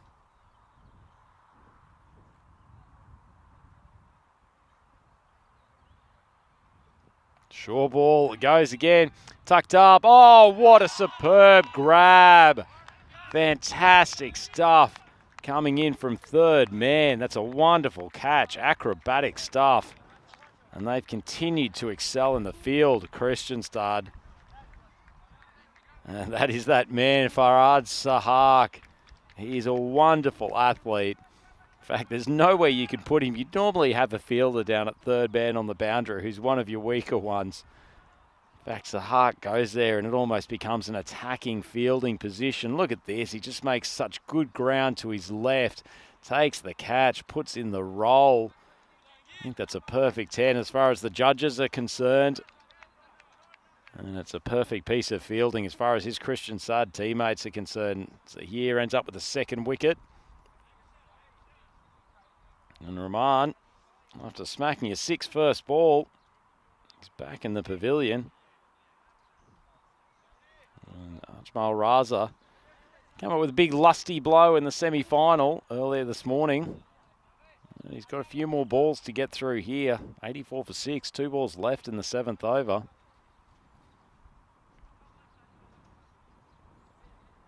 So his last couple of wickets, the run out of Wakas. Soleri getting clean bowled, and then the catch there from Wahad. Another one that could be a 2nd wicket in succession. Probably not the man who really wanted to take it, given the issues with his hand, but he's taken a good grab in the end. That's a nice little delivery from Zahir, just tailed away. And oh, you can see the grimace on his face. It's just almost uncomfortable to watch, but Sahil completes the catch. Might have wished that he did have the keeping gloves on. And that leaves Zahir on a hat trick. He's got one ball left in the tournament. Still yet to have seen a successful hat trick. But 2 wickets in consecutive balls, and in fact 3 wickets in 4 balls for the over. So this over's gone 0 wicket, 6 wicket, wicket. So his team, can they pull off a magical hat trick to cap off what's been an excellent tournament for young Zahir?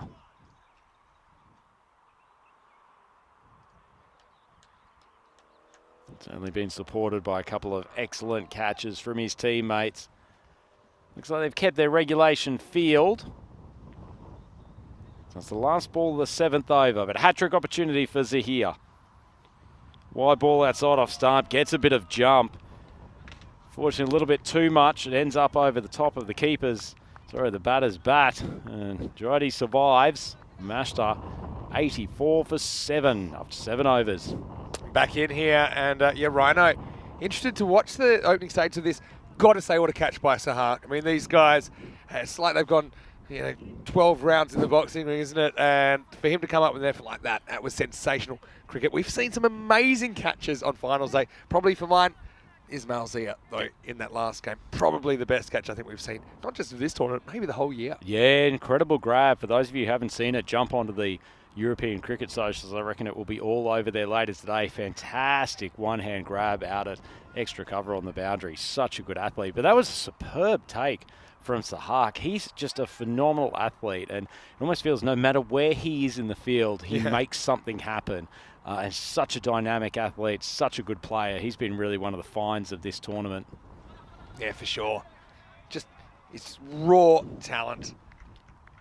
Raw. Having said that, Christian Stud, one more roll at the dice here to go for bronze. Mashta, losing 7 wickets. Been a bit of an issue. They've lost 30 wickets in the last 3 games. They've lost 37 wickets in the last 37 overs. That probably doesn't even include sometimes they were bowled out early. It's been a lot of walking back to the pavilion. They've got up their step count, coming back and forth. Someone's fielded by a left arm opener. Shmari. So it's been the problem for them, I guess maybe in the early stages with their batting just being dominated by the 2 openers so much that a lot of players down that order. So it's a nice slower ball from Khan. Just didn't get much exposure earlier in the tournament, and perhaps it's cost them these later stages that a lot of these chaps are coming out and they haven't faced the balls earlier on. It's a really difficult thing once the tournament's been going for a week and a half. Suddenly get up to speed. There's that one who's got a fair bit of speed. Unfortunately, it's dropped to Ikore out there. The cover boundary, it went straight to him, albeit at pretty fair speed. It's back in the hand, slower ball. Got to an awkward spot, and he's tried to keep the fingers down. It's not the patented method that Sandhu and Ryan would recommend to youngsters.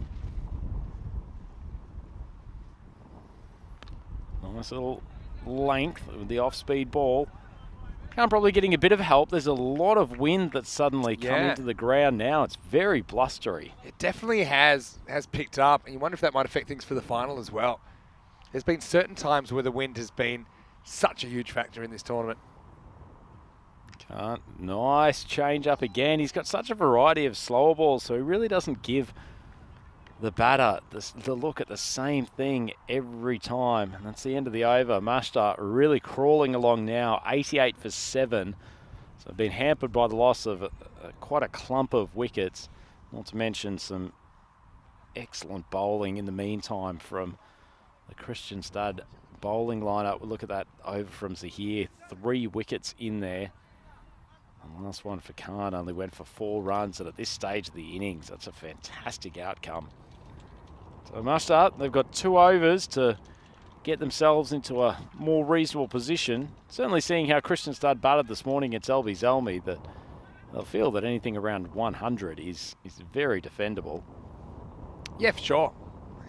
It'll be fiery, that's for sure. Shinwari comes back for the second last. Nice slower ball again.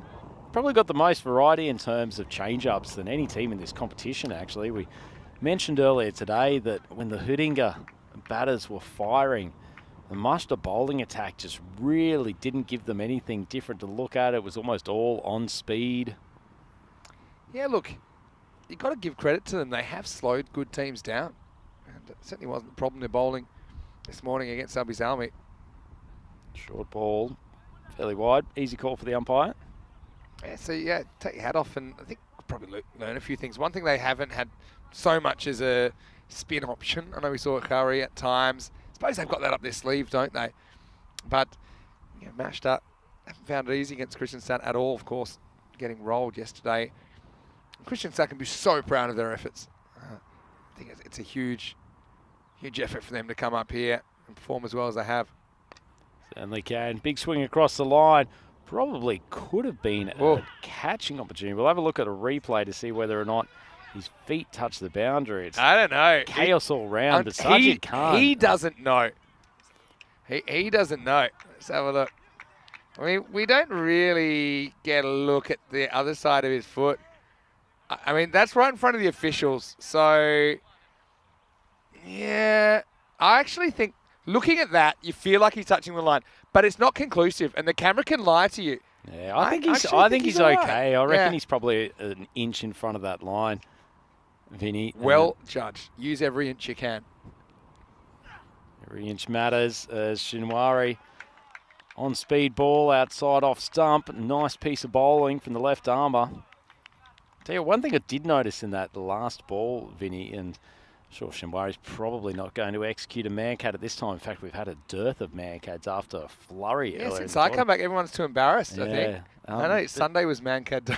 Jyoti just has the bat sitting on the line rather than behind the crease. So hopefully we'll look at it next time he comes in. Not for long. May not get the opportunity. Great catch.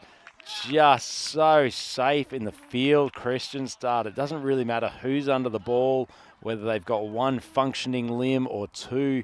They just seem to always take everything that's offered to them. Yeah, give them credit. I mean, this time yesterday, their fielding was horrendous, really, in their last innings of the regular season. But they have been really good across the board, and can kind of excuse them for that slightly tired performance. But right now, I love that they're finding another gear here. They don't want us to come here and make up the numbers in this bronze final. They want to take a win home with them and take some bronze medals home with them. Wouldn't be any less than they deserve. So that was Sahak again, the man down at third man. Even when you give him the fast bowler a rest down there, you cannot keep him out of the game as Shinwari comes up with another delicious slower ball, just pushing it across the new batter bag. Tough one for a top order player to play, let alone someone coming in at number 10 and having a few lusty swings. Yeah, that's right. Paul Mustafa, feels like he's been there for most of the innings, but he hasn't been able to get on strike much the last couple of overs. Unfortunately, personal situation stopped him from playing in the semi this morning, but he's come back and he's performed really well. I think he's had a reasonably good tournament. Well, that's into his slot, and he's taken full advantage. That's a big strike. Smokes it over the cow corner boundary, and he races away to 42 off 21. Mashta, 98 for 8. Uncomplicated batting from Shahid. Really good shot. It's a lovely guy, Shahid, former captain. He's probably the regular wicketkeeper for Mashta as well, but now they've picked up Jyoti. He's kind of happy to give that away and play as a bat. And yeah, all-round nice guy as well. Happy to see him doing well. Looking at the bowling scorecard, 3 for 17. No one's here. He's had a bit of a breakout tournament, hasn't he? Apart from that, 2 wickets for Shinwari, the left armour. Sahak, I know we're going to get to see more of him. And this is the last over we'll see him bowl in this tournament. I hope he hasn't lost any of that fire. I don't think he has. He's been a real standout player, hasn't he? Yeah, he has. And this has been a great showcase for this Kristianstad side. Vinny, you hit on Noman there. Obviously, this man, Sahak. Wafa, the opening bat, and skipper. Sahak charging in. Good change up. This has been fantastic bowling from Kristianstad as the keeper has a crack, and then he executes the run out as there was some confusion with Mustafa desperately trying to get on strike. Yeah, he took his time. To be honest, I don't mind that because even though I think the keeper throws at the keeper's end, Boag is at least trying to keep his end safe so the Mustafa can come back. I don't know if he did that successfully.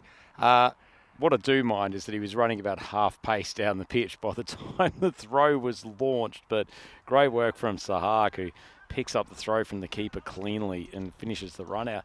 Tell you what, his fantasy fielding points must be extraordinary. It feels like he's taken probably half the catches and been involved in almost every run out that Kristianstad has executed in this tournament. So only 1 wicket left.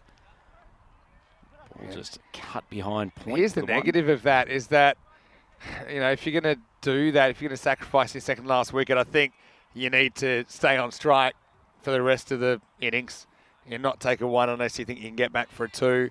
Now Hashan, for some reason, has disappeared off the graphics. Much like his hair. Never a great sign.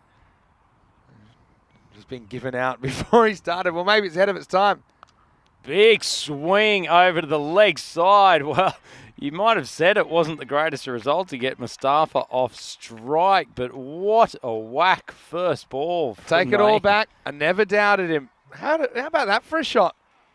Yeah, so it's probably more or less the decision to sacrifice a 9th wicket to get back on strike. It's pretty dramatic. I don't think you would normally do that. You'd probably wait for the batter and maybe number 10 to get a single off the second ball and get on strike that way so you can push the running a bit more. But who cares, says Hashan. Goes bang. Maybe Hashan says, I'm the senior partner. Give me the strike, Mustafa. Well, he's gone for another big swing. This has gone so far in the air. Would have been a fantastic catch, but unfortunately no one's dropped the catch. And then it's spun away for a boundary as well. Yeah, well, a bit like 9 pins here. As numbers are here. It's has a habit of the ball following him in the field. I've noticed that. Mustafa's half century is put on hold while we bring you number 11, Hashan, hitting a 6 and a 4. Yeah, Cyclone Hashan taking some lusty swings. A few of his teammates could learn a thing or two from his approach. Sahak's blasted him out. He'd had enough of being biffed by the number 11.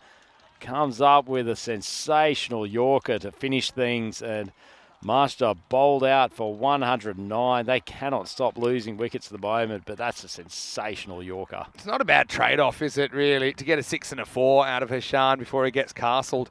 But Mashta, here's a stat they won't want to know. They've lost 40 wickets in the last 4 games. And have you ever seen a team bowled out in 4 consecutive games? I don't think so, and especially not a good team. They're no bunnies, these guys, but they seem to be finding ways to get out as we look at the highlights of the first innings of the bronze final. It was a chaotic one, wasn't it? There was almost a rebound catch, but Sher Ali nicking off early, and that always hampers Mashta. Team that scored 212 the other day. This time, they're going to have to settle for a lot less. Yeah, certainly are. A few sloppy bits of fielding in there, particularly on the ground. You can see that there's a few of the Kristianstad boys just feeling it physically, but no matter how Shinwari was feeling in the field, still manages to come up with a lovely piece of left-arm fast bowling to come up with a clean bowled. It's exceptional stuff. This boy, Noman, he's been fantastic all tournament. Unfortunately, just seeing vision of him getting smoked at the same time. This was a lovely slower ball, and Hussain swinging across the line, nailed out his off stump. And then the man who really gave things a bit of a push in the middle of the innings, Fahad Wakas, 23 off 8 for him with 5 boundaries.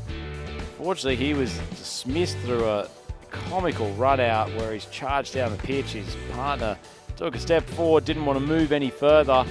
And the wickets just kept on falling at a consistent rate. Solaria, who's a pretty good bat, just playing all around one. Rahman came out, managed to hit a 6 first ball, and then was the victim of a wonderful catch and acrobatic manoeuvre from Sahak coming down from third man. Then, unfortunately, the ex-keeper, Nao Zawali Sahil, he got involved in catching when he probably really didn't want to. And man, Sahak just continued to rack up the fielding fantasy points, and even here at the end, it was an attempted run out at the keeper's end, but it didn't really matter. Sahak picked up the pieces, and he turned the stumps into pieces as well with that final delivery. Excellent Yorker. And pretty good outcome in the end for Kristianstad. I suspect if you'd asked them at the start of the innings, would you be happy chasing 110. They'd probably accept it, although good battle through from Shahid Mustafa, where they could have used him in that semi-final this morning, but he's 43 off 22. Really paced the master innings. Fahad Awakas was a little bit of a surprise packet. He hasn't spent too much of the time at the crease in this tournament, but he's 23 off 8.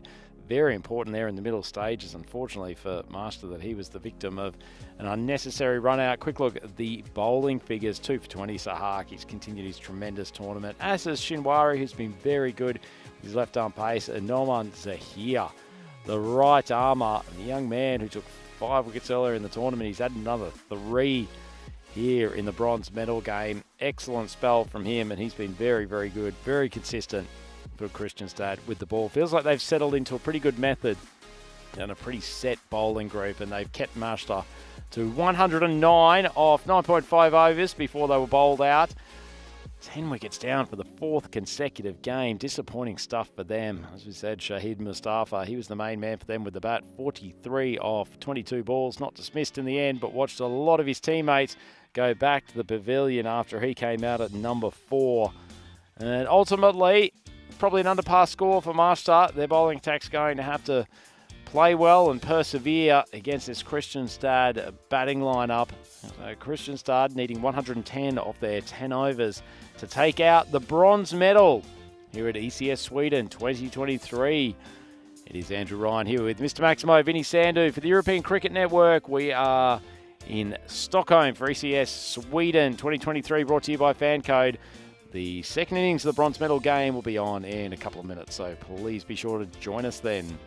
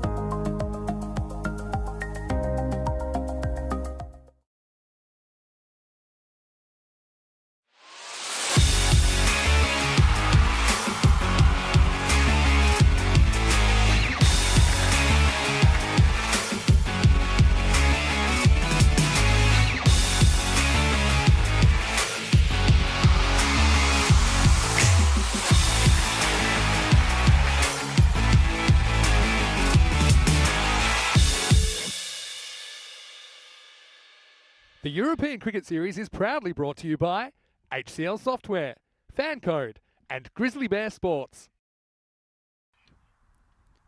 Welcome back to the Master Cricket Ground here in Stockholm to our loyal and devoted followers of European cricket. We have a pretty good bronze medal game set up here between Master and Kristianstad. Kristianstad, the team that surprised everyone with their outstanding run to get to the semi-finals this week. They have kept Master to 109 off their 10 overs. Very gettable total on what's a high-scoring ground, and with a high-voltage batting lineup that they possess. And they will feel like they're in a pretty good position, but they will face up against the Master bowling lineup. A couple of good openers in the form of Baig and Rahman, and plenty of those who are capable of getting through the middle overs. Keeping things tight. We've got Soleri, who will likely bring on for a couple of overs. Hussein's been at the bowling crease throughout the tournament. At the batting crease now, it is Sahil and Zahir who will open up for Kristianstad. So it looks like the skipper, Waffa, the cross-handed wizard, is going to be held back to the middle order. And it's Bay charging in for the first ball. Short ball down the leg side. A little bit of pace, not much accuracy. Goes for a wide. So the Kristianstad task, start of the innings anyway, they were requiring 11 runs per over. So the bronze medals, this is what they're battling for in this contest. Both of these teams, unfortunately for them, defeated in their semi-finals earlier today. But they are desperate to return to their home clubs with some silverware. Short ball, oh, it's cracked the off stump. Somewhat unlucky for Sahil. It's shot through a touch, but it probably wasn't the right length to play that shot. Stepped away, in fact, it wasn't the right length at all. Cannons into his off stump. Nice piece of bowling from Baig. Hits a good length. Fires through it, pretty good pace, and that's an ordinary looking strike for a man who's capable of much more. Great start for Master though. 1 wicket down.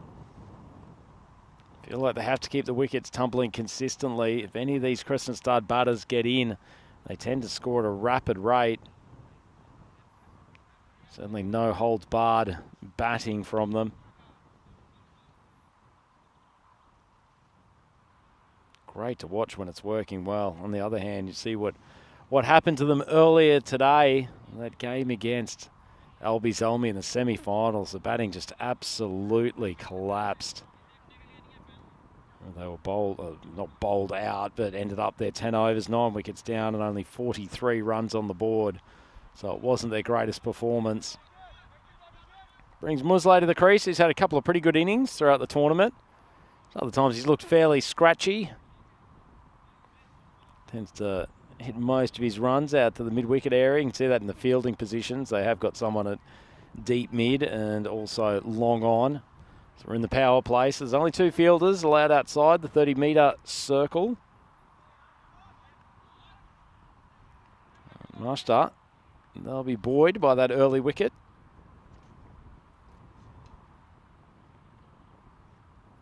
Nice ball again from Baig. Played almost apologetically by Musley out to the square leg area, and they'll take the single. Almost just hung his bat in the right position.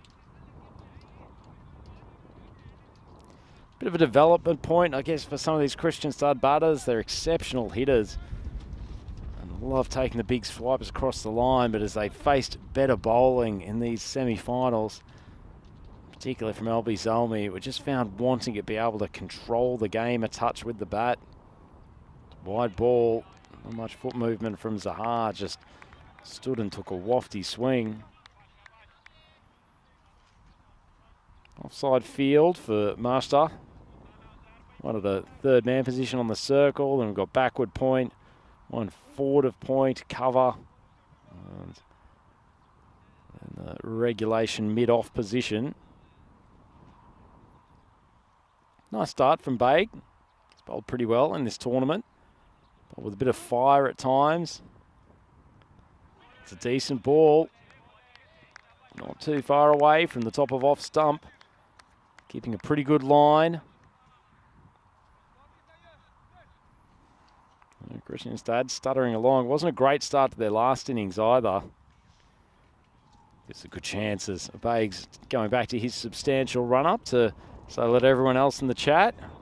Double Dave attack with Dave S and Dave B. Good to have you there. So here faces up. Nice ball from Bag. Just hitting that short of a length. On off stump. I like it. I like it. It's the tried and trusted method. Great to have Steve McVeigh there. I think Steve may have elected to watch the Ashes over the ends of this bronze medal game. It's a big decision. I mean, it's a gutsy thing from the Ashes participants, the ECB and Cricket Australia, to start their tournament on, or their series on finals day for ECS Sweden. But I guess those are the risks you've got to take in the modern congested cricket calendar. That's it off stump. Generates a bit of heat. Bags, good first over from him. 1 for 2. And Kristianstad, 2 wickets down. 1 run on the board. So ending the first over as a here. Still hasn't troubled the scorers. One thing that is troubling us, psychologically at least, is the fact that we've now crossed over the ton. I think Maximo raised the bat as a signal yesterday, reaching the triple figures since we've had the last golden ball contest. Honestly can't believe I'm likely to be here for 2 weeks in Stockholm and not see a single golden ball. Never know though, still a few contests to go with the bronze medal here now. Championship match coming up in not too much time. Left armour. Raza, he sprays it across the line, and was like, this is what I'm talking about in terms of Kristianstad just developing their game. I think the bowlers have become accustomed to the fact that, particularly if you've got a left armour across the wicket, they're able to push it wide of the stumps and they're not really adjusting. Same thing that they were troubled by Mamand coming in with a few in-swinging Yorkers in that last game. Just developing a few better fundamentals will help them immensely, and great example of it there. Raza replicating the Mamand trick, full ball, left arm pace swinging back. It's a nice piece of bowling from him, and just a fairly ugly heave down the ground. And Niamatullah Mosley, that is the end of his tournament. And he goes for 1 off 3, and Kristianstad, a few of them looking like they were struggling to get off the ground, to get on this field with pure exhaustion. This total is reflecting that, 3 for 2.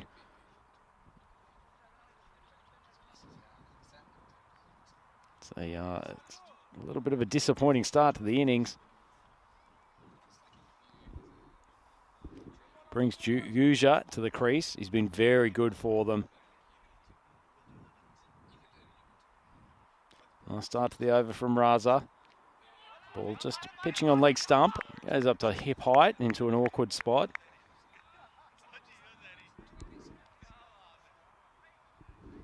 We've still got Zahir with him. Zahir hasn't scored yet off his 4 balls. So Raza, good figures at the moment, 1 for 1. Kristianstad just cannot get going at the moment.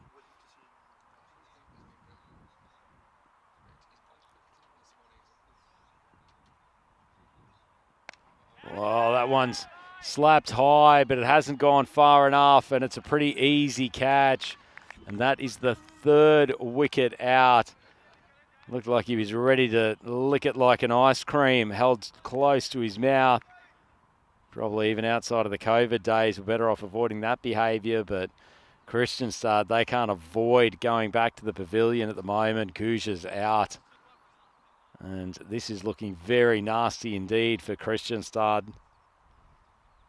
3 for 3. I thought things got a bit ugly for them in the semi-final, but hasn't started well at all here in the bronze medal game. And skipper Waffa, he's got a rescue job. Trying to salvage this innings. That is a very tired-looking lineup. They've played with the same 11 players. Only started their entry into the tournament at the start of this week.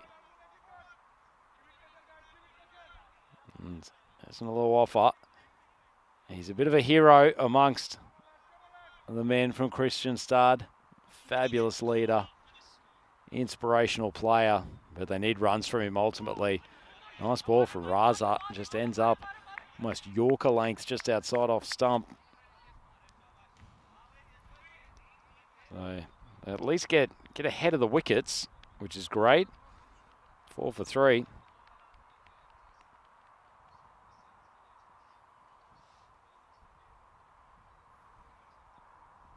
Oh, poor for here. He's gone for a 5-ball duck. At least he was trying to belt Raza out of the park. A few of his teammates have almost been a touch negative in the innings today, just struggling with some of the step up in good bowling. Big swing, almost throws himself off his feet, but he does go down swinging. And Zahir cleaned up by a lovely piece of bowling from Raza. He's got 3 for 2. What's been an excellent first over, and Kristianstad 4 for 4. Pretty depressing figures at the moment.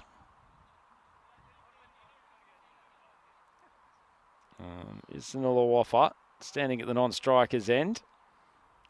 He will realise they have a big task at hand. He's been joined by Akmal Popal. Had a tough time in the field earlier. But if he can partner with his skipper to create somewhat of a partnership, still only 5 balls into the second over, so there's plenty of balls left to go. Just a bit of a dearth of wickets still available for Kristianstad, and it seems left arm pace is their kryptonite. It's the end of the over from Raza. Excellent figures for him, 3 for 2. Kristianstad depressingly 4 for 4. So this may be ECS Sweden final, but we have more cricket coming up over the weekend. It does not stop here on the European Cricket Network. Tune in tomorrow morning, and Sunday we will get started with day 2 of the ECI event here in Stockholm. Sweden, the locals, taking on Germany and Estonia. As Maximo's mentioned a couple of times, it will be the first T10 internationals here on the European Cricket Network for Estonia. So I'm sure both the players, not to mention the entire country, will be excited to see their team represented in those events. And it'd be great to see Germany as well, one of the real high-flying nations of continental European cricket. The boys rolling out for Sweden, a number of them having played in this tournament, so they'll be in good shape. There's Baig coming on for his second over. Full toss, crack straight back at him. Well, almost takes his head off. Drops the catch, but at least he's still got all of his teeth in place. This was a savagely hit ball. Tell you what, he's lucky he did get the hand up. Pretty thick head of hair, but I'm not sure it would have done much to stop the bullet coming from Wafa. Pretty dangerous for fast bowlers. You follow through after you've just bowled a full toss on off stump. It's been a delight to watch this tournament, Wafa. His cross-handed style is such an intriguing thing to add to the rich tapestry of techniques and styles that we've seen across the European Cricket Network over a number of years now. Not the first cross-handed player who's been involved, but certainly one of the best. An immense striker. Looks like there's just a bit of interrogation of the ball by Baig, and Sher Ali coming in from long on. Well, the typical, as soon as you know the scream comes from a fast bowler, indicating that it's the slower ball. It was enough to confuse Popal though. And Kristianstad, a slight spot of bother here, 5 for 4 after 2.2 overs. Certainly was not part of their plan when they came out to bat. Well, it's down to the leg side, swung away, Popal. Manages to hit it to the boundary, almost doubles their score in one shot. Nice work from him. Surprised by the pace of Bike, but managed to adjust and use that pace to his advantage. Kristianstad racing away to 9 for 4.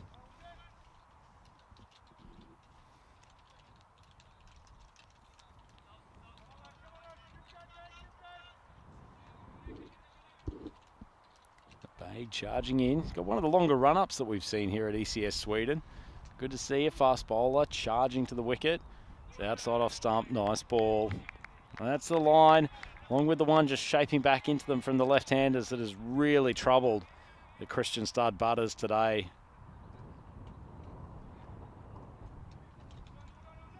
It's been a good adjustment from some high-quality bowlers that we've seen in action, both in the semi-final and now here in the bronze medal for the game against them.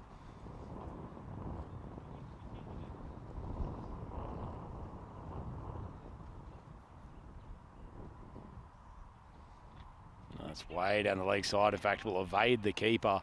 And if ever a team needed a charitable donation, it is probably this team, Kristianstad. They've been really up against it. 14 for 4, 2.4 overs.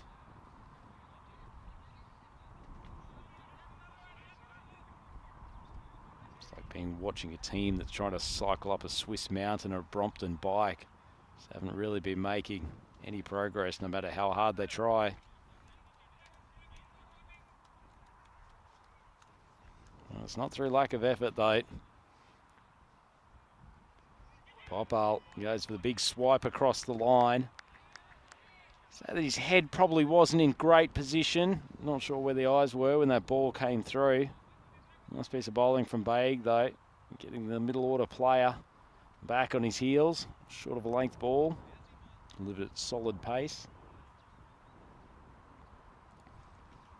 Coming to the end, one ball left in what's been a fairly eventful power play.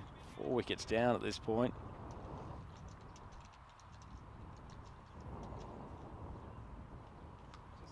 Baig steams in, manages to get it through the legs of Popal. Goes through to the keeper, who actually does pretty well. That ball rolled along the ground. A pretty decent pace. Baig ends his spell, 1 for 13. And Kristianstad, absolutely terrible power play for them. 4 wickets down and only 14 runs on the board. Comparative run rate. It's not a complimentary one for Kristianstad. 31 for 2 for Master at the end of their power play, which is not a remarkable one by any stretch, but 14 for 4 to the boys from Skåne. Isanillo offer, and has got a big job on his hands if he's to get a hold of one of those bronze medals. You can guarantee he will be fighting until the very end as Jyoti goes and grabs a helmet to give himself a bit of protection as Soleri, the spinner, comes on. Probably won't mind bowling with a little bit of wind and gust around, just try to get the ball to hold up in the air. An interesting battle here, whether or not Waffa tries to use his feet to get to the pitch of the ball.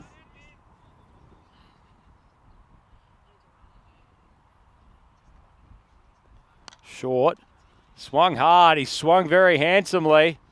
Generates immense power with that remarkable cross-handed technique.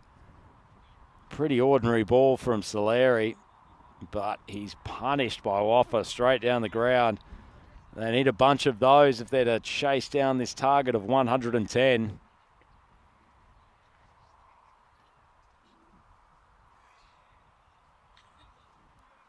It's a lovely strike. It is amazing how far he can hit the ball with what would be an incredibly awkward approach for most cricketers.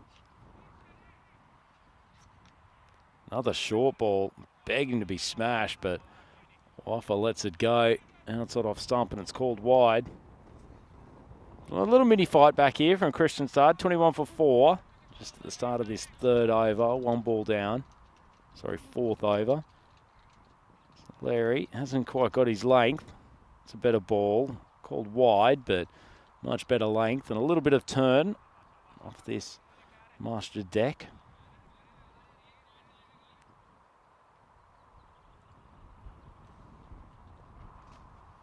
Better ball. Floated into the leg side, but Waffa is pretty happy receiving that length and doesn't need a second invitation to try to go big. Gets good elevation. And that's a clean strike. The big number 5, the skipper. One of the superstars of this group. We said he would continue fighting. So Christian's done up to 28 for 4. Gets a little bit of jump off the deck. Nice ball from Solari. Playing with fire in a way though. Short of a length outside off stump. He's got some protection at cover. And nothing at point or behind. At least in the outfield anyway. Swung onto middle stump and it's beautifully struck. Waffa. He's actually kept that one a bit lower. Hit through the line. And has managed to penetrate the gap between mid-wicket and long on. Lovely shot. Takes a skip off this hard outfield. And Marshta. And Solari, he's come under the pump. The rest of his team's given up 14 runs in 3 overs. He's gone for 18 off 4 balls. Can only take 1 over in T10 cricket. Keep things interesting. That's a good shot. And once again, superb placement from Waffa. He had to beat the fielder on the infield at extra cover. And then the outfielder, who is coming around from more traditional cover. That's exquisite placement. And Solari all of a sudden has gone for 22 in this 4th over. Question start. You wouldn't say the score looks healthy, but looks a sight better than it did at the start of this over. Remember, they were 14 for 4 after the power play. Floated up and Waffa goes again. Another maximum. Concludes a 28-run over, which in the context of this innings is a phenomenal fight back. So Christian started 4 overs down, 4 wickets back in the hatch, but they have risen to 42 runs. And so their run rate, there or thereabout where it needs to be at the moment. It's probably more a loss of batters, but keep in mind you've still got Sahak back in the change rooms ready to come out and obliterate the bowling in the later overs. If they can set it up for him with 3 or 4 overs to go, Christian Starter's still a big shot. Take the other point too. 4 overs down. This ball will stop swinging a bit. Big over here from Raza. They've struggled with the left arm pace. Short ball that pops. No edge. And pretty good time as things get a little bit interesting here to bring back the star of the ECN, Mr. Maximo. Wear helmets, guys, because that ball popped up on Popal. He sometimes just struggled to turn the strike over, which I think is his main role here. Waffa's on fire at the other end. Having said that, I'm just glad that he survives with all his teeth intact after that first ball of the over. That's Raza. It's probably an unconventional swat across the line, but Popal's got a nice piece of it. Well fielded down there at front of square. Well, if in doubt, sweep. And it's kind of a stand-up sweep, isn't it? From Popal, gets to the other end. Yeah, the Sahak's lurking in the background. But yeah, what a great chance to get another look at Waffa. I mean, it's amazing how quick you get used to things. And it seems, I say normal, but nothing that unusual about it after seeing it for a week or so. Well, they swatted it. Oh, great shot. It's almost like a Monica Seles backhand from the 80s, just swatted straight down centre court. Goes for 4. Yeah, straight as the day is long. Waffa turning it on 32 off 9. This guy, hey, look, he won't mind me saying, yeah, they were devastated after losing that game earlier on. So were Master, of course. But, you know, they just lost when they had to do the toss for the bronze final. And, you know, the guys were pretty emotional, as you can imagine. Oh, taking a mighty swing and pumped that 20 metres over the 45. Sensational striking from Waffa. Yeah, what a shot. Probably wasn't the best ball, was it? Started with such a good one, didn't he, Ajmal? But yeah, that one was easy pickings for Waffa. Yeah, so, you know, they were emotional. Devastated is probably the word I'd use. Credit to them. It's been a good performance. Kind of bringing this game back into the zone of reasonableness, aren't they? Just have a look at the way he picks up the bat again. If you haven't had a look at him, there you go. How he holds the hands the other way around on the bat, but still has all the shots in the book. Maybe more on big swing. It's a long way outside leg stump. And it got a bit of attention on social media as well, as you'd imagine, because it's unusual. It's amazing how everyone has an idea, oh, he won't be able to play this, he won't be able to play this. People got their ideas. But to me, there's no obvious weaknesses. I kind of say, yeah, okay, get full, get straight to him. But that kind of applies to most batters, doesn't it? You know, it just works for him, and he does it so, so well. He's such an interesting player to watch. Big swing across the line from Pop. It's interesting. It's revealing about human psychology as we see the end of the over there from the bowling of Raza, who ends up with 3 for 13. Pretty good opening over from him. Christian started 54 for 4.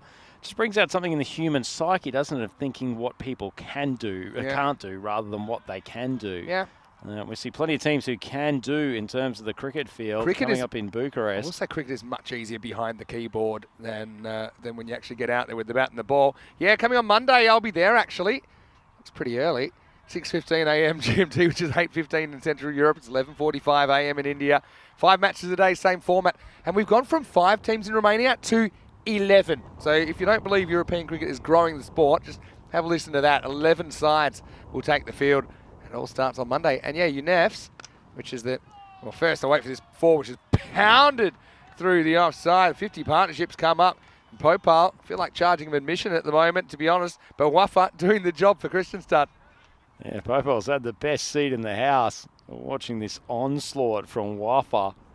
So, yeah, to go from 5 teams to 11, I think, is wonderful. UNEFs, that's the team that Pavel Florin is now working with, and they're working really hard on the women's cricket there. It's basically the club that's based at the university there. But we're going to see plenty of new teams. We've got the kind of the likely combatants as well with United CC Bucharest, who were at the ECL this year. We've got Cluj, of course, very famous team that were at the ECL 2 times before that. Really did make a name for themselves, Cluj, didn't they? Oh, my goodness. That is struck with immense power, and Wafa has blasted Rahman over to cover. This is the opening bowler that he's just tonked out of the park. If this gets found, I'll be amazed. There's Zari Baig, who's probably so far away we can't quite get him in the camera, but yeah, he's had a quick look. It's not obvious he's going to jog back. I mean, that was getting some distance, wasn't it? 60 off 21 in the partnership, 47 for Wafa, 5 for Popal. The next time the big mower goes through that long reed of grass there, I reckon they'll unearth a few grizzly bears. Do you want me to put my Phil Jackson coaching hat on now and maybe do something alternative? I want to see your reaction to this. Full toss. Just played actually sensible batting from Wafa. It was a good ball. Didn't want to lose his wicket by playing a rash shot. You ready? Go. I'm retiring out Popal. Oof. Only because he's done a good job, and if it ain't broke, don't fix it. But well, that would be my point. Are you a superstitious man? The car's running, but it's making a rattling noise. Here we go. Oh, big swing across the line. Wafa does I love charge through Popal, for the though. single. Yeah, Popal's really... This almost feels like when you're going back to village cricket and no one wants to change an umpire who's at square leg when there's a partnership going, because you get the feel that as soon as you do that, you're taking one of the consistent elements out. At the moment, I get the feeling that Popal's just the lucky charm for Wafa. Don't mess with it. He's on 49 off 14. He's 1 run away from a monstrous half century. Oh, and of course he brings it up with a swat over the offside. What a strike. Pulverises his way to 55. What a fantastic innings from this man. What a curtain call for a guy, you know, playing their 11th game. And I told you, you know, he had a drenched playing shirt before the game, and it wasn't just from sweat. Have a look at where he's hitting his runs as well. It's like going to the driving range, to be honest. And this was hit so hard, ends up in the practice nets. Fantastic striking. 55 off 15. So he's faced 5 more balls than Popal, but he's managed to score 50 more runs. By the way, Christianstad I like Popal. You know, he's done a good job, I suppose, not getting out. Rahman drops it short. Whopper swings. It's so high. It's so far. I mean, it's just incredible batting. You wouldn't believe it if you didn't see it on your eyes, or next best thing if you saw it on the European Cricket Network. And who knows? maybe everyone else is doing it the wrong way because he's just hit that so well. All the shots, end of the over, 78 for 4. And Waffa has single-handedly turned this innings around after the top 4 combined for 1 run off 10 balls. That is one of the most absurd batting cards I have ever seen. The top 4, 1 run amongst them. And not only 1 run amongst them, they managed to chew up 10 balls for that. And then Waffa comes out, 16 balls. He smoked 61 runs. Popel joining him as his lucky charm with 5 off 10. 4 of those coming off the 1 ball. There we go. Managed to get through with a bye. And Waffa, he's pretty quick between the wickets. He was home there. Yep. Yeah, Popal does what he has to do and gets his partner to the other end. Well, Vinny, this is amazing stuff. We know. I'm just saying, it'd be an unpopular opinion, but if you had a robot doing the coaching, I think if you check the print out and the fine print, they'd be saying strategically. Well, they have got a pretty handy batter in the form of Sahar. That's what I mean. It's not just about Popal, it's about who's behind him. Oh, big swing. When you swing hard, sometimes you get lucky, and Waffa flies out the outside edge of his bat. He races away to 65, and Christian started 83 for 4. So this total, saying it's under control is a bit of a stretch, but they now need 27 off 22 balls. He's a one-man army. I'm going to go home and I'm going to practice more with my hands the other way around on the bat. Because, yeah, my theory with how Waffa hits the ball so hard is that his dominant hand is actually at the top of the bat. So if you were like swinging an axe, for example, if you hold it right down the end compared to if you hold it down in the blade, you can just generate a lot more velocity at the other end of the object. Well, it is an interesting part of cricket technique, isn't it? That you want people to play with a strong top hand, but it's their non-dominant hand that is generally up there. Waffa goes big again. He's blasted that almost all the way to the long grass. This total, they're now below the balls required. Equal with it, 21 off 21. It's just, I'm not often speechless, but he's doing it with such consistency. They're giving him length. Look, Christian Stade have got a long way home to go, a 6-7 hour journey later on today. It'll feel a lot better if they have some bronze medals, I think, than nothing. Yes, we just see Hashan come in again. Full ball outside off stump. He's cracked it, but it'll just be a single. The absurd thing about this, or there's many absurd things, but Christian Stade were 4 for 4 after 1.5 overs. The game was all tied up. Now 5 overs later, they're 90 for 4. Oh, I love this cricket. And with one man scoring 72 off 19. Oh, Popel goes big, hits it hard. He says, get stuffed, Maximo. Back in your box, Vinny. Massive strike from Popel. He's almost back to a run of ball. Yeah, I mean, I never doubted him, to be honest. He obviously heard me. And, yeah, that's his go-to, isn't it? Christian Stade finding something to smile about. Oh, full toss, and Popel's going insane. He scored 7 in 2 balls. Hogging the strike as well. He's farming. Get to the over. So, Christian Stade, 97 for 4. All of a sudden, they're in complete control of this game. 13 required for 18 balls. I thought they had an opportunity to at least get close. When they were 4 for 4, I just could not fathom that they would be in this position just 5 overs later. Yeah, unbelievable. I'm really looking forward to the final. I think I mentioned that you can check out the 2021 last 2 overs. I put the link in the chat. But this is the teams as listed. Hitting at 9-2 versus Albi's Army 10-1. Hitting winning the toss and bowling, no real surprises there. They want to chase, Albi's Army want to bat first. Both teams get what they want. The final is just half an hour away. Well, it's swung away to leg side as Popel continues to be a very good complementary partner in this union. See what we got here. No real surprises. Mashal Khan holds his spot. Ismail Zia listed to open with Nawaz. Got the Zuvaks up there. Pretty much as expected there. And yeah, can't wait for that one. Sher Ali with his leg spinners gone down the leg side, so it will be called wide. Popel desperate to get back on strike, but unsurprisingly sent back wide. Waffa. These two are on the verge of a century partnership. 95 off 32. Only 11 runs required. Kristianstad 99 for 4.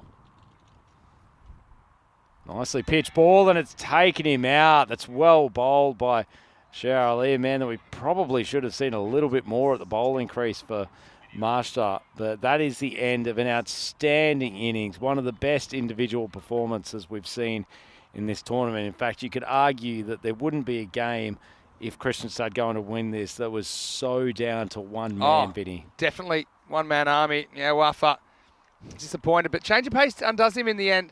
And just have a look at that. I mean, he's led the team so well. He's given his all with the bat, the ball, and in the field. He can be so proud of his efforts. And Kristianstad, very likeable team, aren't they? And as it is, Waffa scores 72 off 20 with 8 maximos and 5 fours, striking at 360. And just extraordinary stuff. He has 72 of the 86 runs that are off the bat. Just incredible. Here's Sahak, though. Here's the Sahak attack. Well, he's got to do the right thing and tries to get the single so he can get Popal, the senior partner, back onto strike. Yeah, so I did put a link in the chat a little bit earlier in this innings. I'll probably post again at the end of the game. If you want to watch the last 2 overs of the 2021 final, it was a low-scoring thriller between Hudinga and Albi Zalmi. I'll actually give you a little peek at it. It's a nice ball, just poked away, and Popal will charge through for the single. 2 balls left in this 8th over. So Kristianstad now down to needing 10 off 14. They got themselves in this position of ascendancy. They don't want to just end up with a glut of dot balls to finish this over. Good game. Could we have still a golden ball if it's in a bronze final? No, I think it should be. Just mining as Popal. He could be the hero here in the later overs. Ever since Maximo has trolled him to get replaced on the field, he's been decisive. Big swipe across the line. Yeah, well, I'd be buying him a broom for Christmas because he likes to sweep, doesn't he? And he does it really well. Yeah, Popal. Yeah, he's now assuming the role of senior partner, 6 to win. Yep, Sahak just there to help him nurse it through. Can he win it with a maximum? Wouldn't that be the ultimate statement? Sharalee, give it some air share. Short, steps back. Well, he may not have finished it with a maximum, but he's got a big fat top edge for 4. Oh. So he races away to 21 off 16, and Kristianstad 2 wins away from victory here. 2 overs to go. They're 108 for 5. All right, look away now if you don't want to see the 2 overs in the break, but this is the last ball. 68-68, last ball. Sami Khalil hits a single, and it actually bounces off Syed Ahmed. And yeah, Hudinga, they end up winning 69-68. And that's Rahel Khan, of course, leading Albi Zalmi back then. But that was how it finished back in 2021. Do you know one of the supercomputers is a bit flummoxed at the scores here, given the only data points it's got are going back to some of these games when scores in the 60s were all the rage. Wasn't that typical, Big swing by Sahak. That's the match-winning shot, and fantastic to see him come up with the winning runs. He's been fabulous for this side. And look at the excitement. They've extracted one last bit of energy to come and congregate and lift the hero Pop up in the air. Oh, look, maybe a no ball. No, I don't think they'll care. They'll probably just give it 4 runs in the end. And look, I'm so happy for Popal. And I'm so glad that humans run the sport, not robots and analytics. Because, look, Kristianstad, they should be very proud of the fact that they come 3rd out of the 33 teams that started the journey in this ECS process in Sweden. They're a team from Division 1 and the Superettan, which isn't the Allsvenskan or the top tier of Swedish cricket. And they've beaten some very good teams. They've beaten Mashta twice. They've beaten Albi Zalmi. And in the end, they are capable of the remarkable. I think that's what you saw when they came back from 4 for 4. That Waffa innings was sublime, wasn't it? And then in the end, they do it fairly easily with 11 balls to spare. Yeah, it is what the must have had 60-something matches here, Vinny. This is possibly the most remarkable game of the tournament. I know it didn't end up being an absolute thriller, but for a team to recover from 4 for 4 and end up chasing down 110 with an over and 5 balls to spare, just an unfathomably good effort. And Waffa has come up with an incredible individual performance. We'll have a look at the highlights. It started dreadfully. In fact, it looked like they almost needed a resuscitation, the Christian Start boys. I actually thought I saw a couple of people just nicking off to buy an earlier train ticket for Christian Start as they were 4 for 4. But guess what? There was some twists in the tail to come. Now have a look at that. I mean, that's fairly orthodox ECN batting from Zahir, but unfortunately the bat speed wasn't matched with any contact. Then Waffa came out and he did the biggest U-turn in the game I think you could ever see. Just incredible striking. Hit it to all pass. And this is not just slogging, Vinny. It's brilliant batsmanship. He found the gaps. He knew where he could place the ball so that even if he came up with a mishit, still going to get a boundary. Look at the wrist work to take that ball down to the 45 at fine leg. And a couple of brutal strikes over covers. That swat on the leg side for 6 might have been the best of them, but just an incredible innings. And Popal, he was being sledged by Maximo partway through the innings. He came and played his part. Big top edge there for a 4. And then Sahak hits the winning runs. Probably not as stylish and as powerful as he may have liked, but they won't care one iota. What a fantastic victory for Christian Start. I'm thrilled for Christian Start. I'm thrilled for Popal. I mean, he's a guy the whole week, you know, he's I suppose been limited in his ability to contribute positively, or he has had some opportunities. I'm glad I'm a commentator now, not a wicketkeeper, because he would have caught an absolute mouthful for me for about 15 or 20 minutes there. But in the end, he gets the last laugh. Christian Start will collect their bronze medals and probably head back to Skona pretty quickly. This is what's coming up. Hudinga winning the toss and electing to bowl. I think Albies Army wanted to bat anyway, so both teams kind of shake hands and say, all right, let's see who plays better. And yeah, looking forward to seeing Ismail Ziyad, see if he can kind of regain his form, I suppose. Sudden was listed open, Khalil at 3. They've been sluggish. I think Albies Army, who didn't have been anything but. I think they've been slamming the ball all over the place for most of the tournament, and they've got a very strong batting unit as well. Join us for that one. It's only 20 minutes away from the start of the ECS Sweden final, and you can see now that's how these two teams got here. So Hudinga beating Mashta, Albies Army got over Christian Start, but then Christian Start, they end up with bronze medals. And yeah, let's just give a quick shout out to Mashta as well, the host. They've been magnificent. Just couldn't win a game to save themselves over the last couple of days. It can happen. It's just bad timing. We'll see some of their players in the ECIs tomorrow, but yeah, wishing them all the best. The top 4 score a grand total of 1, but it doesn't matter because Waffa, bit of a masterstroke. I said he's a bit of an insurance policy. If he was the one getting out, it seemed like the other players had trouble recovering the innings. But Waffa is unflappable, and even though the top 4 go for, yeah, like I say, 1 and 3 derricks, he comes up with the 72, which win the game. And then Popar with a few flourishes at the end. Yeah, absolutely. Now, the one thing I look at Waffa and think, he must have immense self-belief as we have a look at the master bowling cards. Probably been their Achilles heel, just the bowlers haven't been able to stem runs when they've been flying. Nice little opening over from Ajmal Raza, 3 wickets, and Vague was pretty impressive at the top of this well, but those down in the inning throughout. Saleri got tonged, Rahman went for plenty. But I come back to our boy Waffa.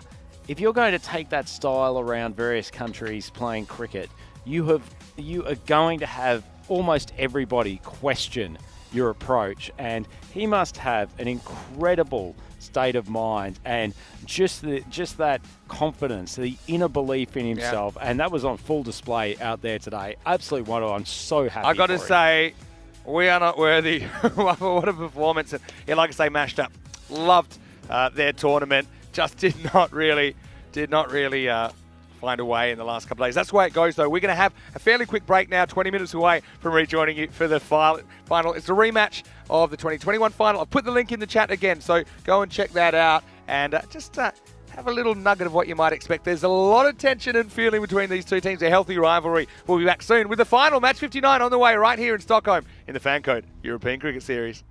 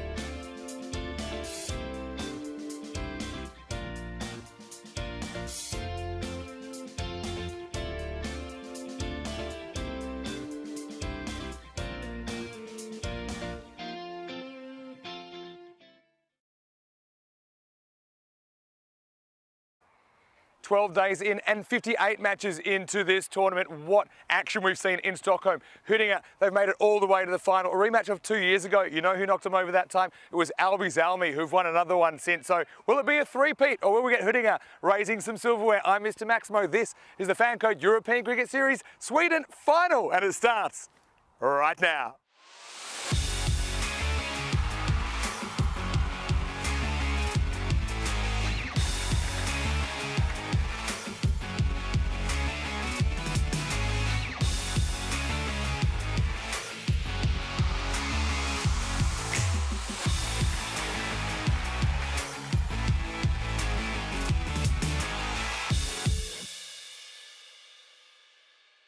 The European Cricket Series is proudly brought to you by HCL Software, FanCode, and Grizzly Bear Sport. Hello and welcome back to Stockholm for the last time in this ECS domestic T10, but we will be back tomorrow with some international cricket. The Swedish national team will meet Estonia and Germany in 9 matches of T10 international action. Right now, it is time for the final. It's match number 59, and it's a rematch of the 2021 final. The coin toss will be interesting. I feel like we might not need one knowing these two teams, but let's see what happens anyway. Tyrone's at the other end with the two captains as Hudinger will take on Albi Zalmi in the ECS final.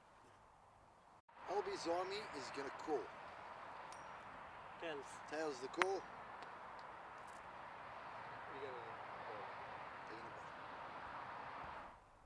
So the news from the toss is that Hudinger have won the toss and they've elected to bowl. Like I said, I don't think we needed a toss because I think that Albi Zalmi wanted to bat first, and that's what they want to do, even though they haven't really had a great time of it with the stick in the last couple of days. Just not finding their regular fluency. We're kind of used to Albi losing wickets but then smashing their way out of trouble, but it hasn't really happened in the last couple of days, but they've found a way to win for the most part. They've won their way through. Both these teams now in the final four, along with Jönköping and Djurgården, that will play a one-off ECL qualifying day to find out who comes to Spain. But right now there's this to play for. Last time they met in the final in 2021, Huddinge were kept to 68 and the scores were tied with a ball to go. Albi Zalmi getting across by a single run. Will it be the same this time? Albi going for 3 of these in a row.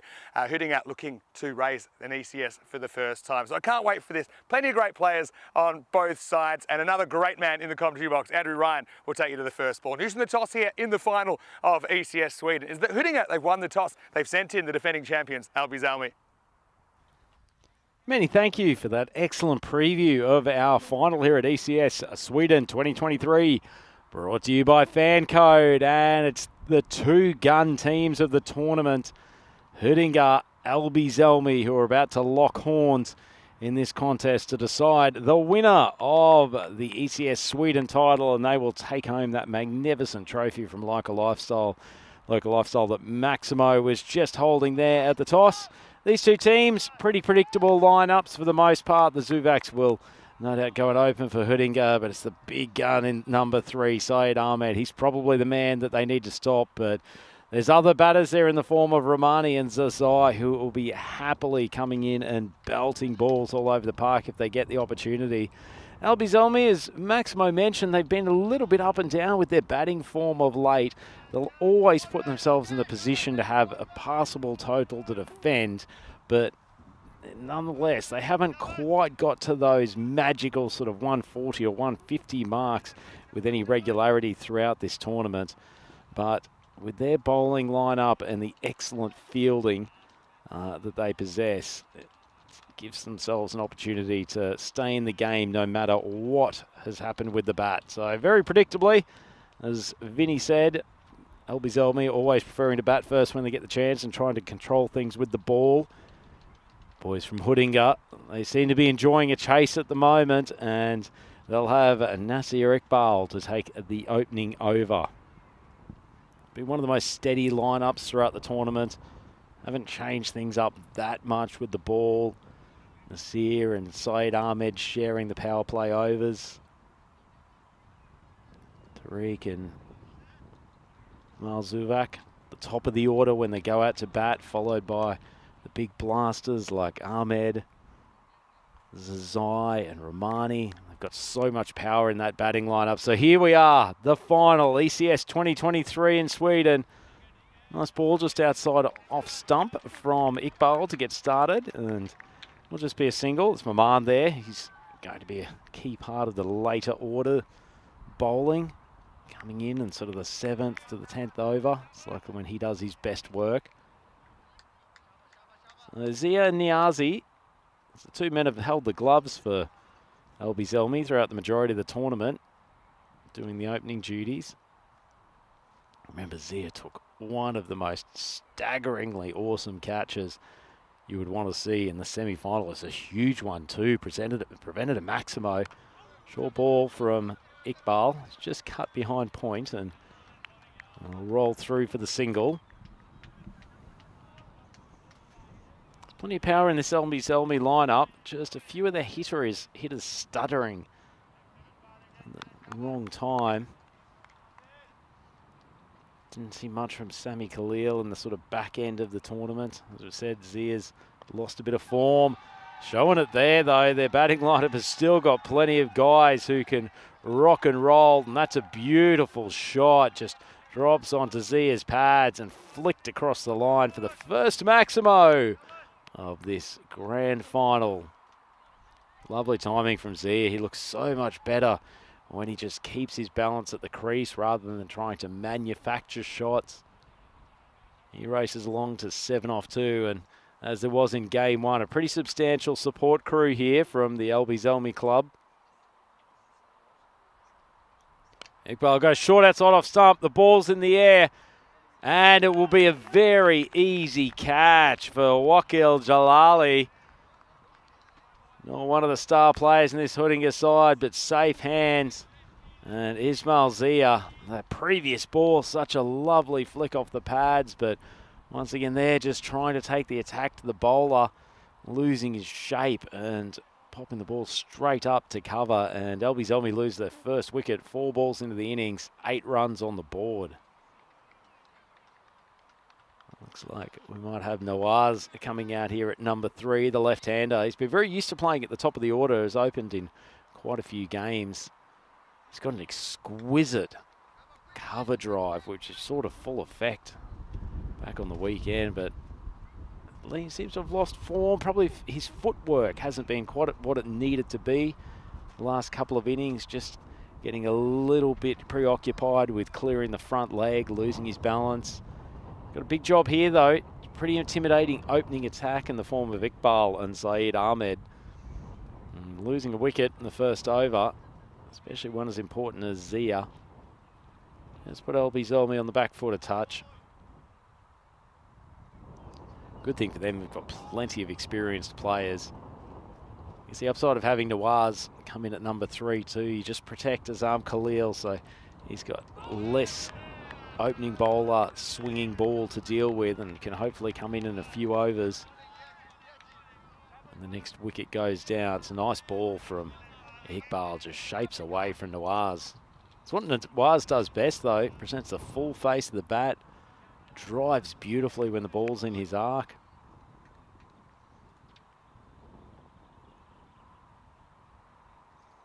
Short ball, just punched away. They throw at the stumps from Oman, but home safely, so they'll make the one. A little bit of a slip up from Niazi, but no dramas. And that is the end of the first over. 9 for 1 for LB Zelmi. Let's see what insanity is coming from the supercomputer here. They've actually managed to get an expected score up above 3 figures. So you never know. We could be on. We could be on for the supercomputer getting its first score correct.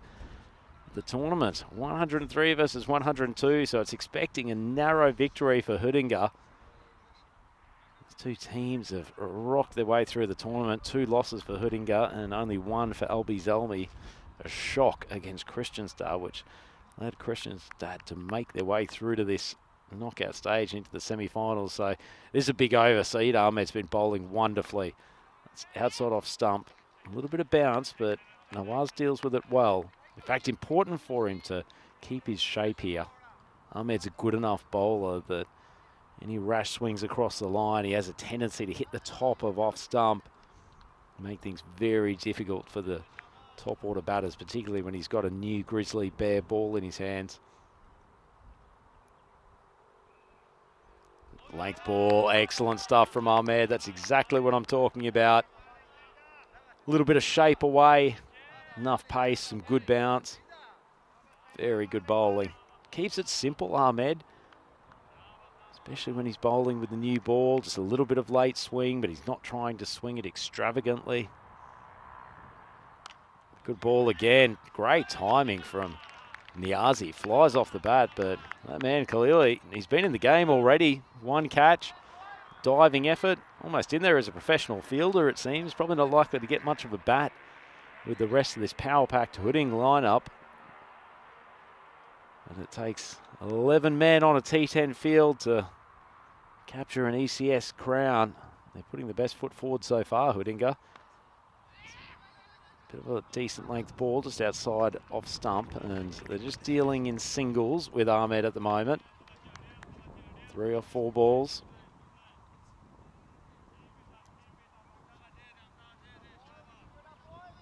Niazi only faced 3.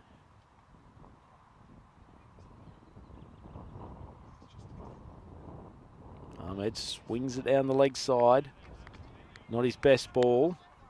I mean, pretty tight in terms of not giving away masses of extras throughout the tournament, Hoodinga. Disciplined bowling unit.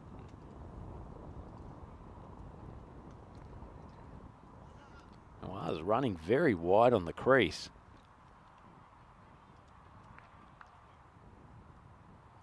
Almost out of camera shot, in fact. Big swing, and that's mashed. Lovely strike from Niazi. First time that Saeed Ahmed has overpitched. Looked like an off-speed ball. Niazi opens the front leg and swings hard. Albie Zelmi up to 17 for 1. The final ball coming up in the second over, but a bright start. Bright enough anyway. Well, the key for them is just not losing too many top order wickets against the opening overs. And I wouldn't say that things get easier against the 3, 4 and 5 bowlers, but it's certainly not the same prospect as Ahmed and Iqbal. Short of a length outside off stump. Wow, Niazi, about as premeditated as you get. That ball was short of a length, wide of off stump, and he's just stepping down, looking to heave over long on. Got away with it because it was such a wide ball from Ahmed.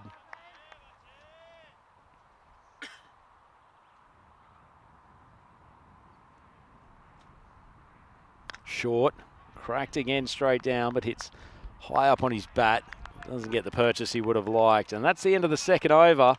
19 for 1, and he's finished being mobbed by the many, many fans here at the Master Cricket Ground. Welcome back to the commentary box, Mr. Maximo, Vinny Sandhu. Thanks, Rhino. Love your work through the first couple of overs. Yeah, these Sanahuja suits, they've got the Teflon on them, so, just when some of the youngsters get a little bit too aggressive, they should just slip off. But hello to everyone. Are you as excited for this one as I am? This is how we got here. Hudinger got over Mashta in the first game of the day. Albie Zelmi getting over Christianstad. But how about Christianstad getting third? That was something else, wasn't it? I've never seen a team so thrilled to get bronze. They were down and they were out.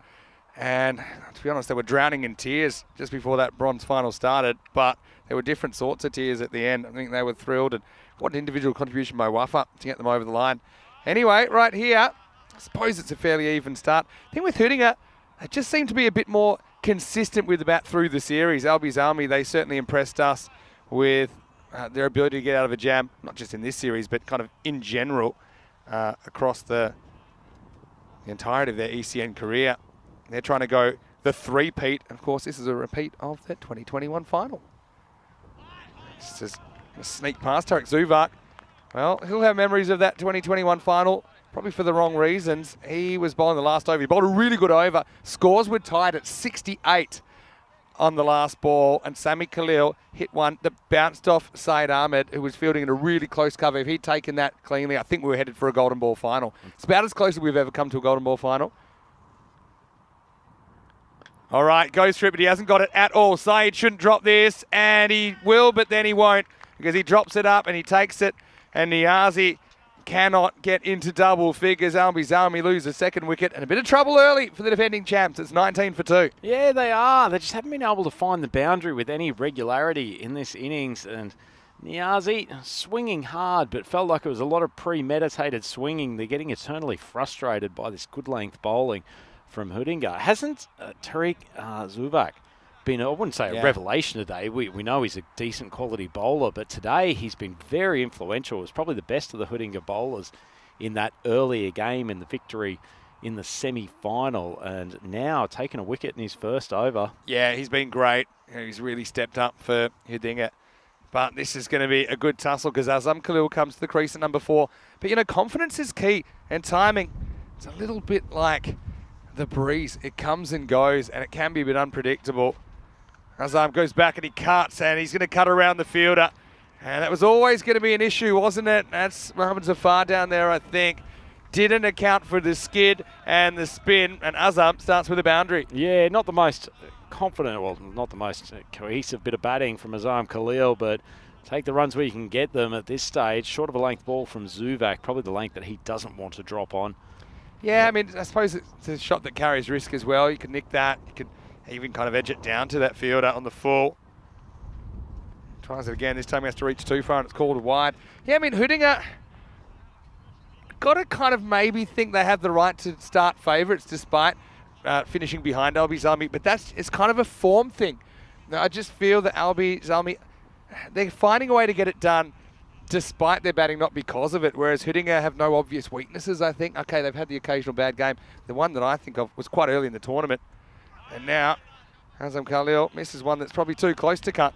There's a lot of this sort of batting from LB Zelmi at the moment, isn't there, Vinny? Just players trying to manufacture attacking shots, either racing down the pitch or creating room for themselves in strange positions, being battered into it by some incredibly consistent bowling by the Hudinga lineup. Zuvak 1 for 5. It's his final ball.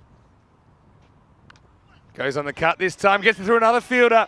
Well, he gets lucky twice, and Khalil thinks it's nice as he moves to 8, and it's also the end of the over. Good spell, good over for now, I suppose, from Tarek Zuvak. Scored 28 for 2 at the end of the power play. Yeah, tell you what, if the fielders from Hudinga could cross their legs properly, that would have been a very tight over from Zuvak. Both boundaries have come off fielding errors, and ultimately he's only gone for 9 in the over. But that power play looks a little bit better for LB Zelmi after those last couple of balls, up to 28 for 2. By no means an explosive one, but at least it's put them in a position that they're going almost at 10 and over, and it gives them something to build on. Let's put them on the map. I've never seen a left-handed end of power play signal as well. There's a bit of a left arm over job there from the umpire. I've got to say the umpire's done a good job. And I know that Sushi's out there. Rico made famous last year, actually. He's a bit of a character. But yeah, to all the umpiring team, I think they've done really well in pretty warm conditions. I now know what they mean when they say that like a 27 is hotter up here. It does feel that it is.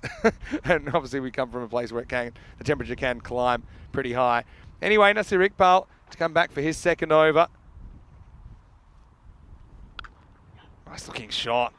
He looks the goods, doesn't he? And that's going to go for 4. That was a good effort. I mean, did everything right out there, didn't he? And we know that Omran Zazai's a good fielder. He gets down, but the ball jumps over him. Cuatro, das más. Yeah, just slightly short of a length from Iqbal. Not a bad ball at all, but that shot is one of the reasons why I rate Nawaz so He's class, highly. isn't he? When he plays a good shot, it's so aesthetically enjoyable. That's why it's also frustrating when you see him get out like he did this morning. There's nothing wrong with that ball from Iqbal at all. It disappeared through the offside. Now he edges and gets a bit lucky, and this is going to be knocked down. Well done to the youngster, Yassine Khan, and almost creates a run out. Azam Khalil able to scramble back. Yeah, great stuff from Yassine. He's down there in a difficult spot, the third man spot on the 30, so the balls will fly to him pretty quickly. Hasn't he fielded well today? Really Took a has. Very good catch earlier on. I wonder if they'll turn to him with the ball. They've kind of got him in reserve. They've probably got a few more mature options that they'd plan on using first. That's a good seed. That is a seed and a half, Vinny. I tell you what, Iqbal hit for 4 off that first ball, which was a pretty good delivery. He then changed up the length to Nawaz, extracted the outside edge, and then has come up with an absolute seed to Khalil that's decked away. Yeah, so 33 for 2 halfway through the 4th. The average run rate's about 12 in this series, going about 9.5 right now. Azam pushes away. They do go on contact. They get 1. Hey, hello to James Stewart, who said he'll be supporting his old country and his new country with Sweden and Estonia both playing this weekend. And he's saying, well, Rhino, it all comes down to this, the most important call of your Swedish commentating career. And with all that pressure firmly on your shoulders alone. Well, I am here, James. Thankfully, we all love heart Rhino. Oh, Couldn't have said it better yourself. What a lovely message. I mean, the folks from Landskrona might be insulted by the fact I've commentated their final the last 2 years. Is that one he's smoked straight down the ground? Great fielding, great Khalil. field placement. They've pinched those two so they can't get through that easily. There is a lot of pressure on you, Rhino. They do say don't approach a rhino in the wild, but this one is very tame. Very tame. I don't Well, mean at least lame. during the hours of sort of 9 until 6:30. We've had such a busy day. We haven't even really talked about our sauna experience. It is the last game of the day, random questions. I know we're in the final, but if we get a moment, maybe we should go into that. Maybe after this ball from Nasir Iqbal. It'd be unfair on the fans not to, as that one's just driven through the covers from Nawaz. And Iqbal continues a pretty good over. In fact, the end of the power play, at the end of his spell, bowling the 4th, LB Zelmi 36 for 2. Good spell from Nasir Iqbal. He's had a good series, hasn't he? LB Zelmi.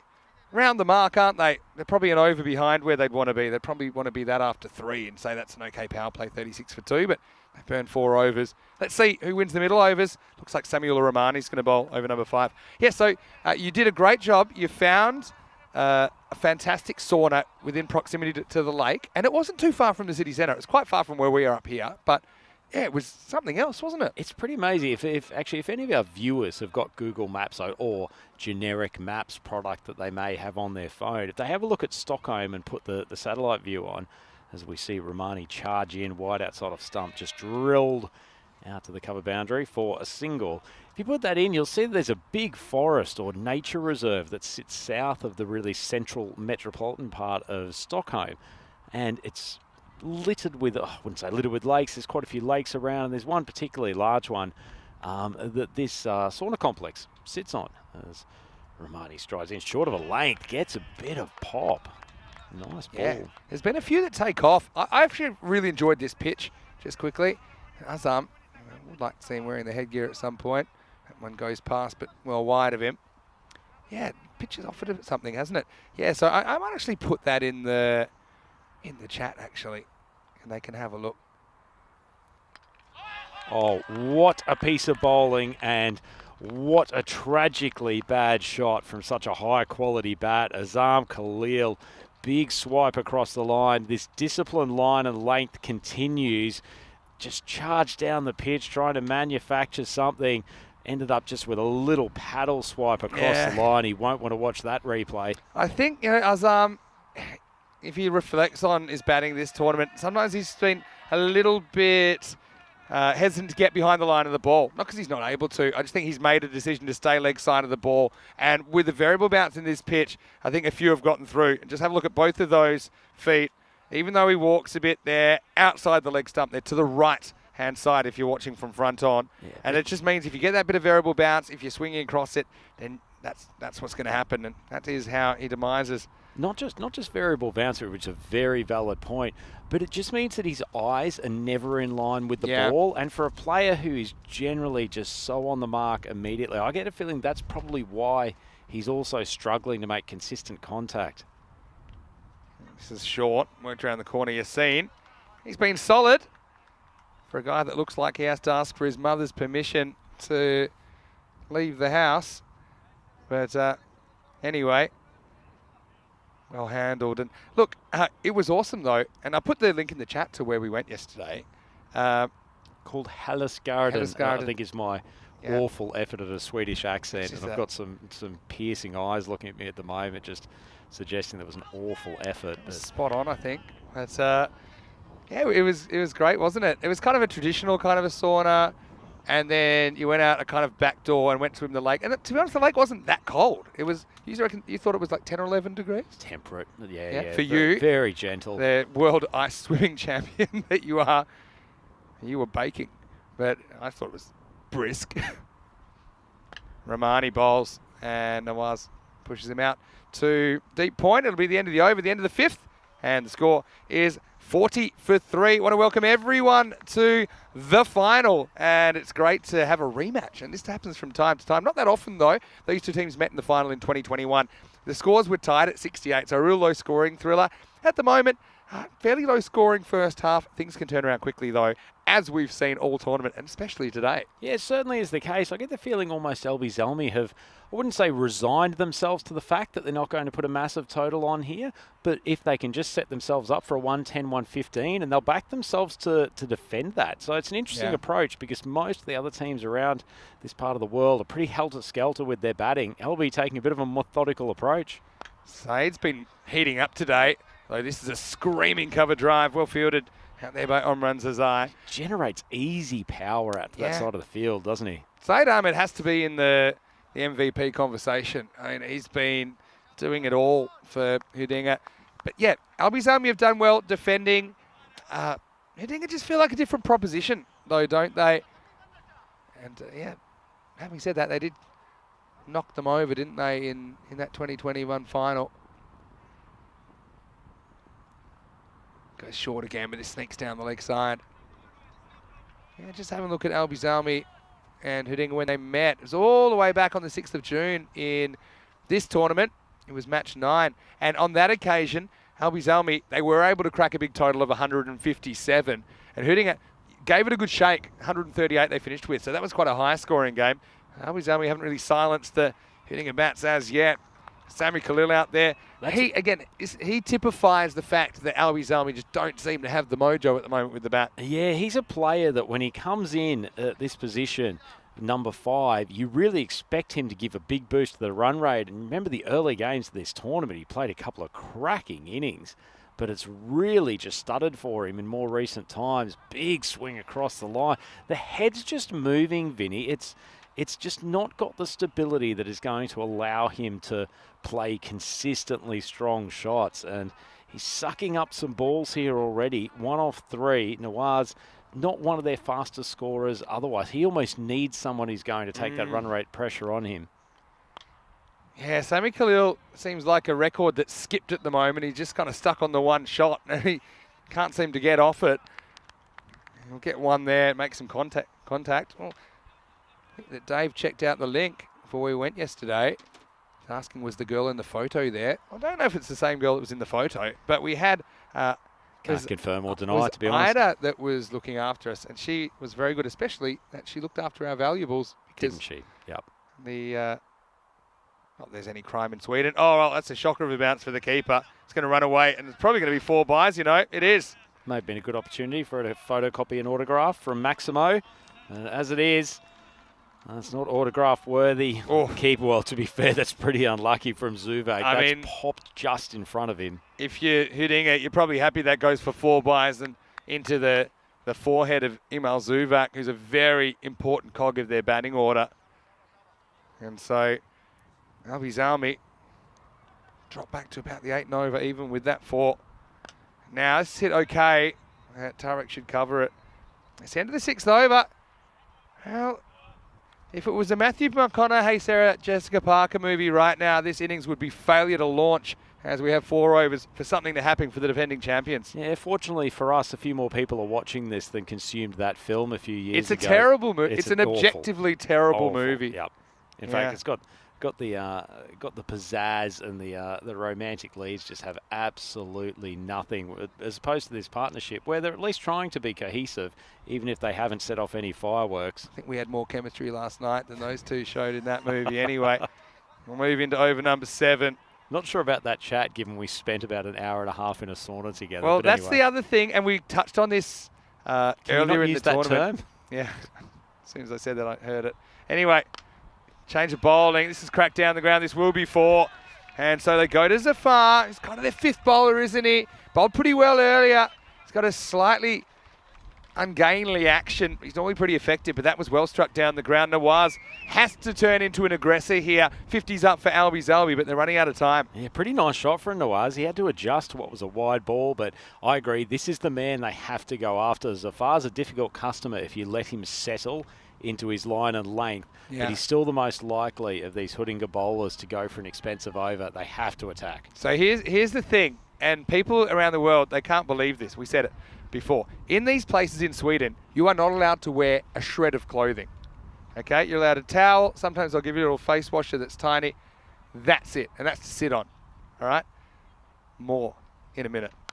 Shot. Really good shot. 1 bounce 4. That one's in the crowd as Nawaz is turning it on, and he's going after Zafar. Yeah, well, turning it on far more than anyone seeing our bodies in the sauna last night would have been. That's an exquisite shot for Nawaz, thrashing it over cover.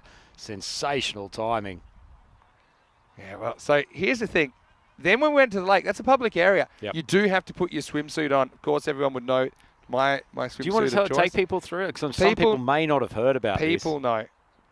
Oh, he's chopped on. And Zafar changes the angle and he gets the result. Nawaz chops on for the 2nd time today. Sometimes a change is as good as a holiday, and they have removed the left-hander. 56 for 4. Nice bit of bowling from Nawaz. He saw from Zafar. He saw that Nawaz was charging him almost every single ball. Dropped it a bit shorter, cramped him for room. And for the 2nd time today, Vinny, as he said, inside edge from Nawaz. But pretty good innings from the young man. He managed to accelerate at a time when his partners have generally struggled to find the boundary. They'll be sad to lose him.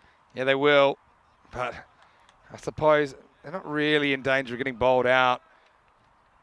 But, Nawaz, again, maybe that's something you can work on. It's hard to say. I mean, you're not going to be as technically tight in a game like this, playing away from his body. Tell you what, does bring a big moment here. Are we going to have superstar quadratilla or are we going to have first week quadratilla? Good question. He's got about a third of the innings to play with. He's been very good through the back end of this tournament, though. Quadratilla Mirafsal, particularly with the ball, but he's also cracked half century. He's not watching, which is probably one of the elements of batting that's quite important. He's still looking at the keeper, who might have been having a few words to him. Zafar trying to take a cheeky quick run up. Pretty good shot. Goes leg side, goes into the gap and gets 4. Good start from Kudrat. Yep, well, he's answered it in one ball. He could be the man today. Certainly picked up his batting significantly in the last few days. Surprised he's batting so low. I think with form, I would have had him above Sami Khalil. You just think Sami Khalil has been chewing up a few balls lately. Now a bit shorter, pulls back the length and gets 1. So yeah, what I was going to say is, so you're not allowed to wear anything in the sauna. Then you have to put on your swimsuit to go into the lake, and then we go back and forth. It's super important not to get those two mixed up. Very important. Super important not to get those two mixed up. Which fortunately we didn't, just Luckily for anyone we didn't. concerned. There's no prologue to this story. Don't think I'd be here today if we did. Anyway, this will be the end of the over, and Zafar does get the breakthrough after disappearing to the boundary a couple of times. It's 62 for 4 after 7. Coming up tomorrow, international cricket. James said he's excited. He used to live in Sweden, now he's in Estonia. Not the only First time we've ever seen Estonia in a T10 international. They're going to be new this year, and that's coming up starting 7 a.m. GMT, which is 9 o'clock in Central Europe, and 12:30 p.m. in India. Yep, so it looks like Romani coming on for his second over. Sami Khalil ready to face up. Another warm day here in the Master Cricket Ground in the north of Stockholm. So warm that actually Tariq Zuvak keeps on using a bit of shade from our tent to cover him during the in-between overs segments as that one scoots through Zuvak's legs. And they'll go through for one bye. Brings Quadratilla back on strike. Not a bad result actually for Albi Zalmi there. Khalil really struggling. Oh, well, there you go. Time's ticking in this innings. Isn't It's it? a subtle subliminal message from our crew. What They is- do a great job, though. But they've put in a shift, haven't they, as well? 68 matches during this tournament, or during this 2 weeks. It's down leg side. I'm not sure it takes anything on the way through or not. Not handled cleanly by Zuvak. In fact, it's going to be 2 wides. Tell you what, there's a bit sharper from Romani, though. Really, really got some shoulder into that ball. It was misdirected, but almost created an uncomfortable shot for Quadratilla, who's one of the players who, along with a few others here, chooses to bat without a helmet. Maybe encouraging Romani to get up and explore his chin region. Big swing and miss. Khalil is just not with it, is he? I know it's his favourite shot, but it's a shot that if you don't have your timing, you're not going to get anything but fresh air, and they've kind of worked him out here. Sort of also shows how incredible it is when you have guys who are consistently hitting that big swing across to mid-wicket, because it's a really difficult shot to pull off with consistency. Now he's knocked over. And to be honest, yeah, Sammy, he was the hero, wasn't he? Hit the winning run in 2021, but just had a miserable time out there. He's burned 8 balls, only comes up with 3. Got a feel for the youngster as well. You know, he loves his cricket. It's Romani finishes him off.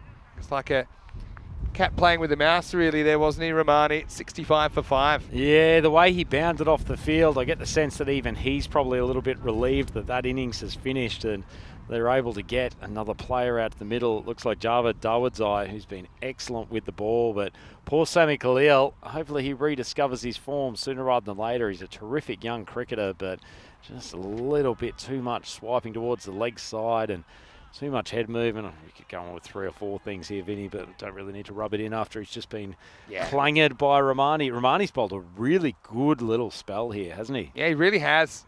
He's been good all day, really. Sneaks this one down the leg side, right on cue. It's one of those things, if you're not hitting them that well, I don't think they have no one has the answer about how you can turn it around. And sometimes the harder you try, the harder it gets, right? Especially not in T10 cricket. You just Yeah. don't have that time to nurdle around some singles and get back in a little bit of form. You need the worm to turn. Sometimes it's not really up to you. It's just the universe that might hand you a bit of luck or hand you a few runs, and then suddenly you can just relax a bit. There's nothing relaxing about that innings. You know, he's bottling up, and yeah, the harder he was trying, the harder he was swinging. I guess it comes down to something technically. I mean, he knows he needs to work on trying to hit the ball through the offside. Yeah. You know, Well, he's had a fair bit of consultancy advice from Messrs. Sandu and Rhino during the course of today, so we'll send him the invoice in the post. But in all seriousness, he's a very talented hitter, and he's got plenty of good people around him. I'm sure he will get back in form. But to be honest, Vinny, it's a little bit panic stations. I know they're a pretty calm team, LB, but 67 for 5. What is it? 2 overs and 2 balls to go. This is a pull shot. Has it got the legs? I think it does not. I think that's a Maximo. Zazai tries to keep it in basketball style. Not sure if he took off from outside the line here, actually, but it's 6 badly needed runs. Check it out. Yeah, he's outside the field of play. So from that point, as soon as he touches it at 6, they'll take it. They'll take whatever they can get. They need a big finish. Look, counterpoint, if you can have a good finish, maybe these guys click, you can get maybe a magical over, get up 110, 115, and you feel like you're hitting the second innings with a bit of momentum. Remember, Albi's Army, they have defended really well over the last 3 games. Right now, it's the end of the 8th over. The score is 74 for 5. But yeah, if you look at how Albi's Army have been going, they put on 89 against Christian Star. They weren't able to defend that. But since then, they put on 96 against Mashta, defended it. 110 against Hamarby and defended it. And 99 before doing an absolute number on Christian Star earlier on today, bowling keeping them to 43. Yeah, what do you think they need as a minimum, Vinny? I mean, I guess in a way, if they don't get the wickets of Ahmed and Zuvak and Romani without too much damage, it doesn't really matter what they put on, but I suspect they'd at least love to get to 3 figures. Yeah, that's right. I mean, there's a psychological barrier to setting teams 100 or more. But yeah, I think you nailed it. You've got to get the top order. This is a nice, easy free swing of the bat from Kudrat. That's good fielding this time. Zazai, he's been pretty good and almost a run out on strikers end. Kudratullah was labouring to get back.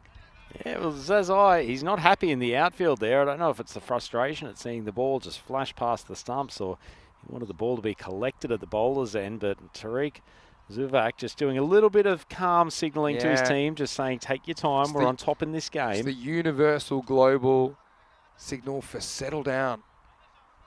And it's like, tell someone to calm down, then they scream back, I am calm. Normally works well in domestic disputes, doesn't it? Yeah. Speaking from experience, Rhino. Anyway, inside edge onto the pad. Well, they might have a pop at him here. He would have been gone. It would have been gone by heaps. So this time it's Dawodzai that gets lucky when they do get a single. Well, Dawodzai almost went into a stroll. He knew he was so cooked at the non-strikers, and Zuvak had an eternity to throw here. Unfortunately, he's just missed the stumps. Going back to that 2021 final, it's funny actually, quite a few of the guys look younger, especially the younger guys in the team. They've grown into their faces a little bit since then. But when I was going back and watching the footage, shot, that's going to be plenty. How about 6? Maximo! Kudratullah activated, and they need him to fire, I think, Albi, if they're going to get to a competitive score. Yeah, Mr. Katra goes into Mr. 6 with a Maximo. It's a lovely shot. So much power considering his weight was sitting back. How on earth he's managed to drill the ball with that speed from that batting position. Yeah. Incredible stuff. Powerful. So on that occasion, and we're going back to the 31st of July 2021 when the world was a very different place, Hudinga won the toss and they batted and they only made 68. And top order didn't fire. Tariq Zuvak with 9. Emil Zuvak wasn't playing in that tournament. You had Sami Romani making 6 off 6. Really, their top score was 17. But, I mean, Albi Zomi had similar problems. So, in a way, this is kind of like a similar final, just with the teams reversed. Anyway, lifts this up. He might have found trouble, and he has. Nasir Iqbal. He's able to get around and get behind that one. 6 and out for Kudratullah. And Albi Zalmi stalled again. It's 83 for 6. Huge wicket, Vinny. I mean, if Kudratullah caught that a little bit better, that's a Maximo. And all of a sudden, he's got consecutive 6s. As it is, the catch from Iqbal stops it from going over the boundary, sends probably the last recognised big hitter from the Albi Zalmi group back to the pavilion. He's issuing instructions. I'm not sure there was too much communication going from the new batter there, but great catch from Iqbal. He's pretty safe in the outfield. Yeah, just not hitting him far enough. We've had a few teasers, haven't we? They always just have a way to getting to at least an okay score. Sometimes a better than okay score, despite not having things go their way through a batting innings. And it's that kind of an innings at the moment. Tell you what, how important does that opening over from Lamar Mamond become now for Albi Zalmi? If he can set the tone, take a wicket or two. Here's Mashal Khan, the youngster.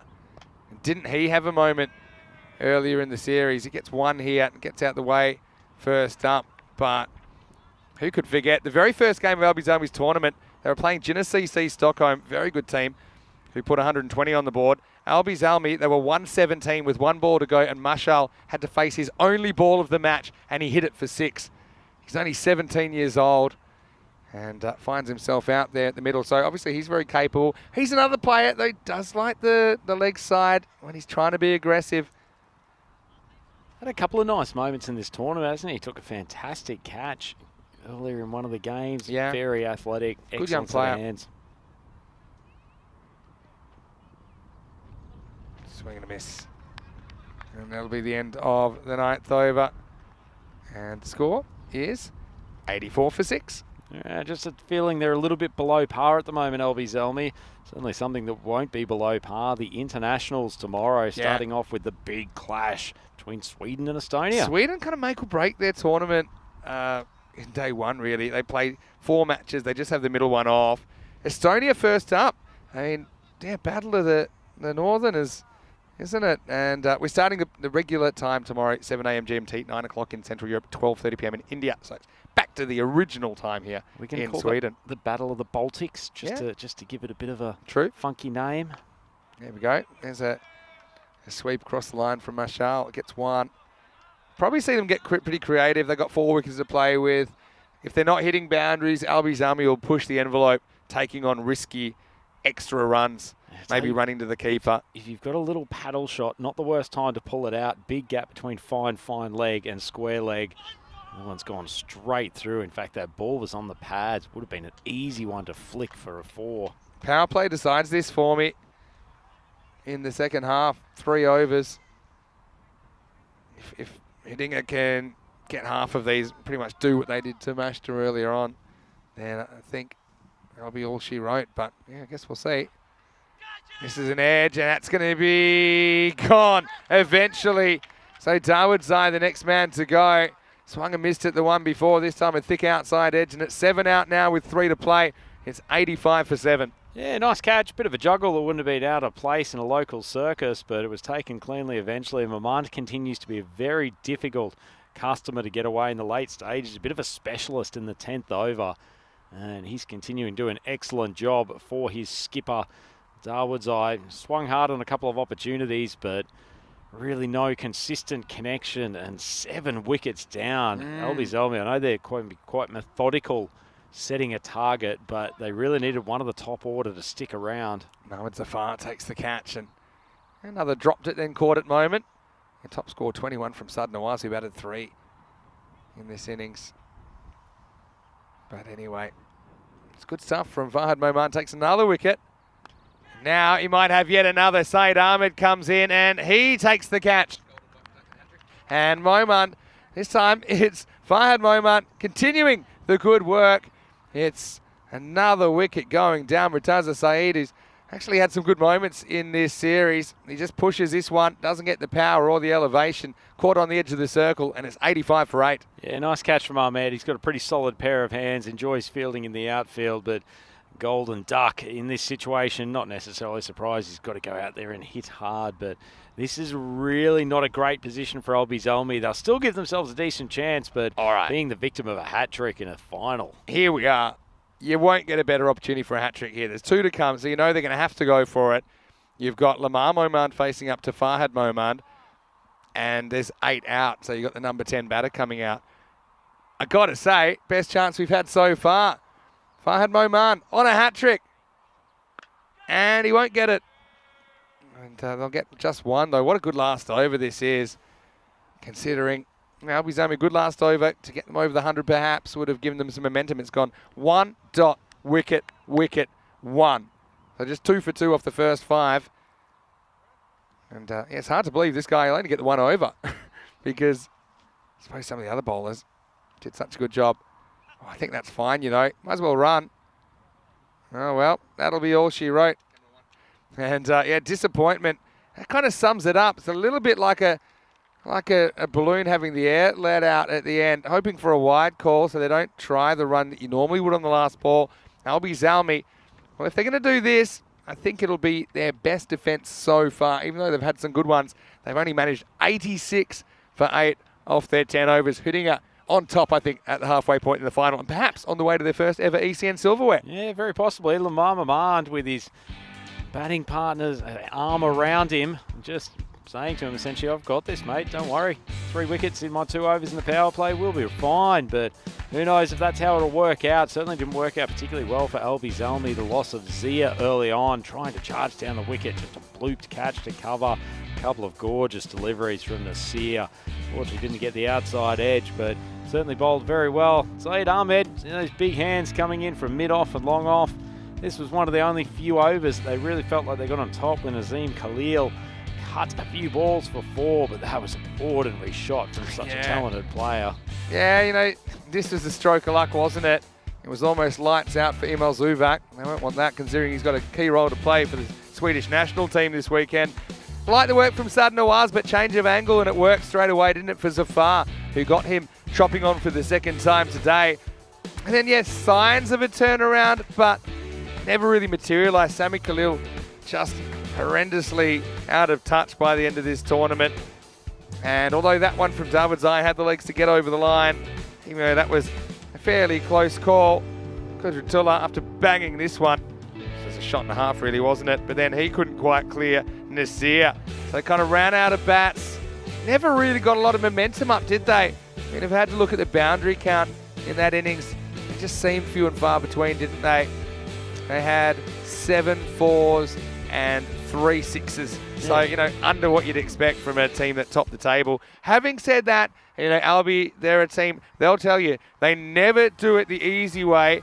And don't forget, last time they played in the final 2 years ago, they kept Hudinger to 68. Yeah, saying that today, it felt like they were an Apple iPhone that was on low power mode throughout the entire innings, only scoring 86 for 8. They had 4 batters who made it into double figures, but none of the top order really scored at a particularly strong rate. Sami Khalil chewing up 8 balls for 3. Nawaz was actually pretty impressive. The young man kept things going at a time in which he was losing partners all around him, and Kudratullah getting caught in the boundary. That was possibly a big turning point in the latest Might have cost him 10 to 15, might have cost him getting to the 100. I've got to say, it was a good team bowling effort, wasn't it?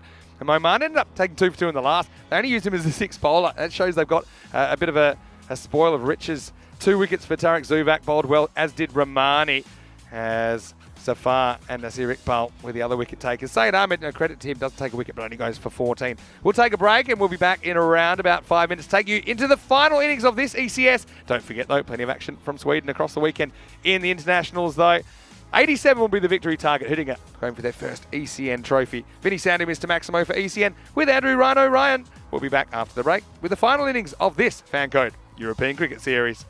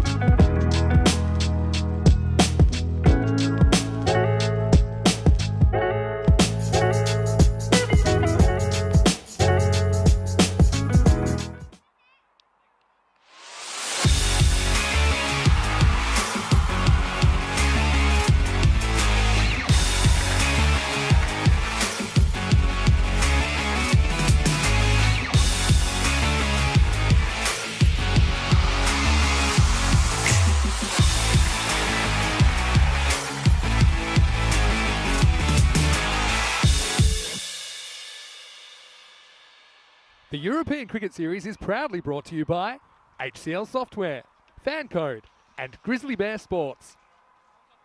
Good afternoon, cricket lovers, wherever you are in the world. We are back here for the second innings of the final of ECS Sweden 2023 here in the Mashta Cricket Club in the north of Stockholm, and it is the big guns, LB Zelmi up against Huddinge. Fortunately, those guns from LB Zelmi did not fire in the first innings. They ended up with a fairly pedestrian 86 for 8 and have a real fight on their hands if they're to take that trophy from this event. But the man with the ball in hand, Lamar Mamand, he is more than capable of scything through any top order, and his left arm swingers will be absolutely vital for their resurgent effort in this second innings. Great time to bring Mr. Maximo Vinny Sandu back to the commentary box. Yeah. Maximo, well positioned here, Huddinge for victory. In the box seat, but they could easily fall out of it. Momand's key, you nailed it. Actually, towards the end of the first innings. If he can take early wickets, this game is very much alive. Here we go, 87 for Huddinge. And he almost goes straight, he does go straight through the batter first ball. And Momand is pretty quick to let him know about it. This has been a feature of his bowling today. He's willing to kind of get up in the grill of the batters. I know, he's very focused on keeping his step count up, Mamand. Loves the extra 15 or 20 trots just to remind the batter that it was a pretty decent ball he's just faced. Tarek Zuvak out there with Imal Zuvak. Huddinge rolled for 68 last time these two teams met in a final back in 2021. That was the North Sporting Ground, though, which is where Albi play their cricket. Renovation's not quite done in time to have it there, so we're up here at Mashta and enjoying it. Well, there you go. There's the response from Tarek, who horns him across the line and gets 4. The first runs of the response. Yeah, horns him is something. It wasn't a bad ball from Amand. I think Tarek just decided that no matter where that was pitched, he was going leg side and going hard. Risky. That's all I'll say about it. Sometimes risks pay off. I mean, I suppose in a way you're going with the movement of Momand, who will swing it into you, but I mean, he's just going to straighten down the line. And by definition, trying to swing straight ball sideways is risky, because if you don't judge the timing and the bounce exactly right, you're a huge candidate for LBW or bowled. How do you think Mamand will respond here? A little bit fuller, a little bit more outside I'd of stump, trying to swing back in? I'd keep challenging him, trying to pitch balls on the stumps that are hitting. I think it's your best chance of taking a wicket. Tries, doesn't get it quite right. It's a bit too leg stump, and it goes again. 4 more. And it hasn't been the start Albi were looking for. Certainly hasn't. Mamand drifts outside the leg stump. Tell you what, Kristianstad boys would probably be looking and saying we wouldn't have minded a few of those in the last game when he ripped through their top order. Mamand goes for 2 boundaries in the first 3 balls. Wicket can turn it around, but you just have a look at who's coming. Saeed Ahmed listed at 3, Samuel Rahmani at 4. Other good hitters too, like Omran Zazai. Got a bit of a wealth of riches. He's got Jalali there. He's batting 9, but he was the top scorer back in the 2021 final. Oh no, and there's another one of these, so I guess it's even Stevens now, Rhino. Another one hits the ridge, goes over the keeper, and the result's 4 byes. Yeah, that was the adjustment I expected on the previous ball, for him to go a little bit wide, given that Zuvak's standing outside leg stump. Very fortunate and unlucky for the keeper. It's pretty difficult work, working with that bumpy surface. Super tough. And the idea is if you can spot, you don't have that long to make up your decision as a keeper. If you can dive forward and try and, I suppose, get that before the second bounce, or at least kind of get it as it bounces, then you avoid that scenario. But yeah, Niazi behind the stumps had no chance. And like I said, Imal Zuvak, who's at the non-strike extent, he could have memories of that first innings where he got one exactly the same. So 12 off the first over now. And hitting out with this take no prisoners approach, and they're approaching this like they're chasing a lot more than 87. Yeah, I don't mind it. I think if you're young Mamand, having someone who's really just trying to dig out Yorkers probably makes your target easier, whereas he knows if he misses his line or his length a little bit that Tariq's going hard after him. Pretty good outcome in this first over regardless for Huddinge. Both these teams, of course, already through to the top 4 for ECL qualification. So there's at least that. Oh no, this is going to split the fielders and go for 5 wides, and Momand has gotten it wrong in this first over. Again, He's just very, very wide there, Niazi. It's a slight positional thing. I don't know if he would have got there anyway. Would have had more of a chance. And now 17 have come off this first over with the ball remaining. Yeah, I wonder if Maman's just fired himself up a little bit too much in the desperate search for a wicket here in this first over. When you see left armers dragging them down like that, it's generally because they're just searching for a little bit of extra pace. Unfortunately, it's the second one that's gone past the keeper for the boundary in this over. A wicket is the only way he could salvage anything out of this over now. And he almost gets one. But hitting up, they're off to the races at 17 without loss after one.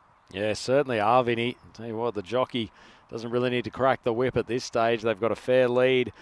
104 matches since a golden ball. Well, I'm not sure it's probably our primary concern in this game, although it'd be a fantastic thing in a final, wouldn't it? Well, these two teams, we just talked about it, only one run separated them. And to be honest, if Said Ahmed had fielded the last ball cleanly in that 2021 tournament, I think we would have decided the trophy by golden ball. Long time ago now, 2 years ago in fact.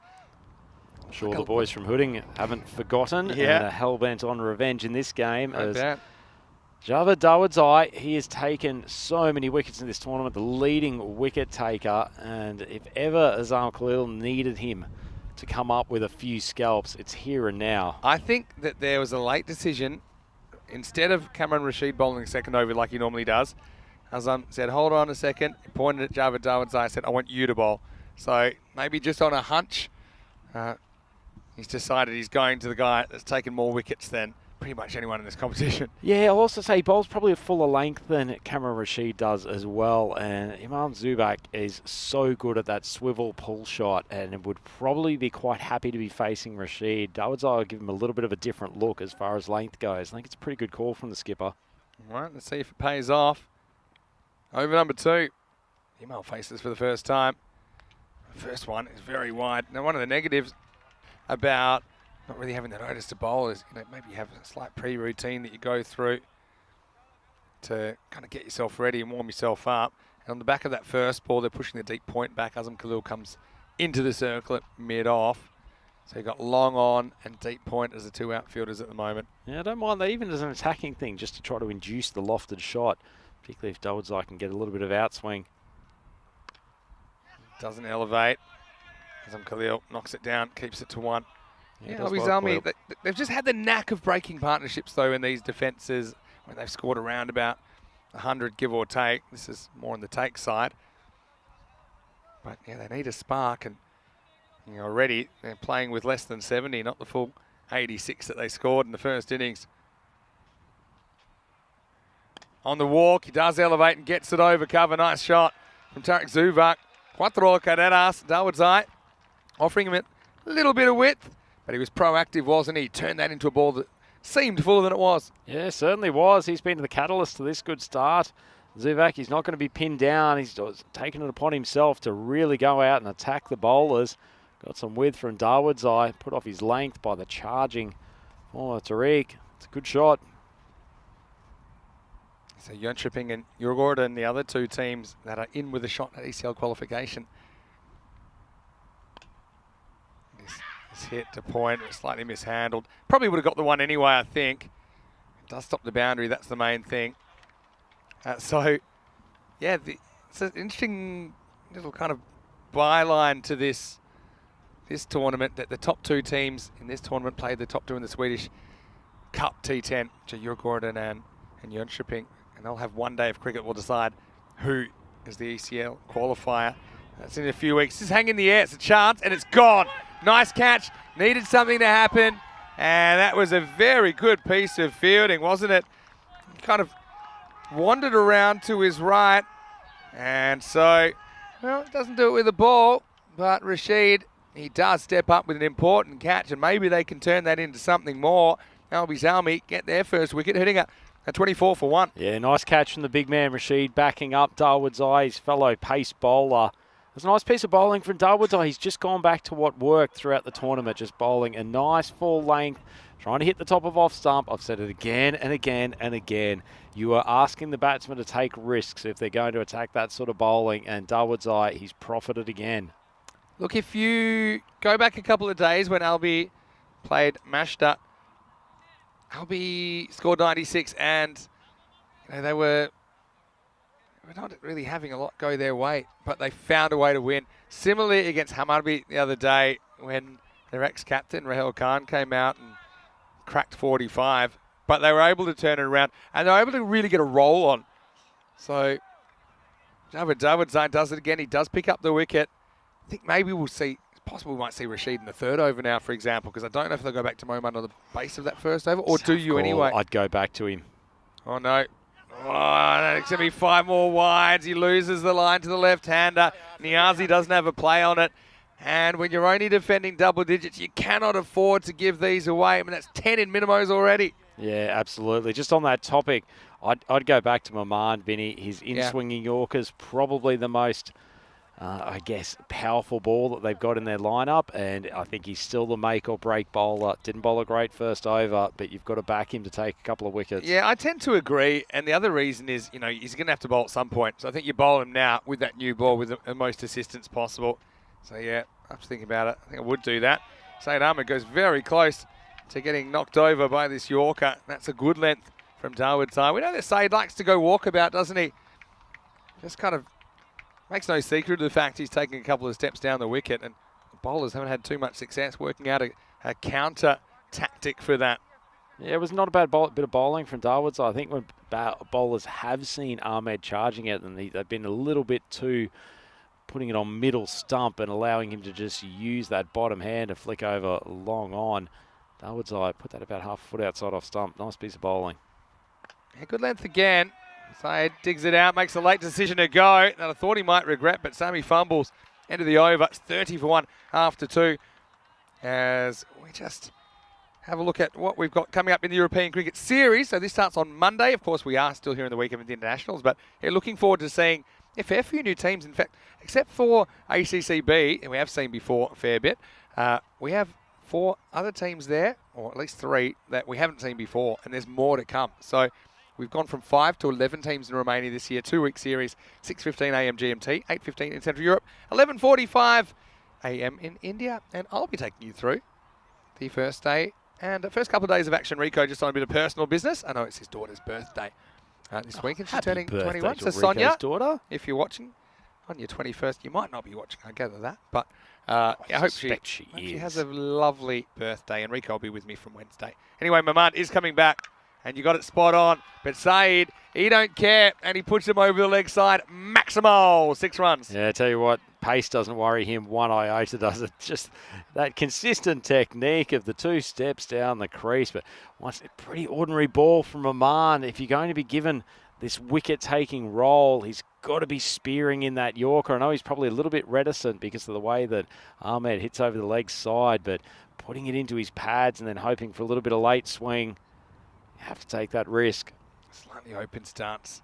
Helps him to hit leg side. He does it again. He helps himself. Maximal. 6 more. And Momand is backfiring spectacularly in the final. Maybe we were wrong. Maybe they shouldn't have bowled it. I think that's still the right thing to do, but he's just put that one in the slot. It's not his Yorker length, Vinny, and he's getting torn apart here, and he's such a critical part of their bowling attack. I just noticed that Ramesh Sathis and the Romanian captain's in the chat. Hello, Ramesh. Hopefully you're well.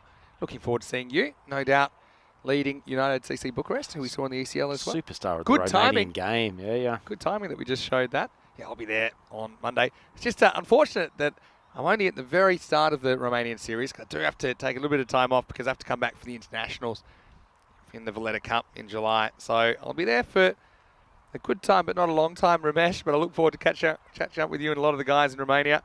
Momand struggling, isn't he? And this is going to test the fielder. Does very well. Ismail Zia, I mean, he's been outstanding in that position today. Another fantastic piece of work. Yeah, that was really powerfully struck by Ahmed. Could easily have done over a weaker fielder, but Ismail Zia outstanding in the outfield. So Maman's got 3 balls here, Vinny, to try to change the course of this game. Funny thing is, if it was baseball, so you can pull the pitcher anytime, and you fill up those 2 balls. If you could, you would have said, all right, Lamar, take a seat. But he does get a crack at Zubak. And he gets whacked out of the ground. It's emphatic stuff from Hudinga, who have put together the power play that Albizami were hoping to avoid. 49 already. Yeah, just having a look at this battle in the pitch. Saeed Ahmed just giving Mamand a little bit of a stare. He hasn't been shy at dishing out some chat when things are going well with the ball. This is going horrendously for him. 36 of his 10 balls so far. They're not batting scared, are they? They're playing their shots. And it's coming off at the moment. Plays this one out. And Mamand not saying as much as the first over now. It's got all shy. Cat's got your tongue. Hello to Itibasha Dita, who's watching from Austria. Hello, Itty, how are you? Nice to see you in the chat. Hello also to Dave S, to Dave Bod, to Shrug, who's watching from Jersey, to Chris, to Steve McVeigh. Josh Sayers watching from the USA. And everybody else. Sorry if I missed anyone, but it looks pretty busy in there. I like it. Yeah, Itibasha Dita, very good fast bowler from Austria. Oh, that one really takes off. End of the over.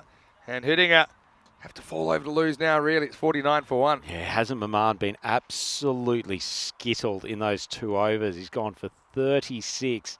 You're trying to defend a low target. You cannot afford to have your left arm strike bowler going for that much. So 17, 13 and 19 off the first 3 overs, 49 for 1. This could not be going much better for Hudinger. Yeah, you're exactly right. That's how you approach targets that are below par. Just pretend you're chasing a lot more. If it sounds like I've just wolfed down some food, it's because I got brought a dessert. I've got to say that we've been really well looked after today. I've had not one, but I've had 2 ice creams. They were both very good. And then that's the little baklava dessert. I had a half one, so you could have a whole one, Rhino. You're welcome. Anyway, Dawood comes back in as this is in the air, and it's going to be caught. So Azam Khalil takes the catch. Can they turn that into something more? You'll gather a lot of how they're feeling about their celebrations. And, I mean, they'll feel that we've still got about 40 runs to play with here. We can continue to move the line. They have done this kind of thing before, Albi Zalmi. And Azam, typically understated, but, yeah, a few teammates gathering around him. And yeah, I think right now they just need to stay focused on the next obstacle. And, yes, it's unlikely, but like we often say with batting in the second innings, chasing big targets, just try and break your big problem into little problems. And, well, your little problems, if you want to call them little, are the hitters coming out, including Samir Rahmani. Yeah, Although I don't think they've gone for Rahmani, they've gone for Nasir Iqbal. Yep. Technically very good batter, actually. Iqbal, nice striker straight down the ground. You're right, Vinny. I mean, to be honest, even if they don't believe it themselves, they're certainly giving the external appearance that they believe they're right in this contest. Who would have known that the tactic to get Saeed Ahmed out was the knee-high full toss on leg stump that Dawood just came up with? He managed to pot it straight down the throat of Khalil. But anyway, Iqbal out to the crease. I don't think it's a bad move, actually. Keep Rahmani in the back just so they can finish things off. Iqbal, pretty competent player. Dawood does it again, 2 for 13 in the final. Pitched up, driven, finds the gap, finds the boundary. Confident start from Nasir. As Hudinger past 50 in the 4th over. Yeah, this is something that I like about bringing Nasir out. He's not all about trying to bash lofted sixes. He's got a pretty good technique, plays some very conventional shots when he's balanced and at the crease. Dawood's the ball after a wicket, which he got away with one. He's just pitched up a half volley outside off stump. Wasn't the ball. Worked away. Now, with the ECL qualification structure, I assume that these guys in the semi-final on that day will play either Gordon or Jönköping. I don't know who will play who. But then, if they were to both win, they could easily meet again in what essentially becomes the biggest game of the season, the game to decide who makes the ECL. There's a wild swing from Tariq Subak. He's been doing that since ball 1. Yeah, but so that's an interesting kind of side story here. Obviously, right now, they're hitting at odds on to lift the trophy, but yeah, there's an even bigger prize at stake over the next few weeks for one club here in Sweden. It certainly is. 2 big rivals, these two. Trying to write another story in the chapter today. It's a nice full ball from Dawood. Almost gets it up to Yorker. Steve McVeigh saying that ball that took the wicket was like the balls that he used to get wickets with. Maybe the odd long hop as well. That's cricket, isn't it? Who hasn't got out to a very bad ball? Right now, Dawood he's put in a shift, hasn't he? But he'll have to step aside after this ball. Last ball, the 4th. And fairly confident push from Iqbal. He'll retain the strike. And Dawood well done to him. He does get the breakthroughs. He has both of them so far, 2 for 20. His figures, and it's 56 for 2 after 4. Yeah, finishes an outstanding tournament with the ball from Darwood's eye. He's been the ultimate wicket taker, this Elby-Zelmi lineup, and a big reason why they've ended up in this final in the first place. But this equation very much in favour of Hudinger now. Only 33 required, and they've still got 36 balls to do it. So fairly big discrepancy between those two worms, but you never know, Vinny. A couple of wickets could do it, and the man coming on to bowl, Quadratella, he has had the golden arm the last few days. He really has. You know, between him and Azam Khalil, they've been really good at kind of locking it up in the middle overs.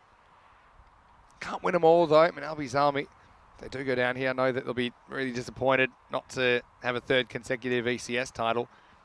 I'm sure they'll get some comfort with the fact that they'll still be in the frame for ECL qualification, though, because they've come in the top 2. Quadratella just gets a bit leg stumpish and he's whipped away. Good fielding down there. Think of a second, but that's an excellent bit of work. They keep it to 1. Yeah, he's a good mover, Nawaz. Shows some athleticism in the field. Quadratella doing his usual length of trying to get it up in the block hole, just nicely clipped away off the toes. And that's why I like the inclusion of Iqbal here. He won't panic. Yeah. He's a really sensible cricketer, working the singles because he knows Hudinger are on top here. It would take them self-destructing to lose this game. Leg side. Well, if this takes something on the way through, maybe a bit of pad. I think the umpire shakes his head saying it's not bat, which means it was something, and that's why it's not called a wide. Steve saying he loves it when a 4 is described on the radio in perfect synchronicity with a 4 on here. Probably get a few more boundaries on ECN than you would on the Ashes at the moment. Anyway, this is helped away. Quadratella gets a bit too straight and pays the price. Maximo! Tarek Zubak to 30. Yeah, pretty remarkable shot from Zubak here. Just leans forward. Was probably almost just done by the length a touch, but managed to get a good piece of bat on it and swing it away for a Maximo. And that equation well in Hudding's favour now. 24 off 33. Yeah, I think we're grasping at straws now. That's not a good ball. It's probably going to be a no ball, you know. Doesn't really get it. But, yeah, they'll definitely have a look at this one. Just my feeling, the way Flat bats it, and he's pretty much in his crease. I'll check it out in the replay. But here it comes. Yeah, that's no ball. Yep. Yeah, okay, he's half step out of his crease, but it's waist high. If it's waist high or higher, then it's going to be a no ball. And it's called now. So Quadratella just kind of maybe trying for a Yorker there, just overcooks it. Oh, it gives Iqbal the free hit. And he loves to ping the ball over long off and long on. Beautiful straight hitter. And got the immunity cloak on. And he smashes it. Goes high. In fact, it's going to scatter the crowd. Maximo. Pretty nice hands from Sami Khalil. In fact, he saves the crowd, but he doesn't save the 6. And Hudinger running away with this pretty quickly now. No, this is turning into an annihilation, really, Vinny. They are so in control of this game. Hudinger 71 for 2, only requiring a further 16 runs. Some people saying, you know, you can just be careful now, knock it round. I don't think they're thinking that way. I think it's got them this far. And, you know, you could consider that maybe if you lose a wicket. But, yeah, just don't think there's any way back. This hasn't happened for Albion in the final. I suppose they won the one. They kept the ECL hopes alive. Hudinger, obviously, they're getting some sweet revenge for 2021. End of the 5th over. The score is 72 for 2. Having a look at what we'll have tomorrow. It's the ECI, Sweden. You can see Sweden, Germany, Estonia. I mean, it's hard to say who's favourite in that. I mean, Sweden have got a slightly different looking squad. Some of their more experienced T10 players have been left out of that squad. You've got Germany, who always kind of under-deliver, I think, based on their potential in the ECC anyway. It's the first time we've seen them in ECI. They'll be led by Rohit Singh. He's such a great player to watch. Watch out for the all-rounders here, Nakash as well. Estonia led by Arslan Gondal. One player I'm really looking forward to watching is Mr. Muscles, Stuart Hook, who has an ECS average of 224, which is the best of anybody. We'll say he only has played 4 matches, but still. Azam Khalil comes on, last roll of the dice. Worked away, no real pressure at all. So yeah, I suppose that the final's been a bit of a fizzer here, but you know, the tournament hasn't, Rhino. I think that you do end up with your 2 qualifying teams to stay in the hunt for ECL. They both deserve that honour. Got a couple of unlucky teams as well. This is cut away. Nice shot from Tarek Zubak.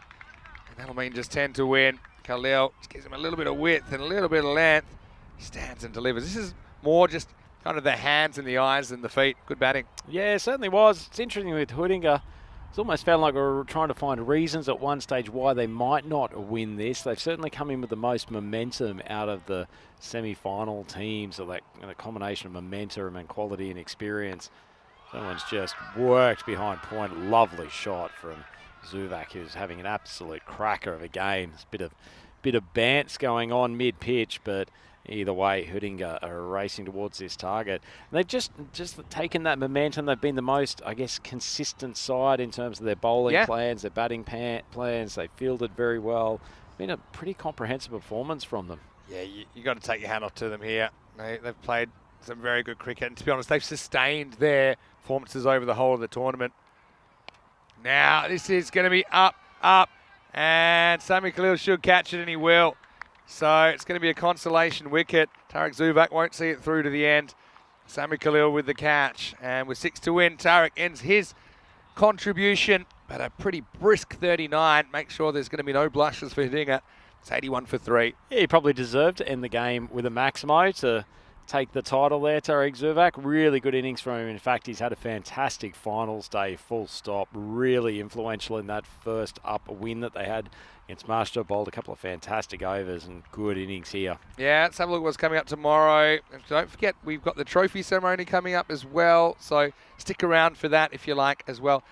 We've got Sweden playing 4 matches, Estonia 3, and Germany 3, starting 7 a.m. GMT, 9 o'clock in Central Europe, 12:30 in India.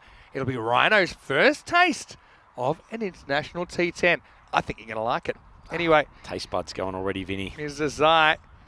Finish it off with a 6.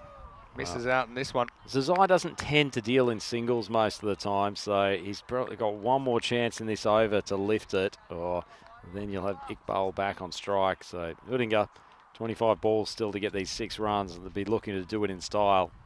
Yeah. Zazai is a good striker. Good fielder too. Enjoyed his fielding. And it goes up, and it's going, and it's gone.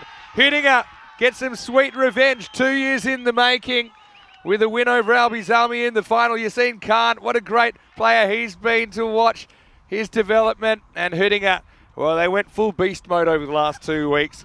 And I think you can't deny that they were the best side across the entirety of this European Cricket Series. And they raise an ECN trophy for the first time. Yeah, it's like they've been playing ECN 2023 on the Xbox and have just been paid for some extra power elements. They've just gotten so good and put in such a comprehensive win, and in a stage where really we thought that was going to be a tight game, but Vinny, in the end, they have obliterated Albi Zalmi. That's a fantastic performance and a much deserved win for them. They've probably, despite the fact they had the extra loss, been the most consistently performing side over the tournament. Yeah, my thoughts exactly, and that's another big win.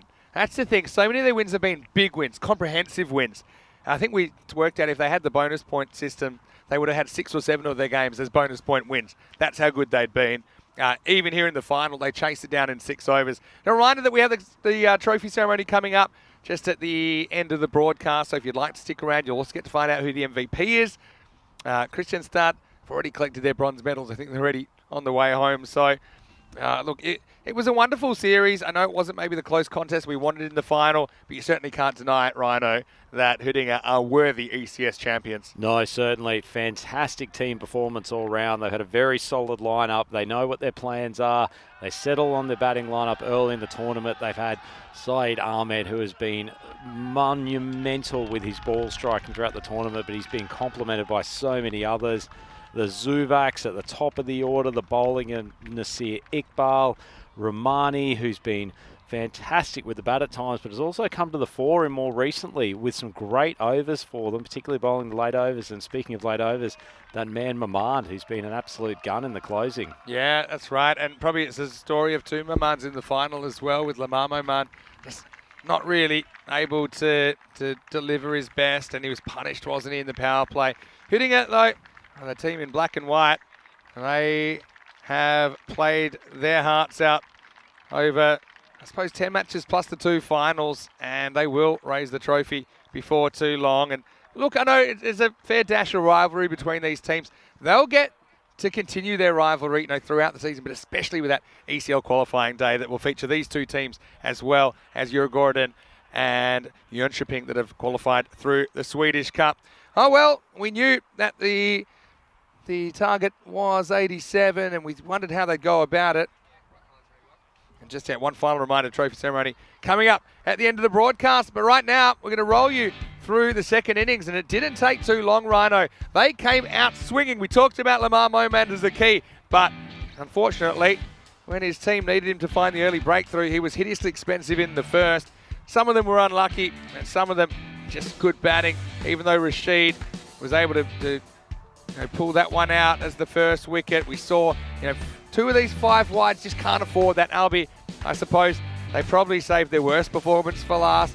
They'll have the consolation of that ECL qualifying potential still on the line, but unfortunately for them it didn't work out. And Hudinger, well, they made very light work of it in the end. No, certainly they needed early wickets, Vinny, and unfortunately Maman, he was taken to the cleaners early on. He'd been breathing fire all day with the ball, but unfortunately wasn't able to back it up with his deeds. It was good to see a few strikes from Saeed Ahmed. He's probably been the most destructive batter of the tournament, but he was ultimately done by a full toss from Javed Dawood's which went straight down the throat of Azim Khalil.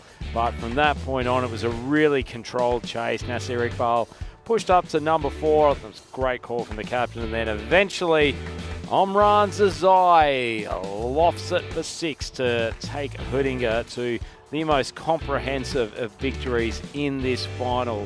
They beat LB Zelmi by 7 wickets, and probably the biggest stat of the lot is they had 24 balls to go. Yeah, that's the thing. 6 overs, it's a thrashing in the end, and we didn't even see someone like Sami Rahmani with the bat. It wasn't required in the end. So it's a big moment for Hudinger and their club, and they can be really proud of their efforts.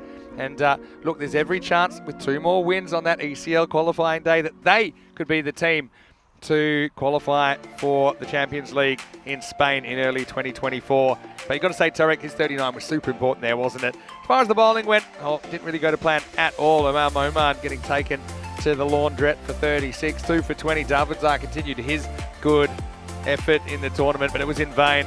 Kudratilla went for a few, so did Khalil, though he picked up with a wicket late in the piece.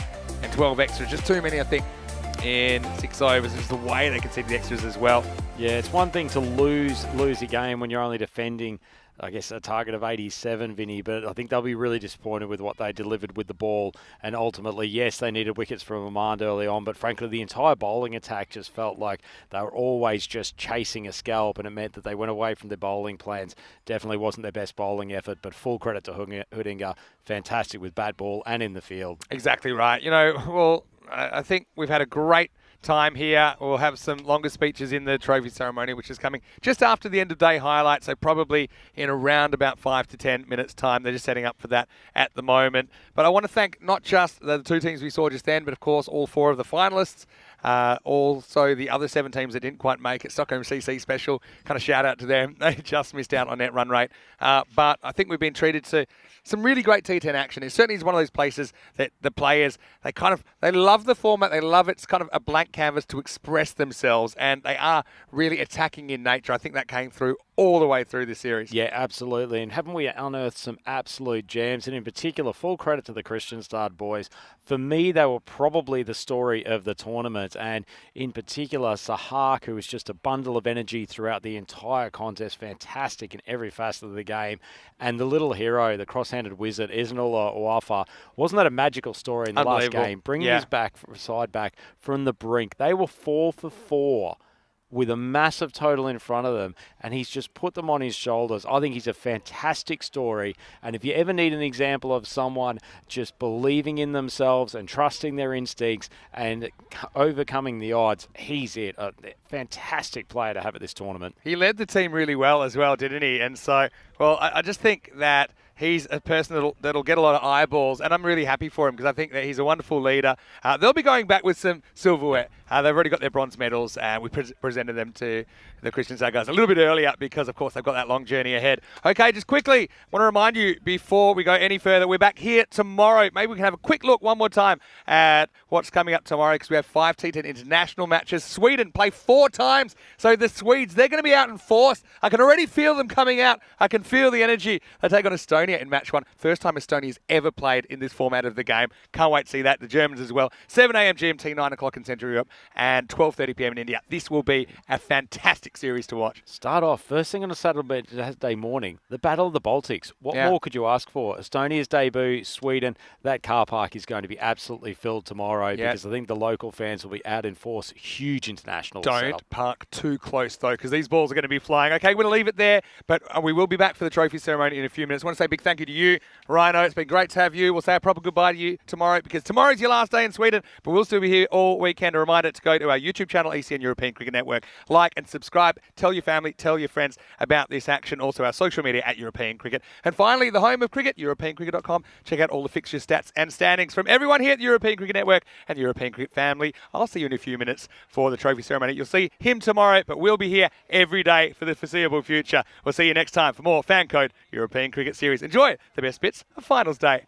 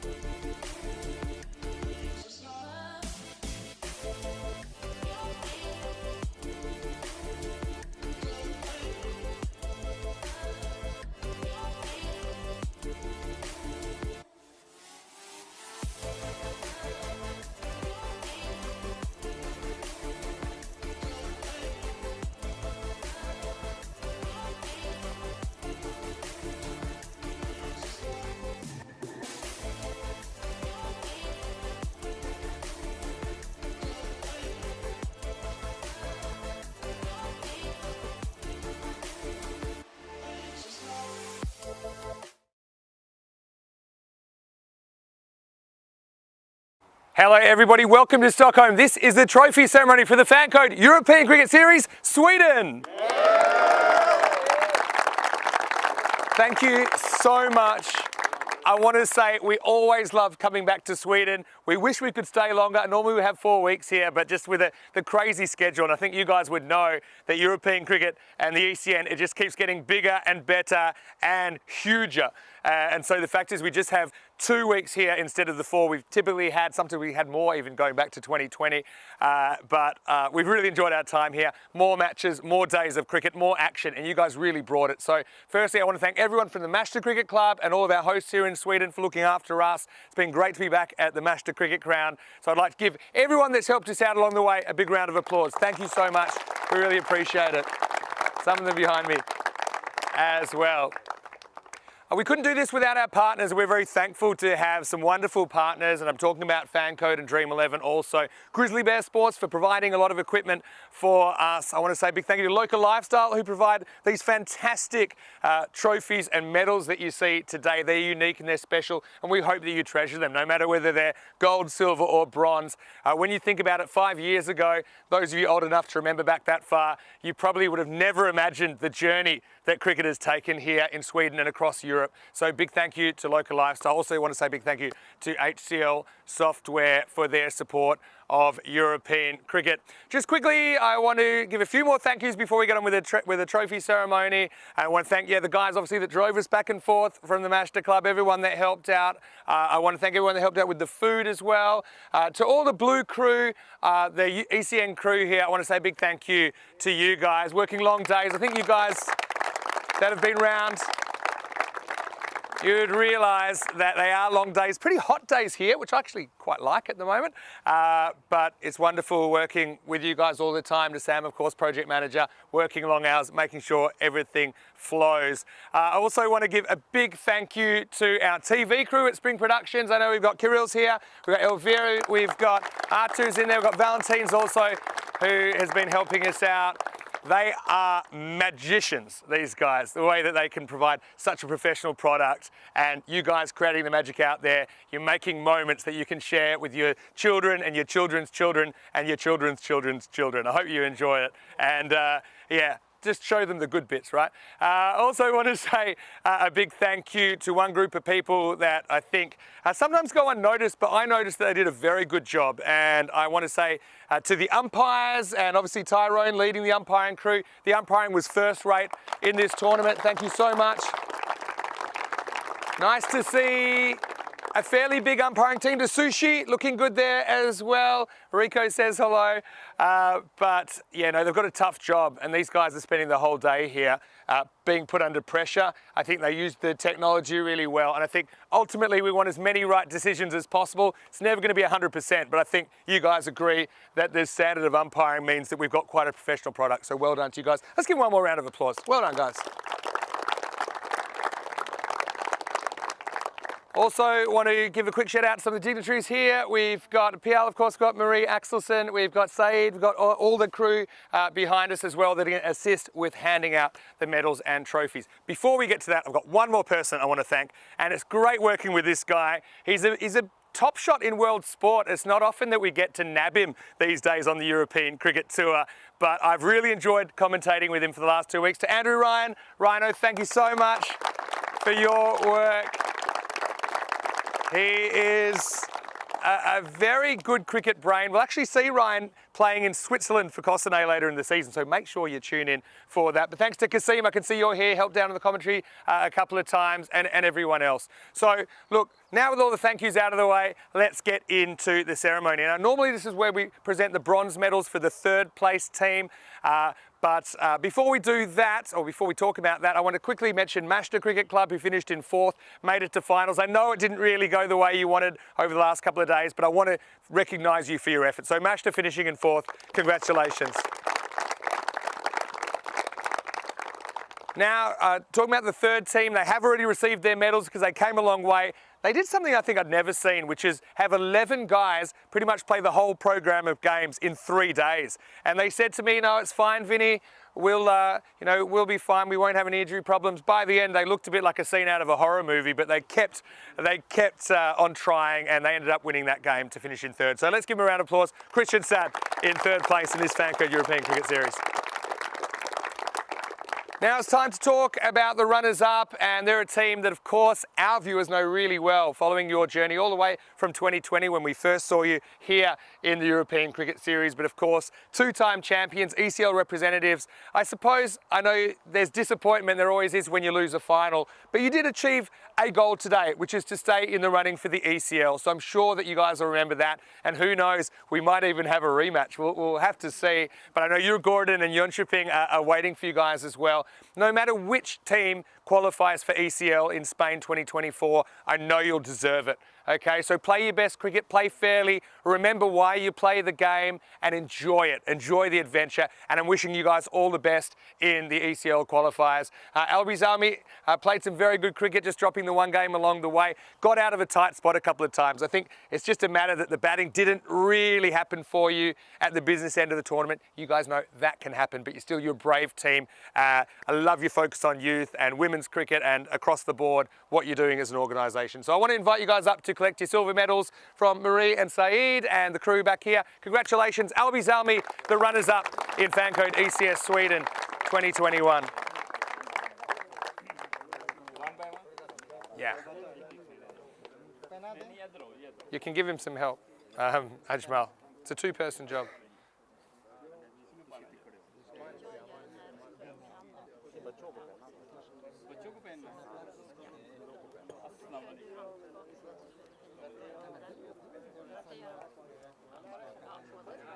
Would you like to say a few words? Yes, I can do that. Yeah, but I'll have to stand here because of the microphone. Okay.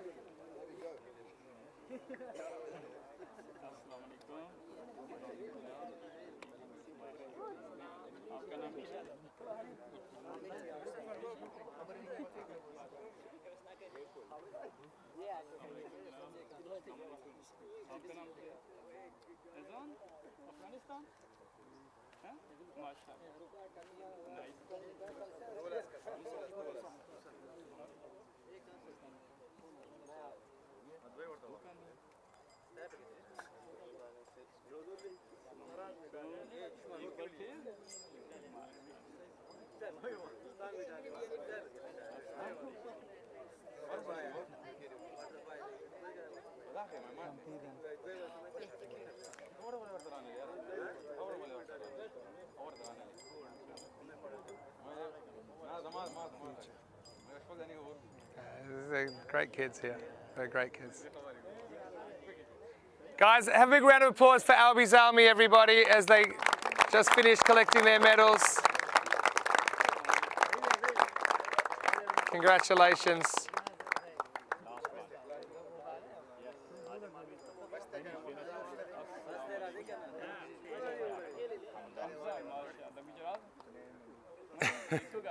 Congratulations. One more time, let's hear it. Albi Zalmi, the runners-up in this FanCode European Cricket Series 2023.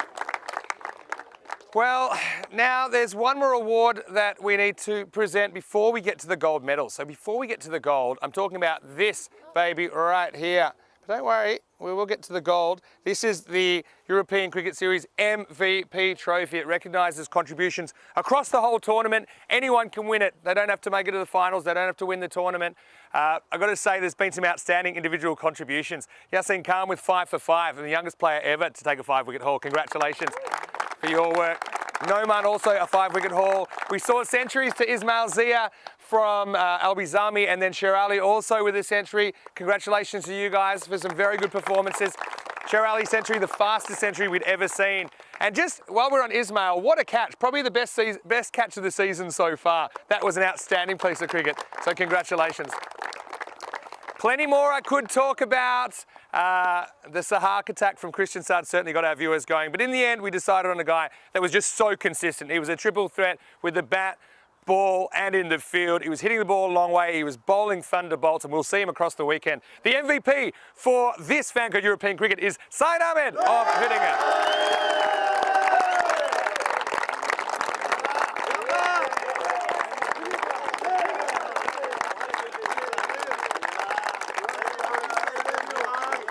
You got to stand still. There you go.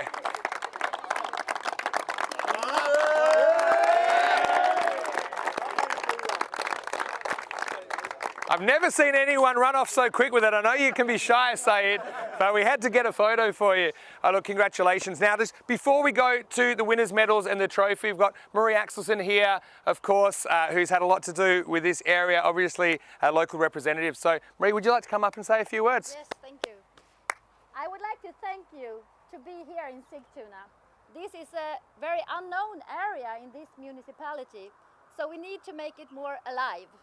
And I'm also a politician and a PE teacher, and if I would rule this municipality, I would do some better things here. I would make a new cave and put some better grass on this area. So next time I hope that you can see that if you come here. Yeah. Thank you very much, Marie. Look, that's great to hear. I mean, local support is super important. Now, you've got the very important job of handing out these medals. Now, this team, Hidinga, I had to cast my mind back a couple of years. And do you know how much has changed in 2 years? In 2021, I went back and watched the last 2 overs of the final where you guys only made 68 and you guys only needed about, I think, like 12 off the last 12 balls, maybe 7 off 10. You guys fought it all the way and you got that close. It was almost a golden ball final, if you remember that. So I'm sure that's in the back of your mind and that's motivating you guys. Obviously, you guys had a very interesting tussle, a high scoring tussle earlier in this tournament. But when push came to shove, you guys had a plan. You wanted to chase. It can be a risk. It can go wrong. But in both your finals, you executed your plans perfectly. I think as a bowling unit, you performed when it counted. You had lots of options with the bat and the ball and your fielding standards were high. So congratulations. I want to invite you up to collect your gold medals. The champions of this FanCode European Cricket Series, Hidinga Cricket Club.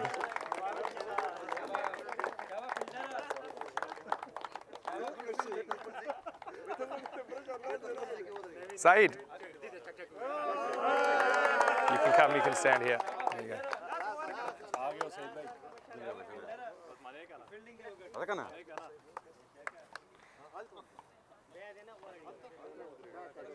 You guys can come and stay up here with me. That's the way.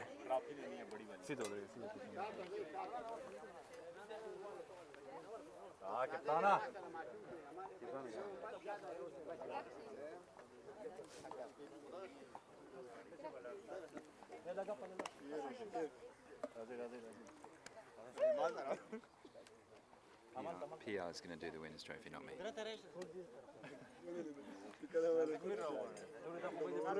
All right, now before we get to the final part of this trophy ceremony, which is the big one, I just want to remind all of you guys, and you guys should know by now that we're not going anywhere. We're all over the place. We have more cricket coming up. We're in Romania from Monday, here for the internationals. Don't be a stranger.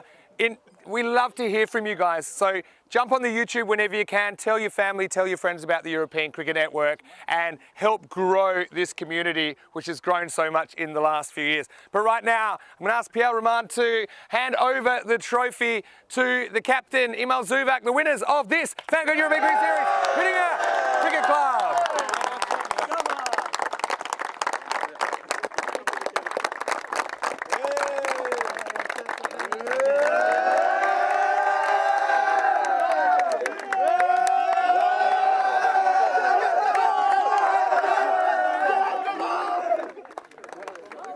Well, these guys, they are going to be partying for a while, but we won't take any rest. We'll be back here tomorrow. The internationals, of course, over the weekend, and then we're in Romania. So it's just going to keep on trucking, and I can't wait to see what Estonia and Germany bring to the table against some of the stars of this series and a few other Swedish national players. We'll leave it there for now, but please join us, and don't forget to come back tomorrow for more action. 7 a.m. GMT, 9 o'clock in Central Europe, 12:30 p.m. in India. I'll be back. Ryan will be back too for the final instalment of this Swedish adventure on the European Cricket Network. Good night, everybody.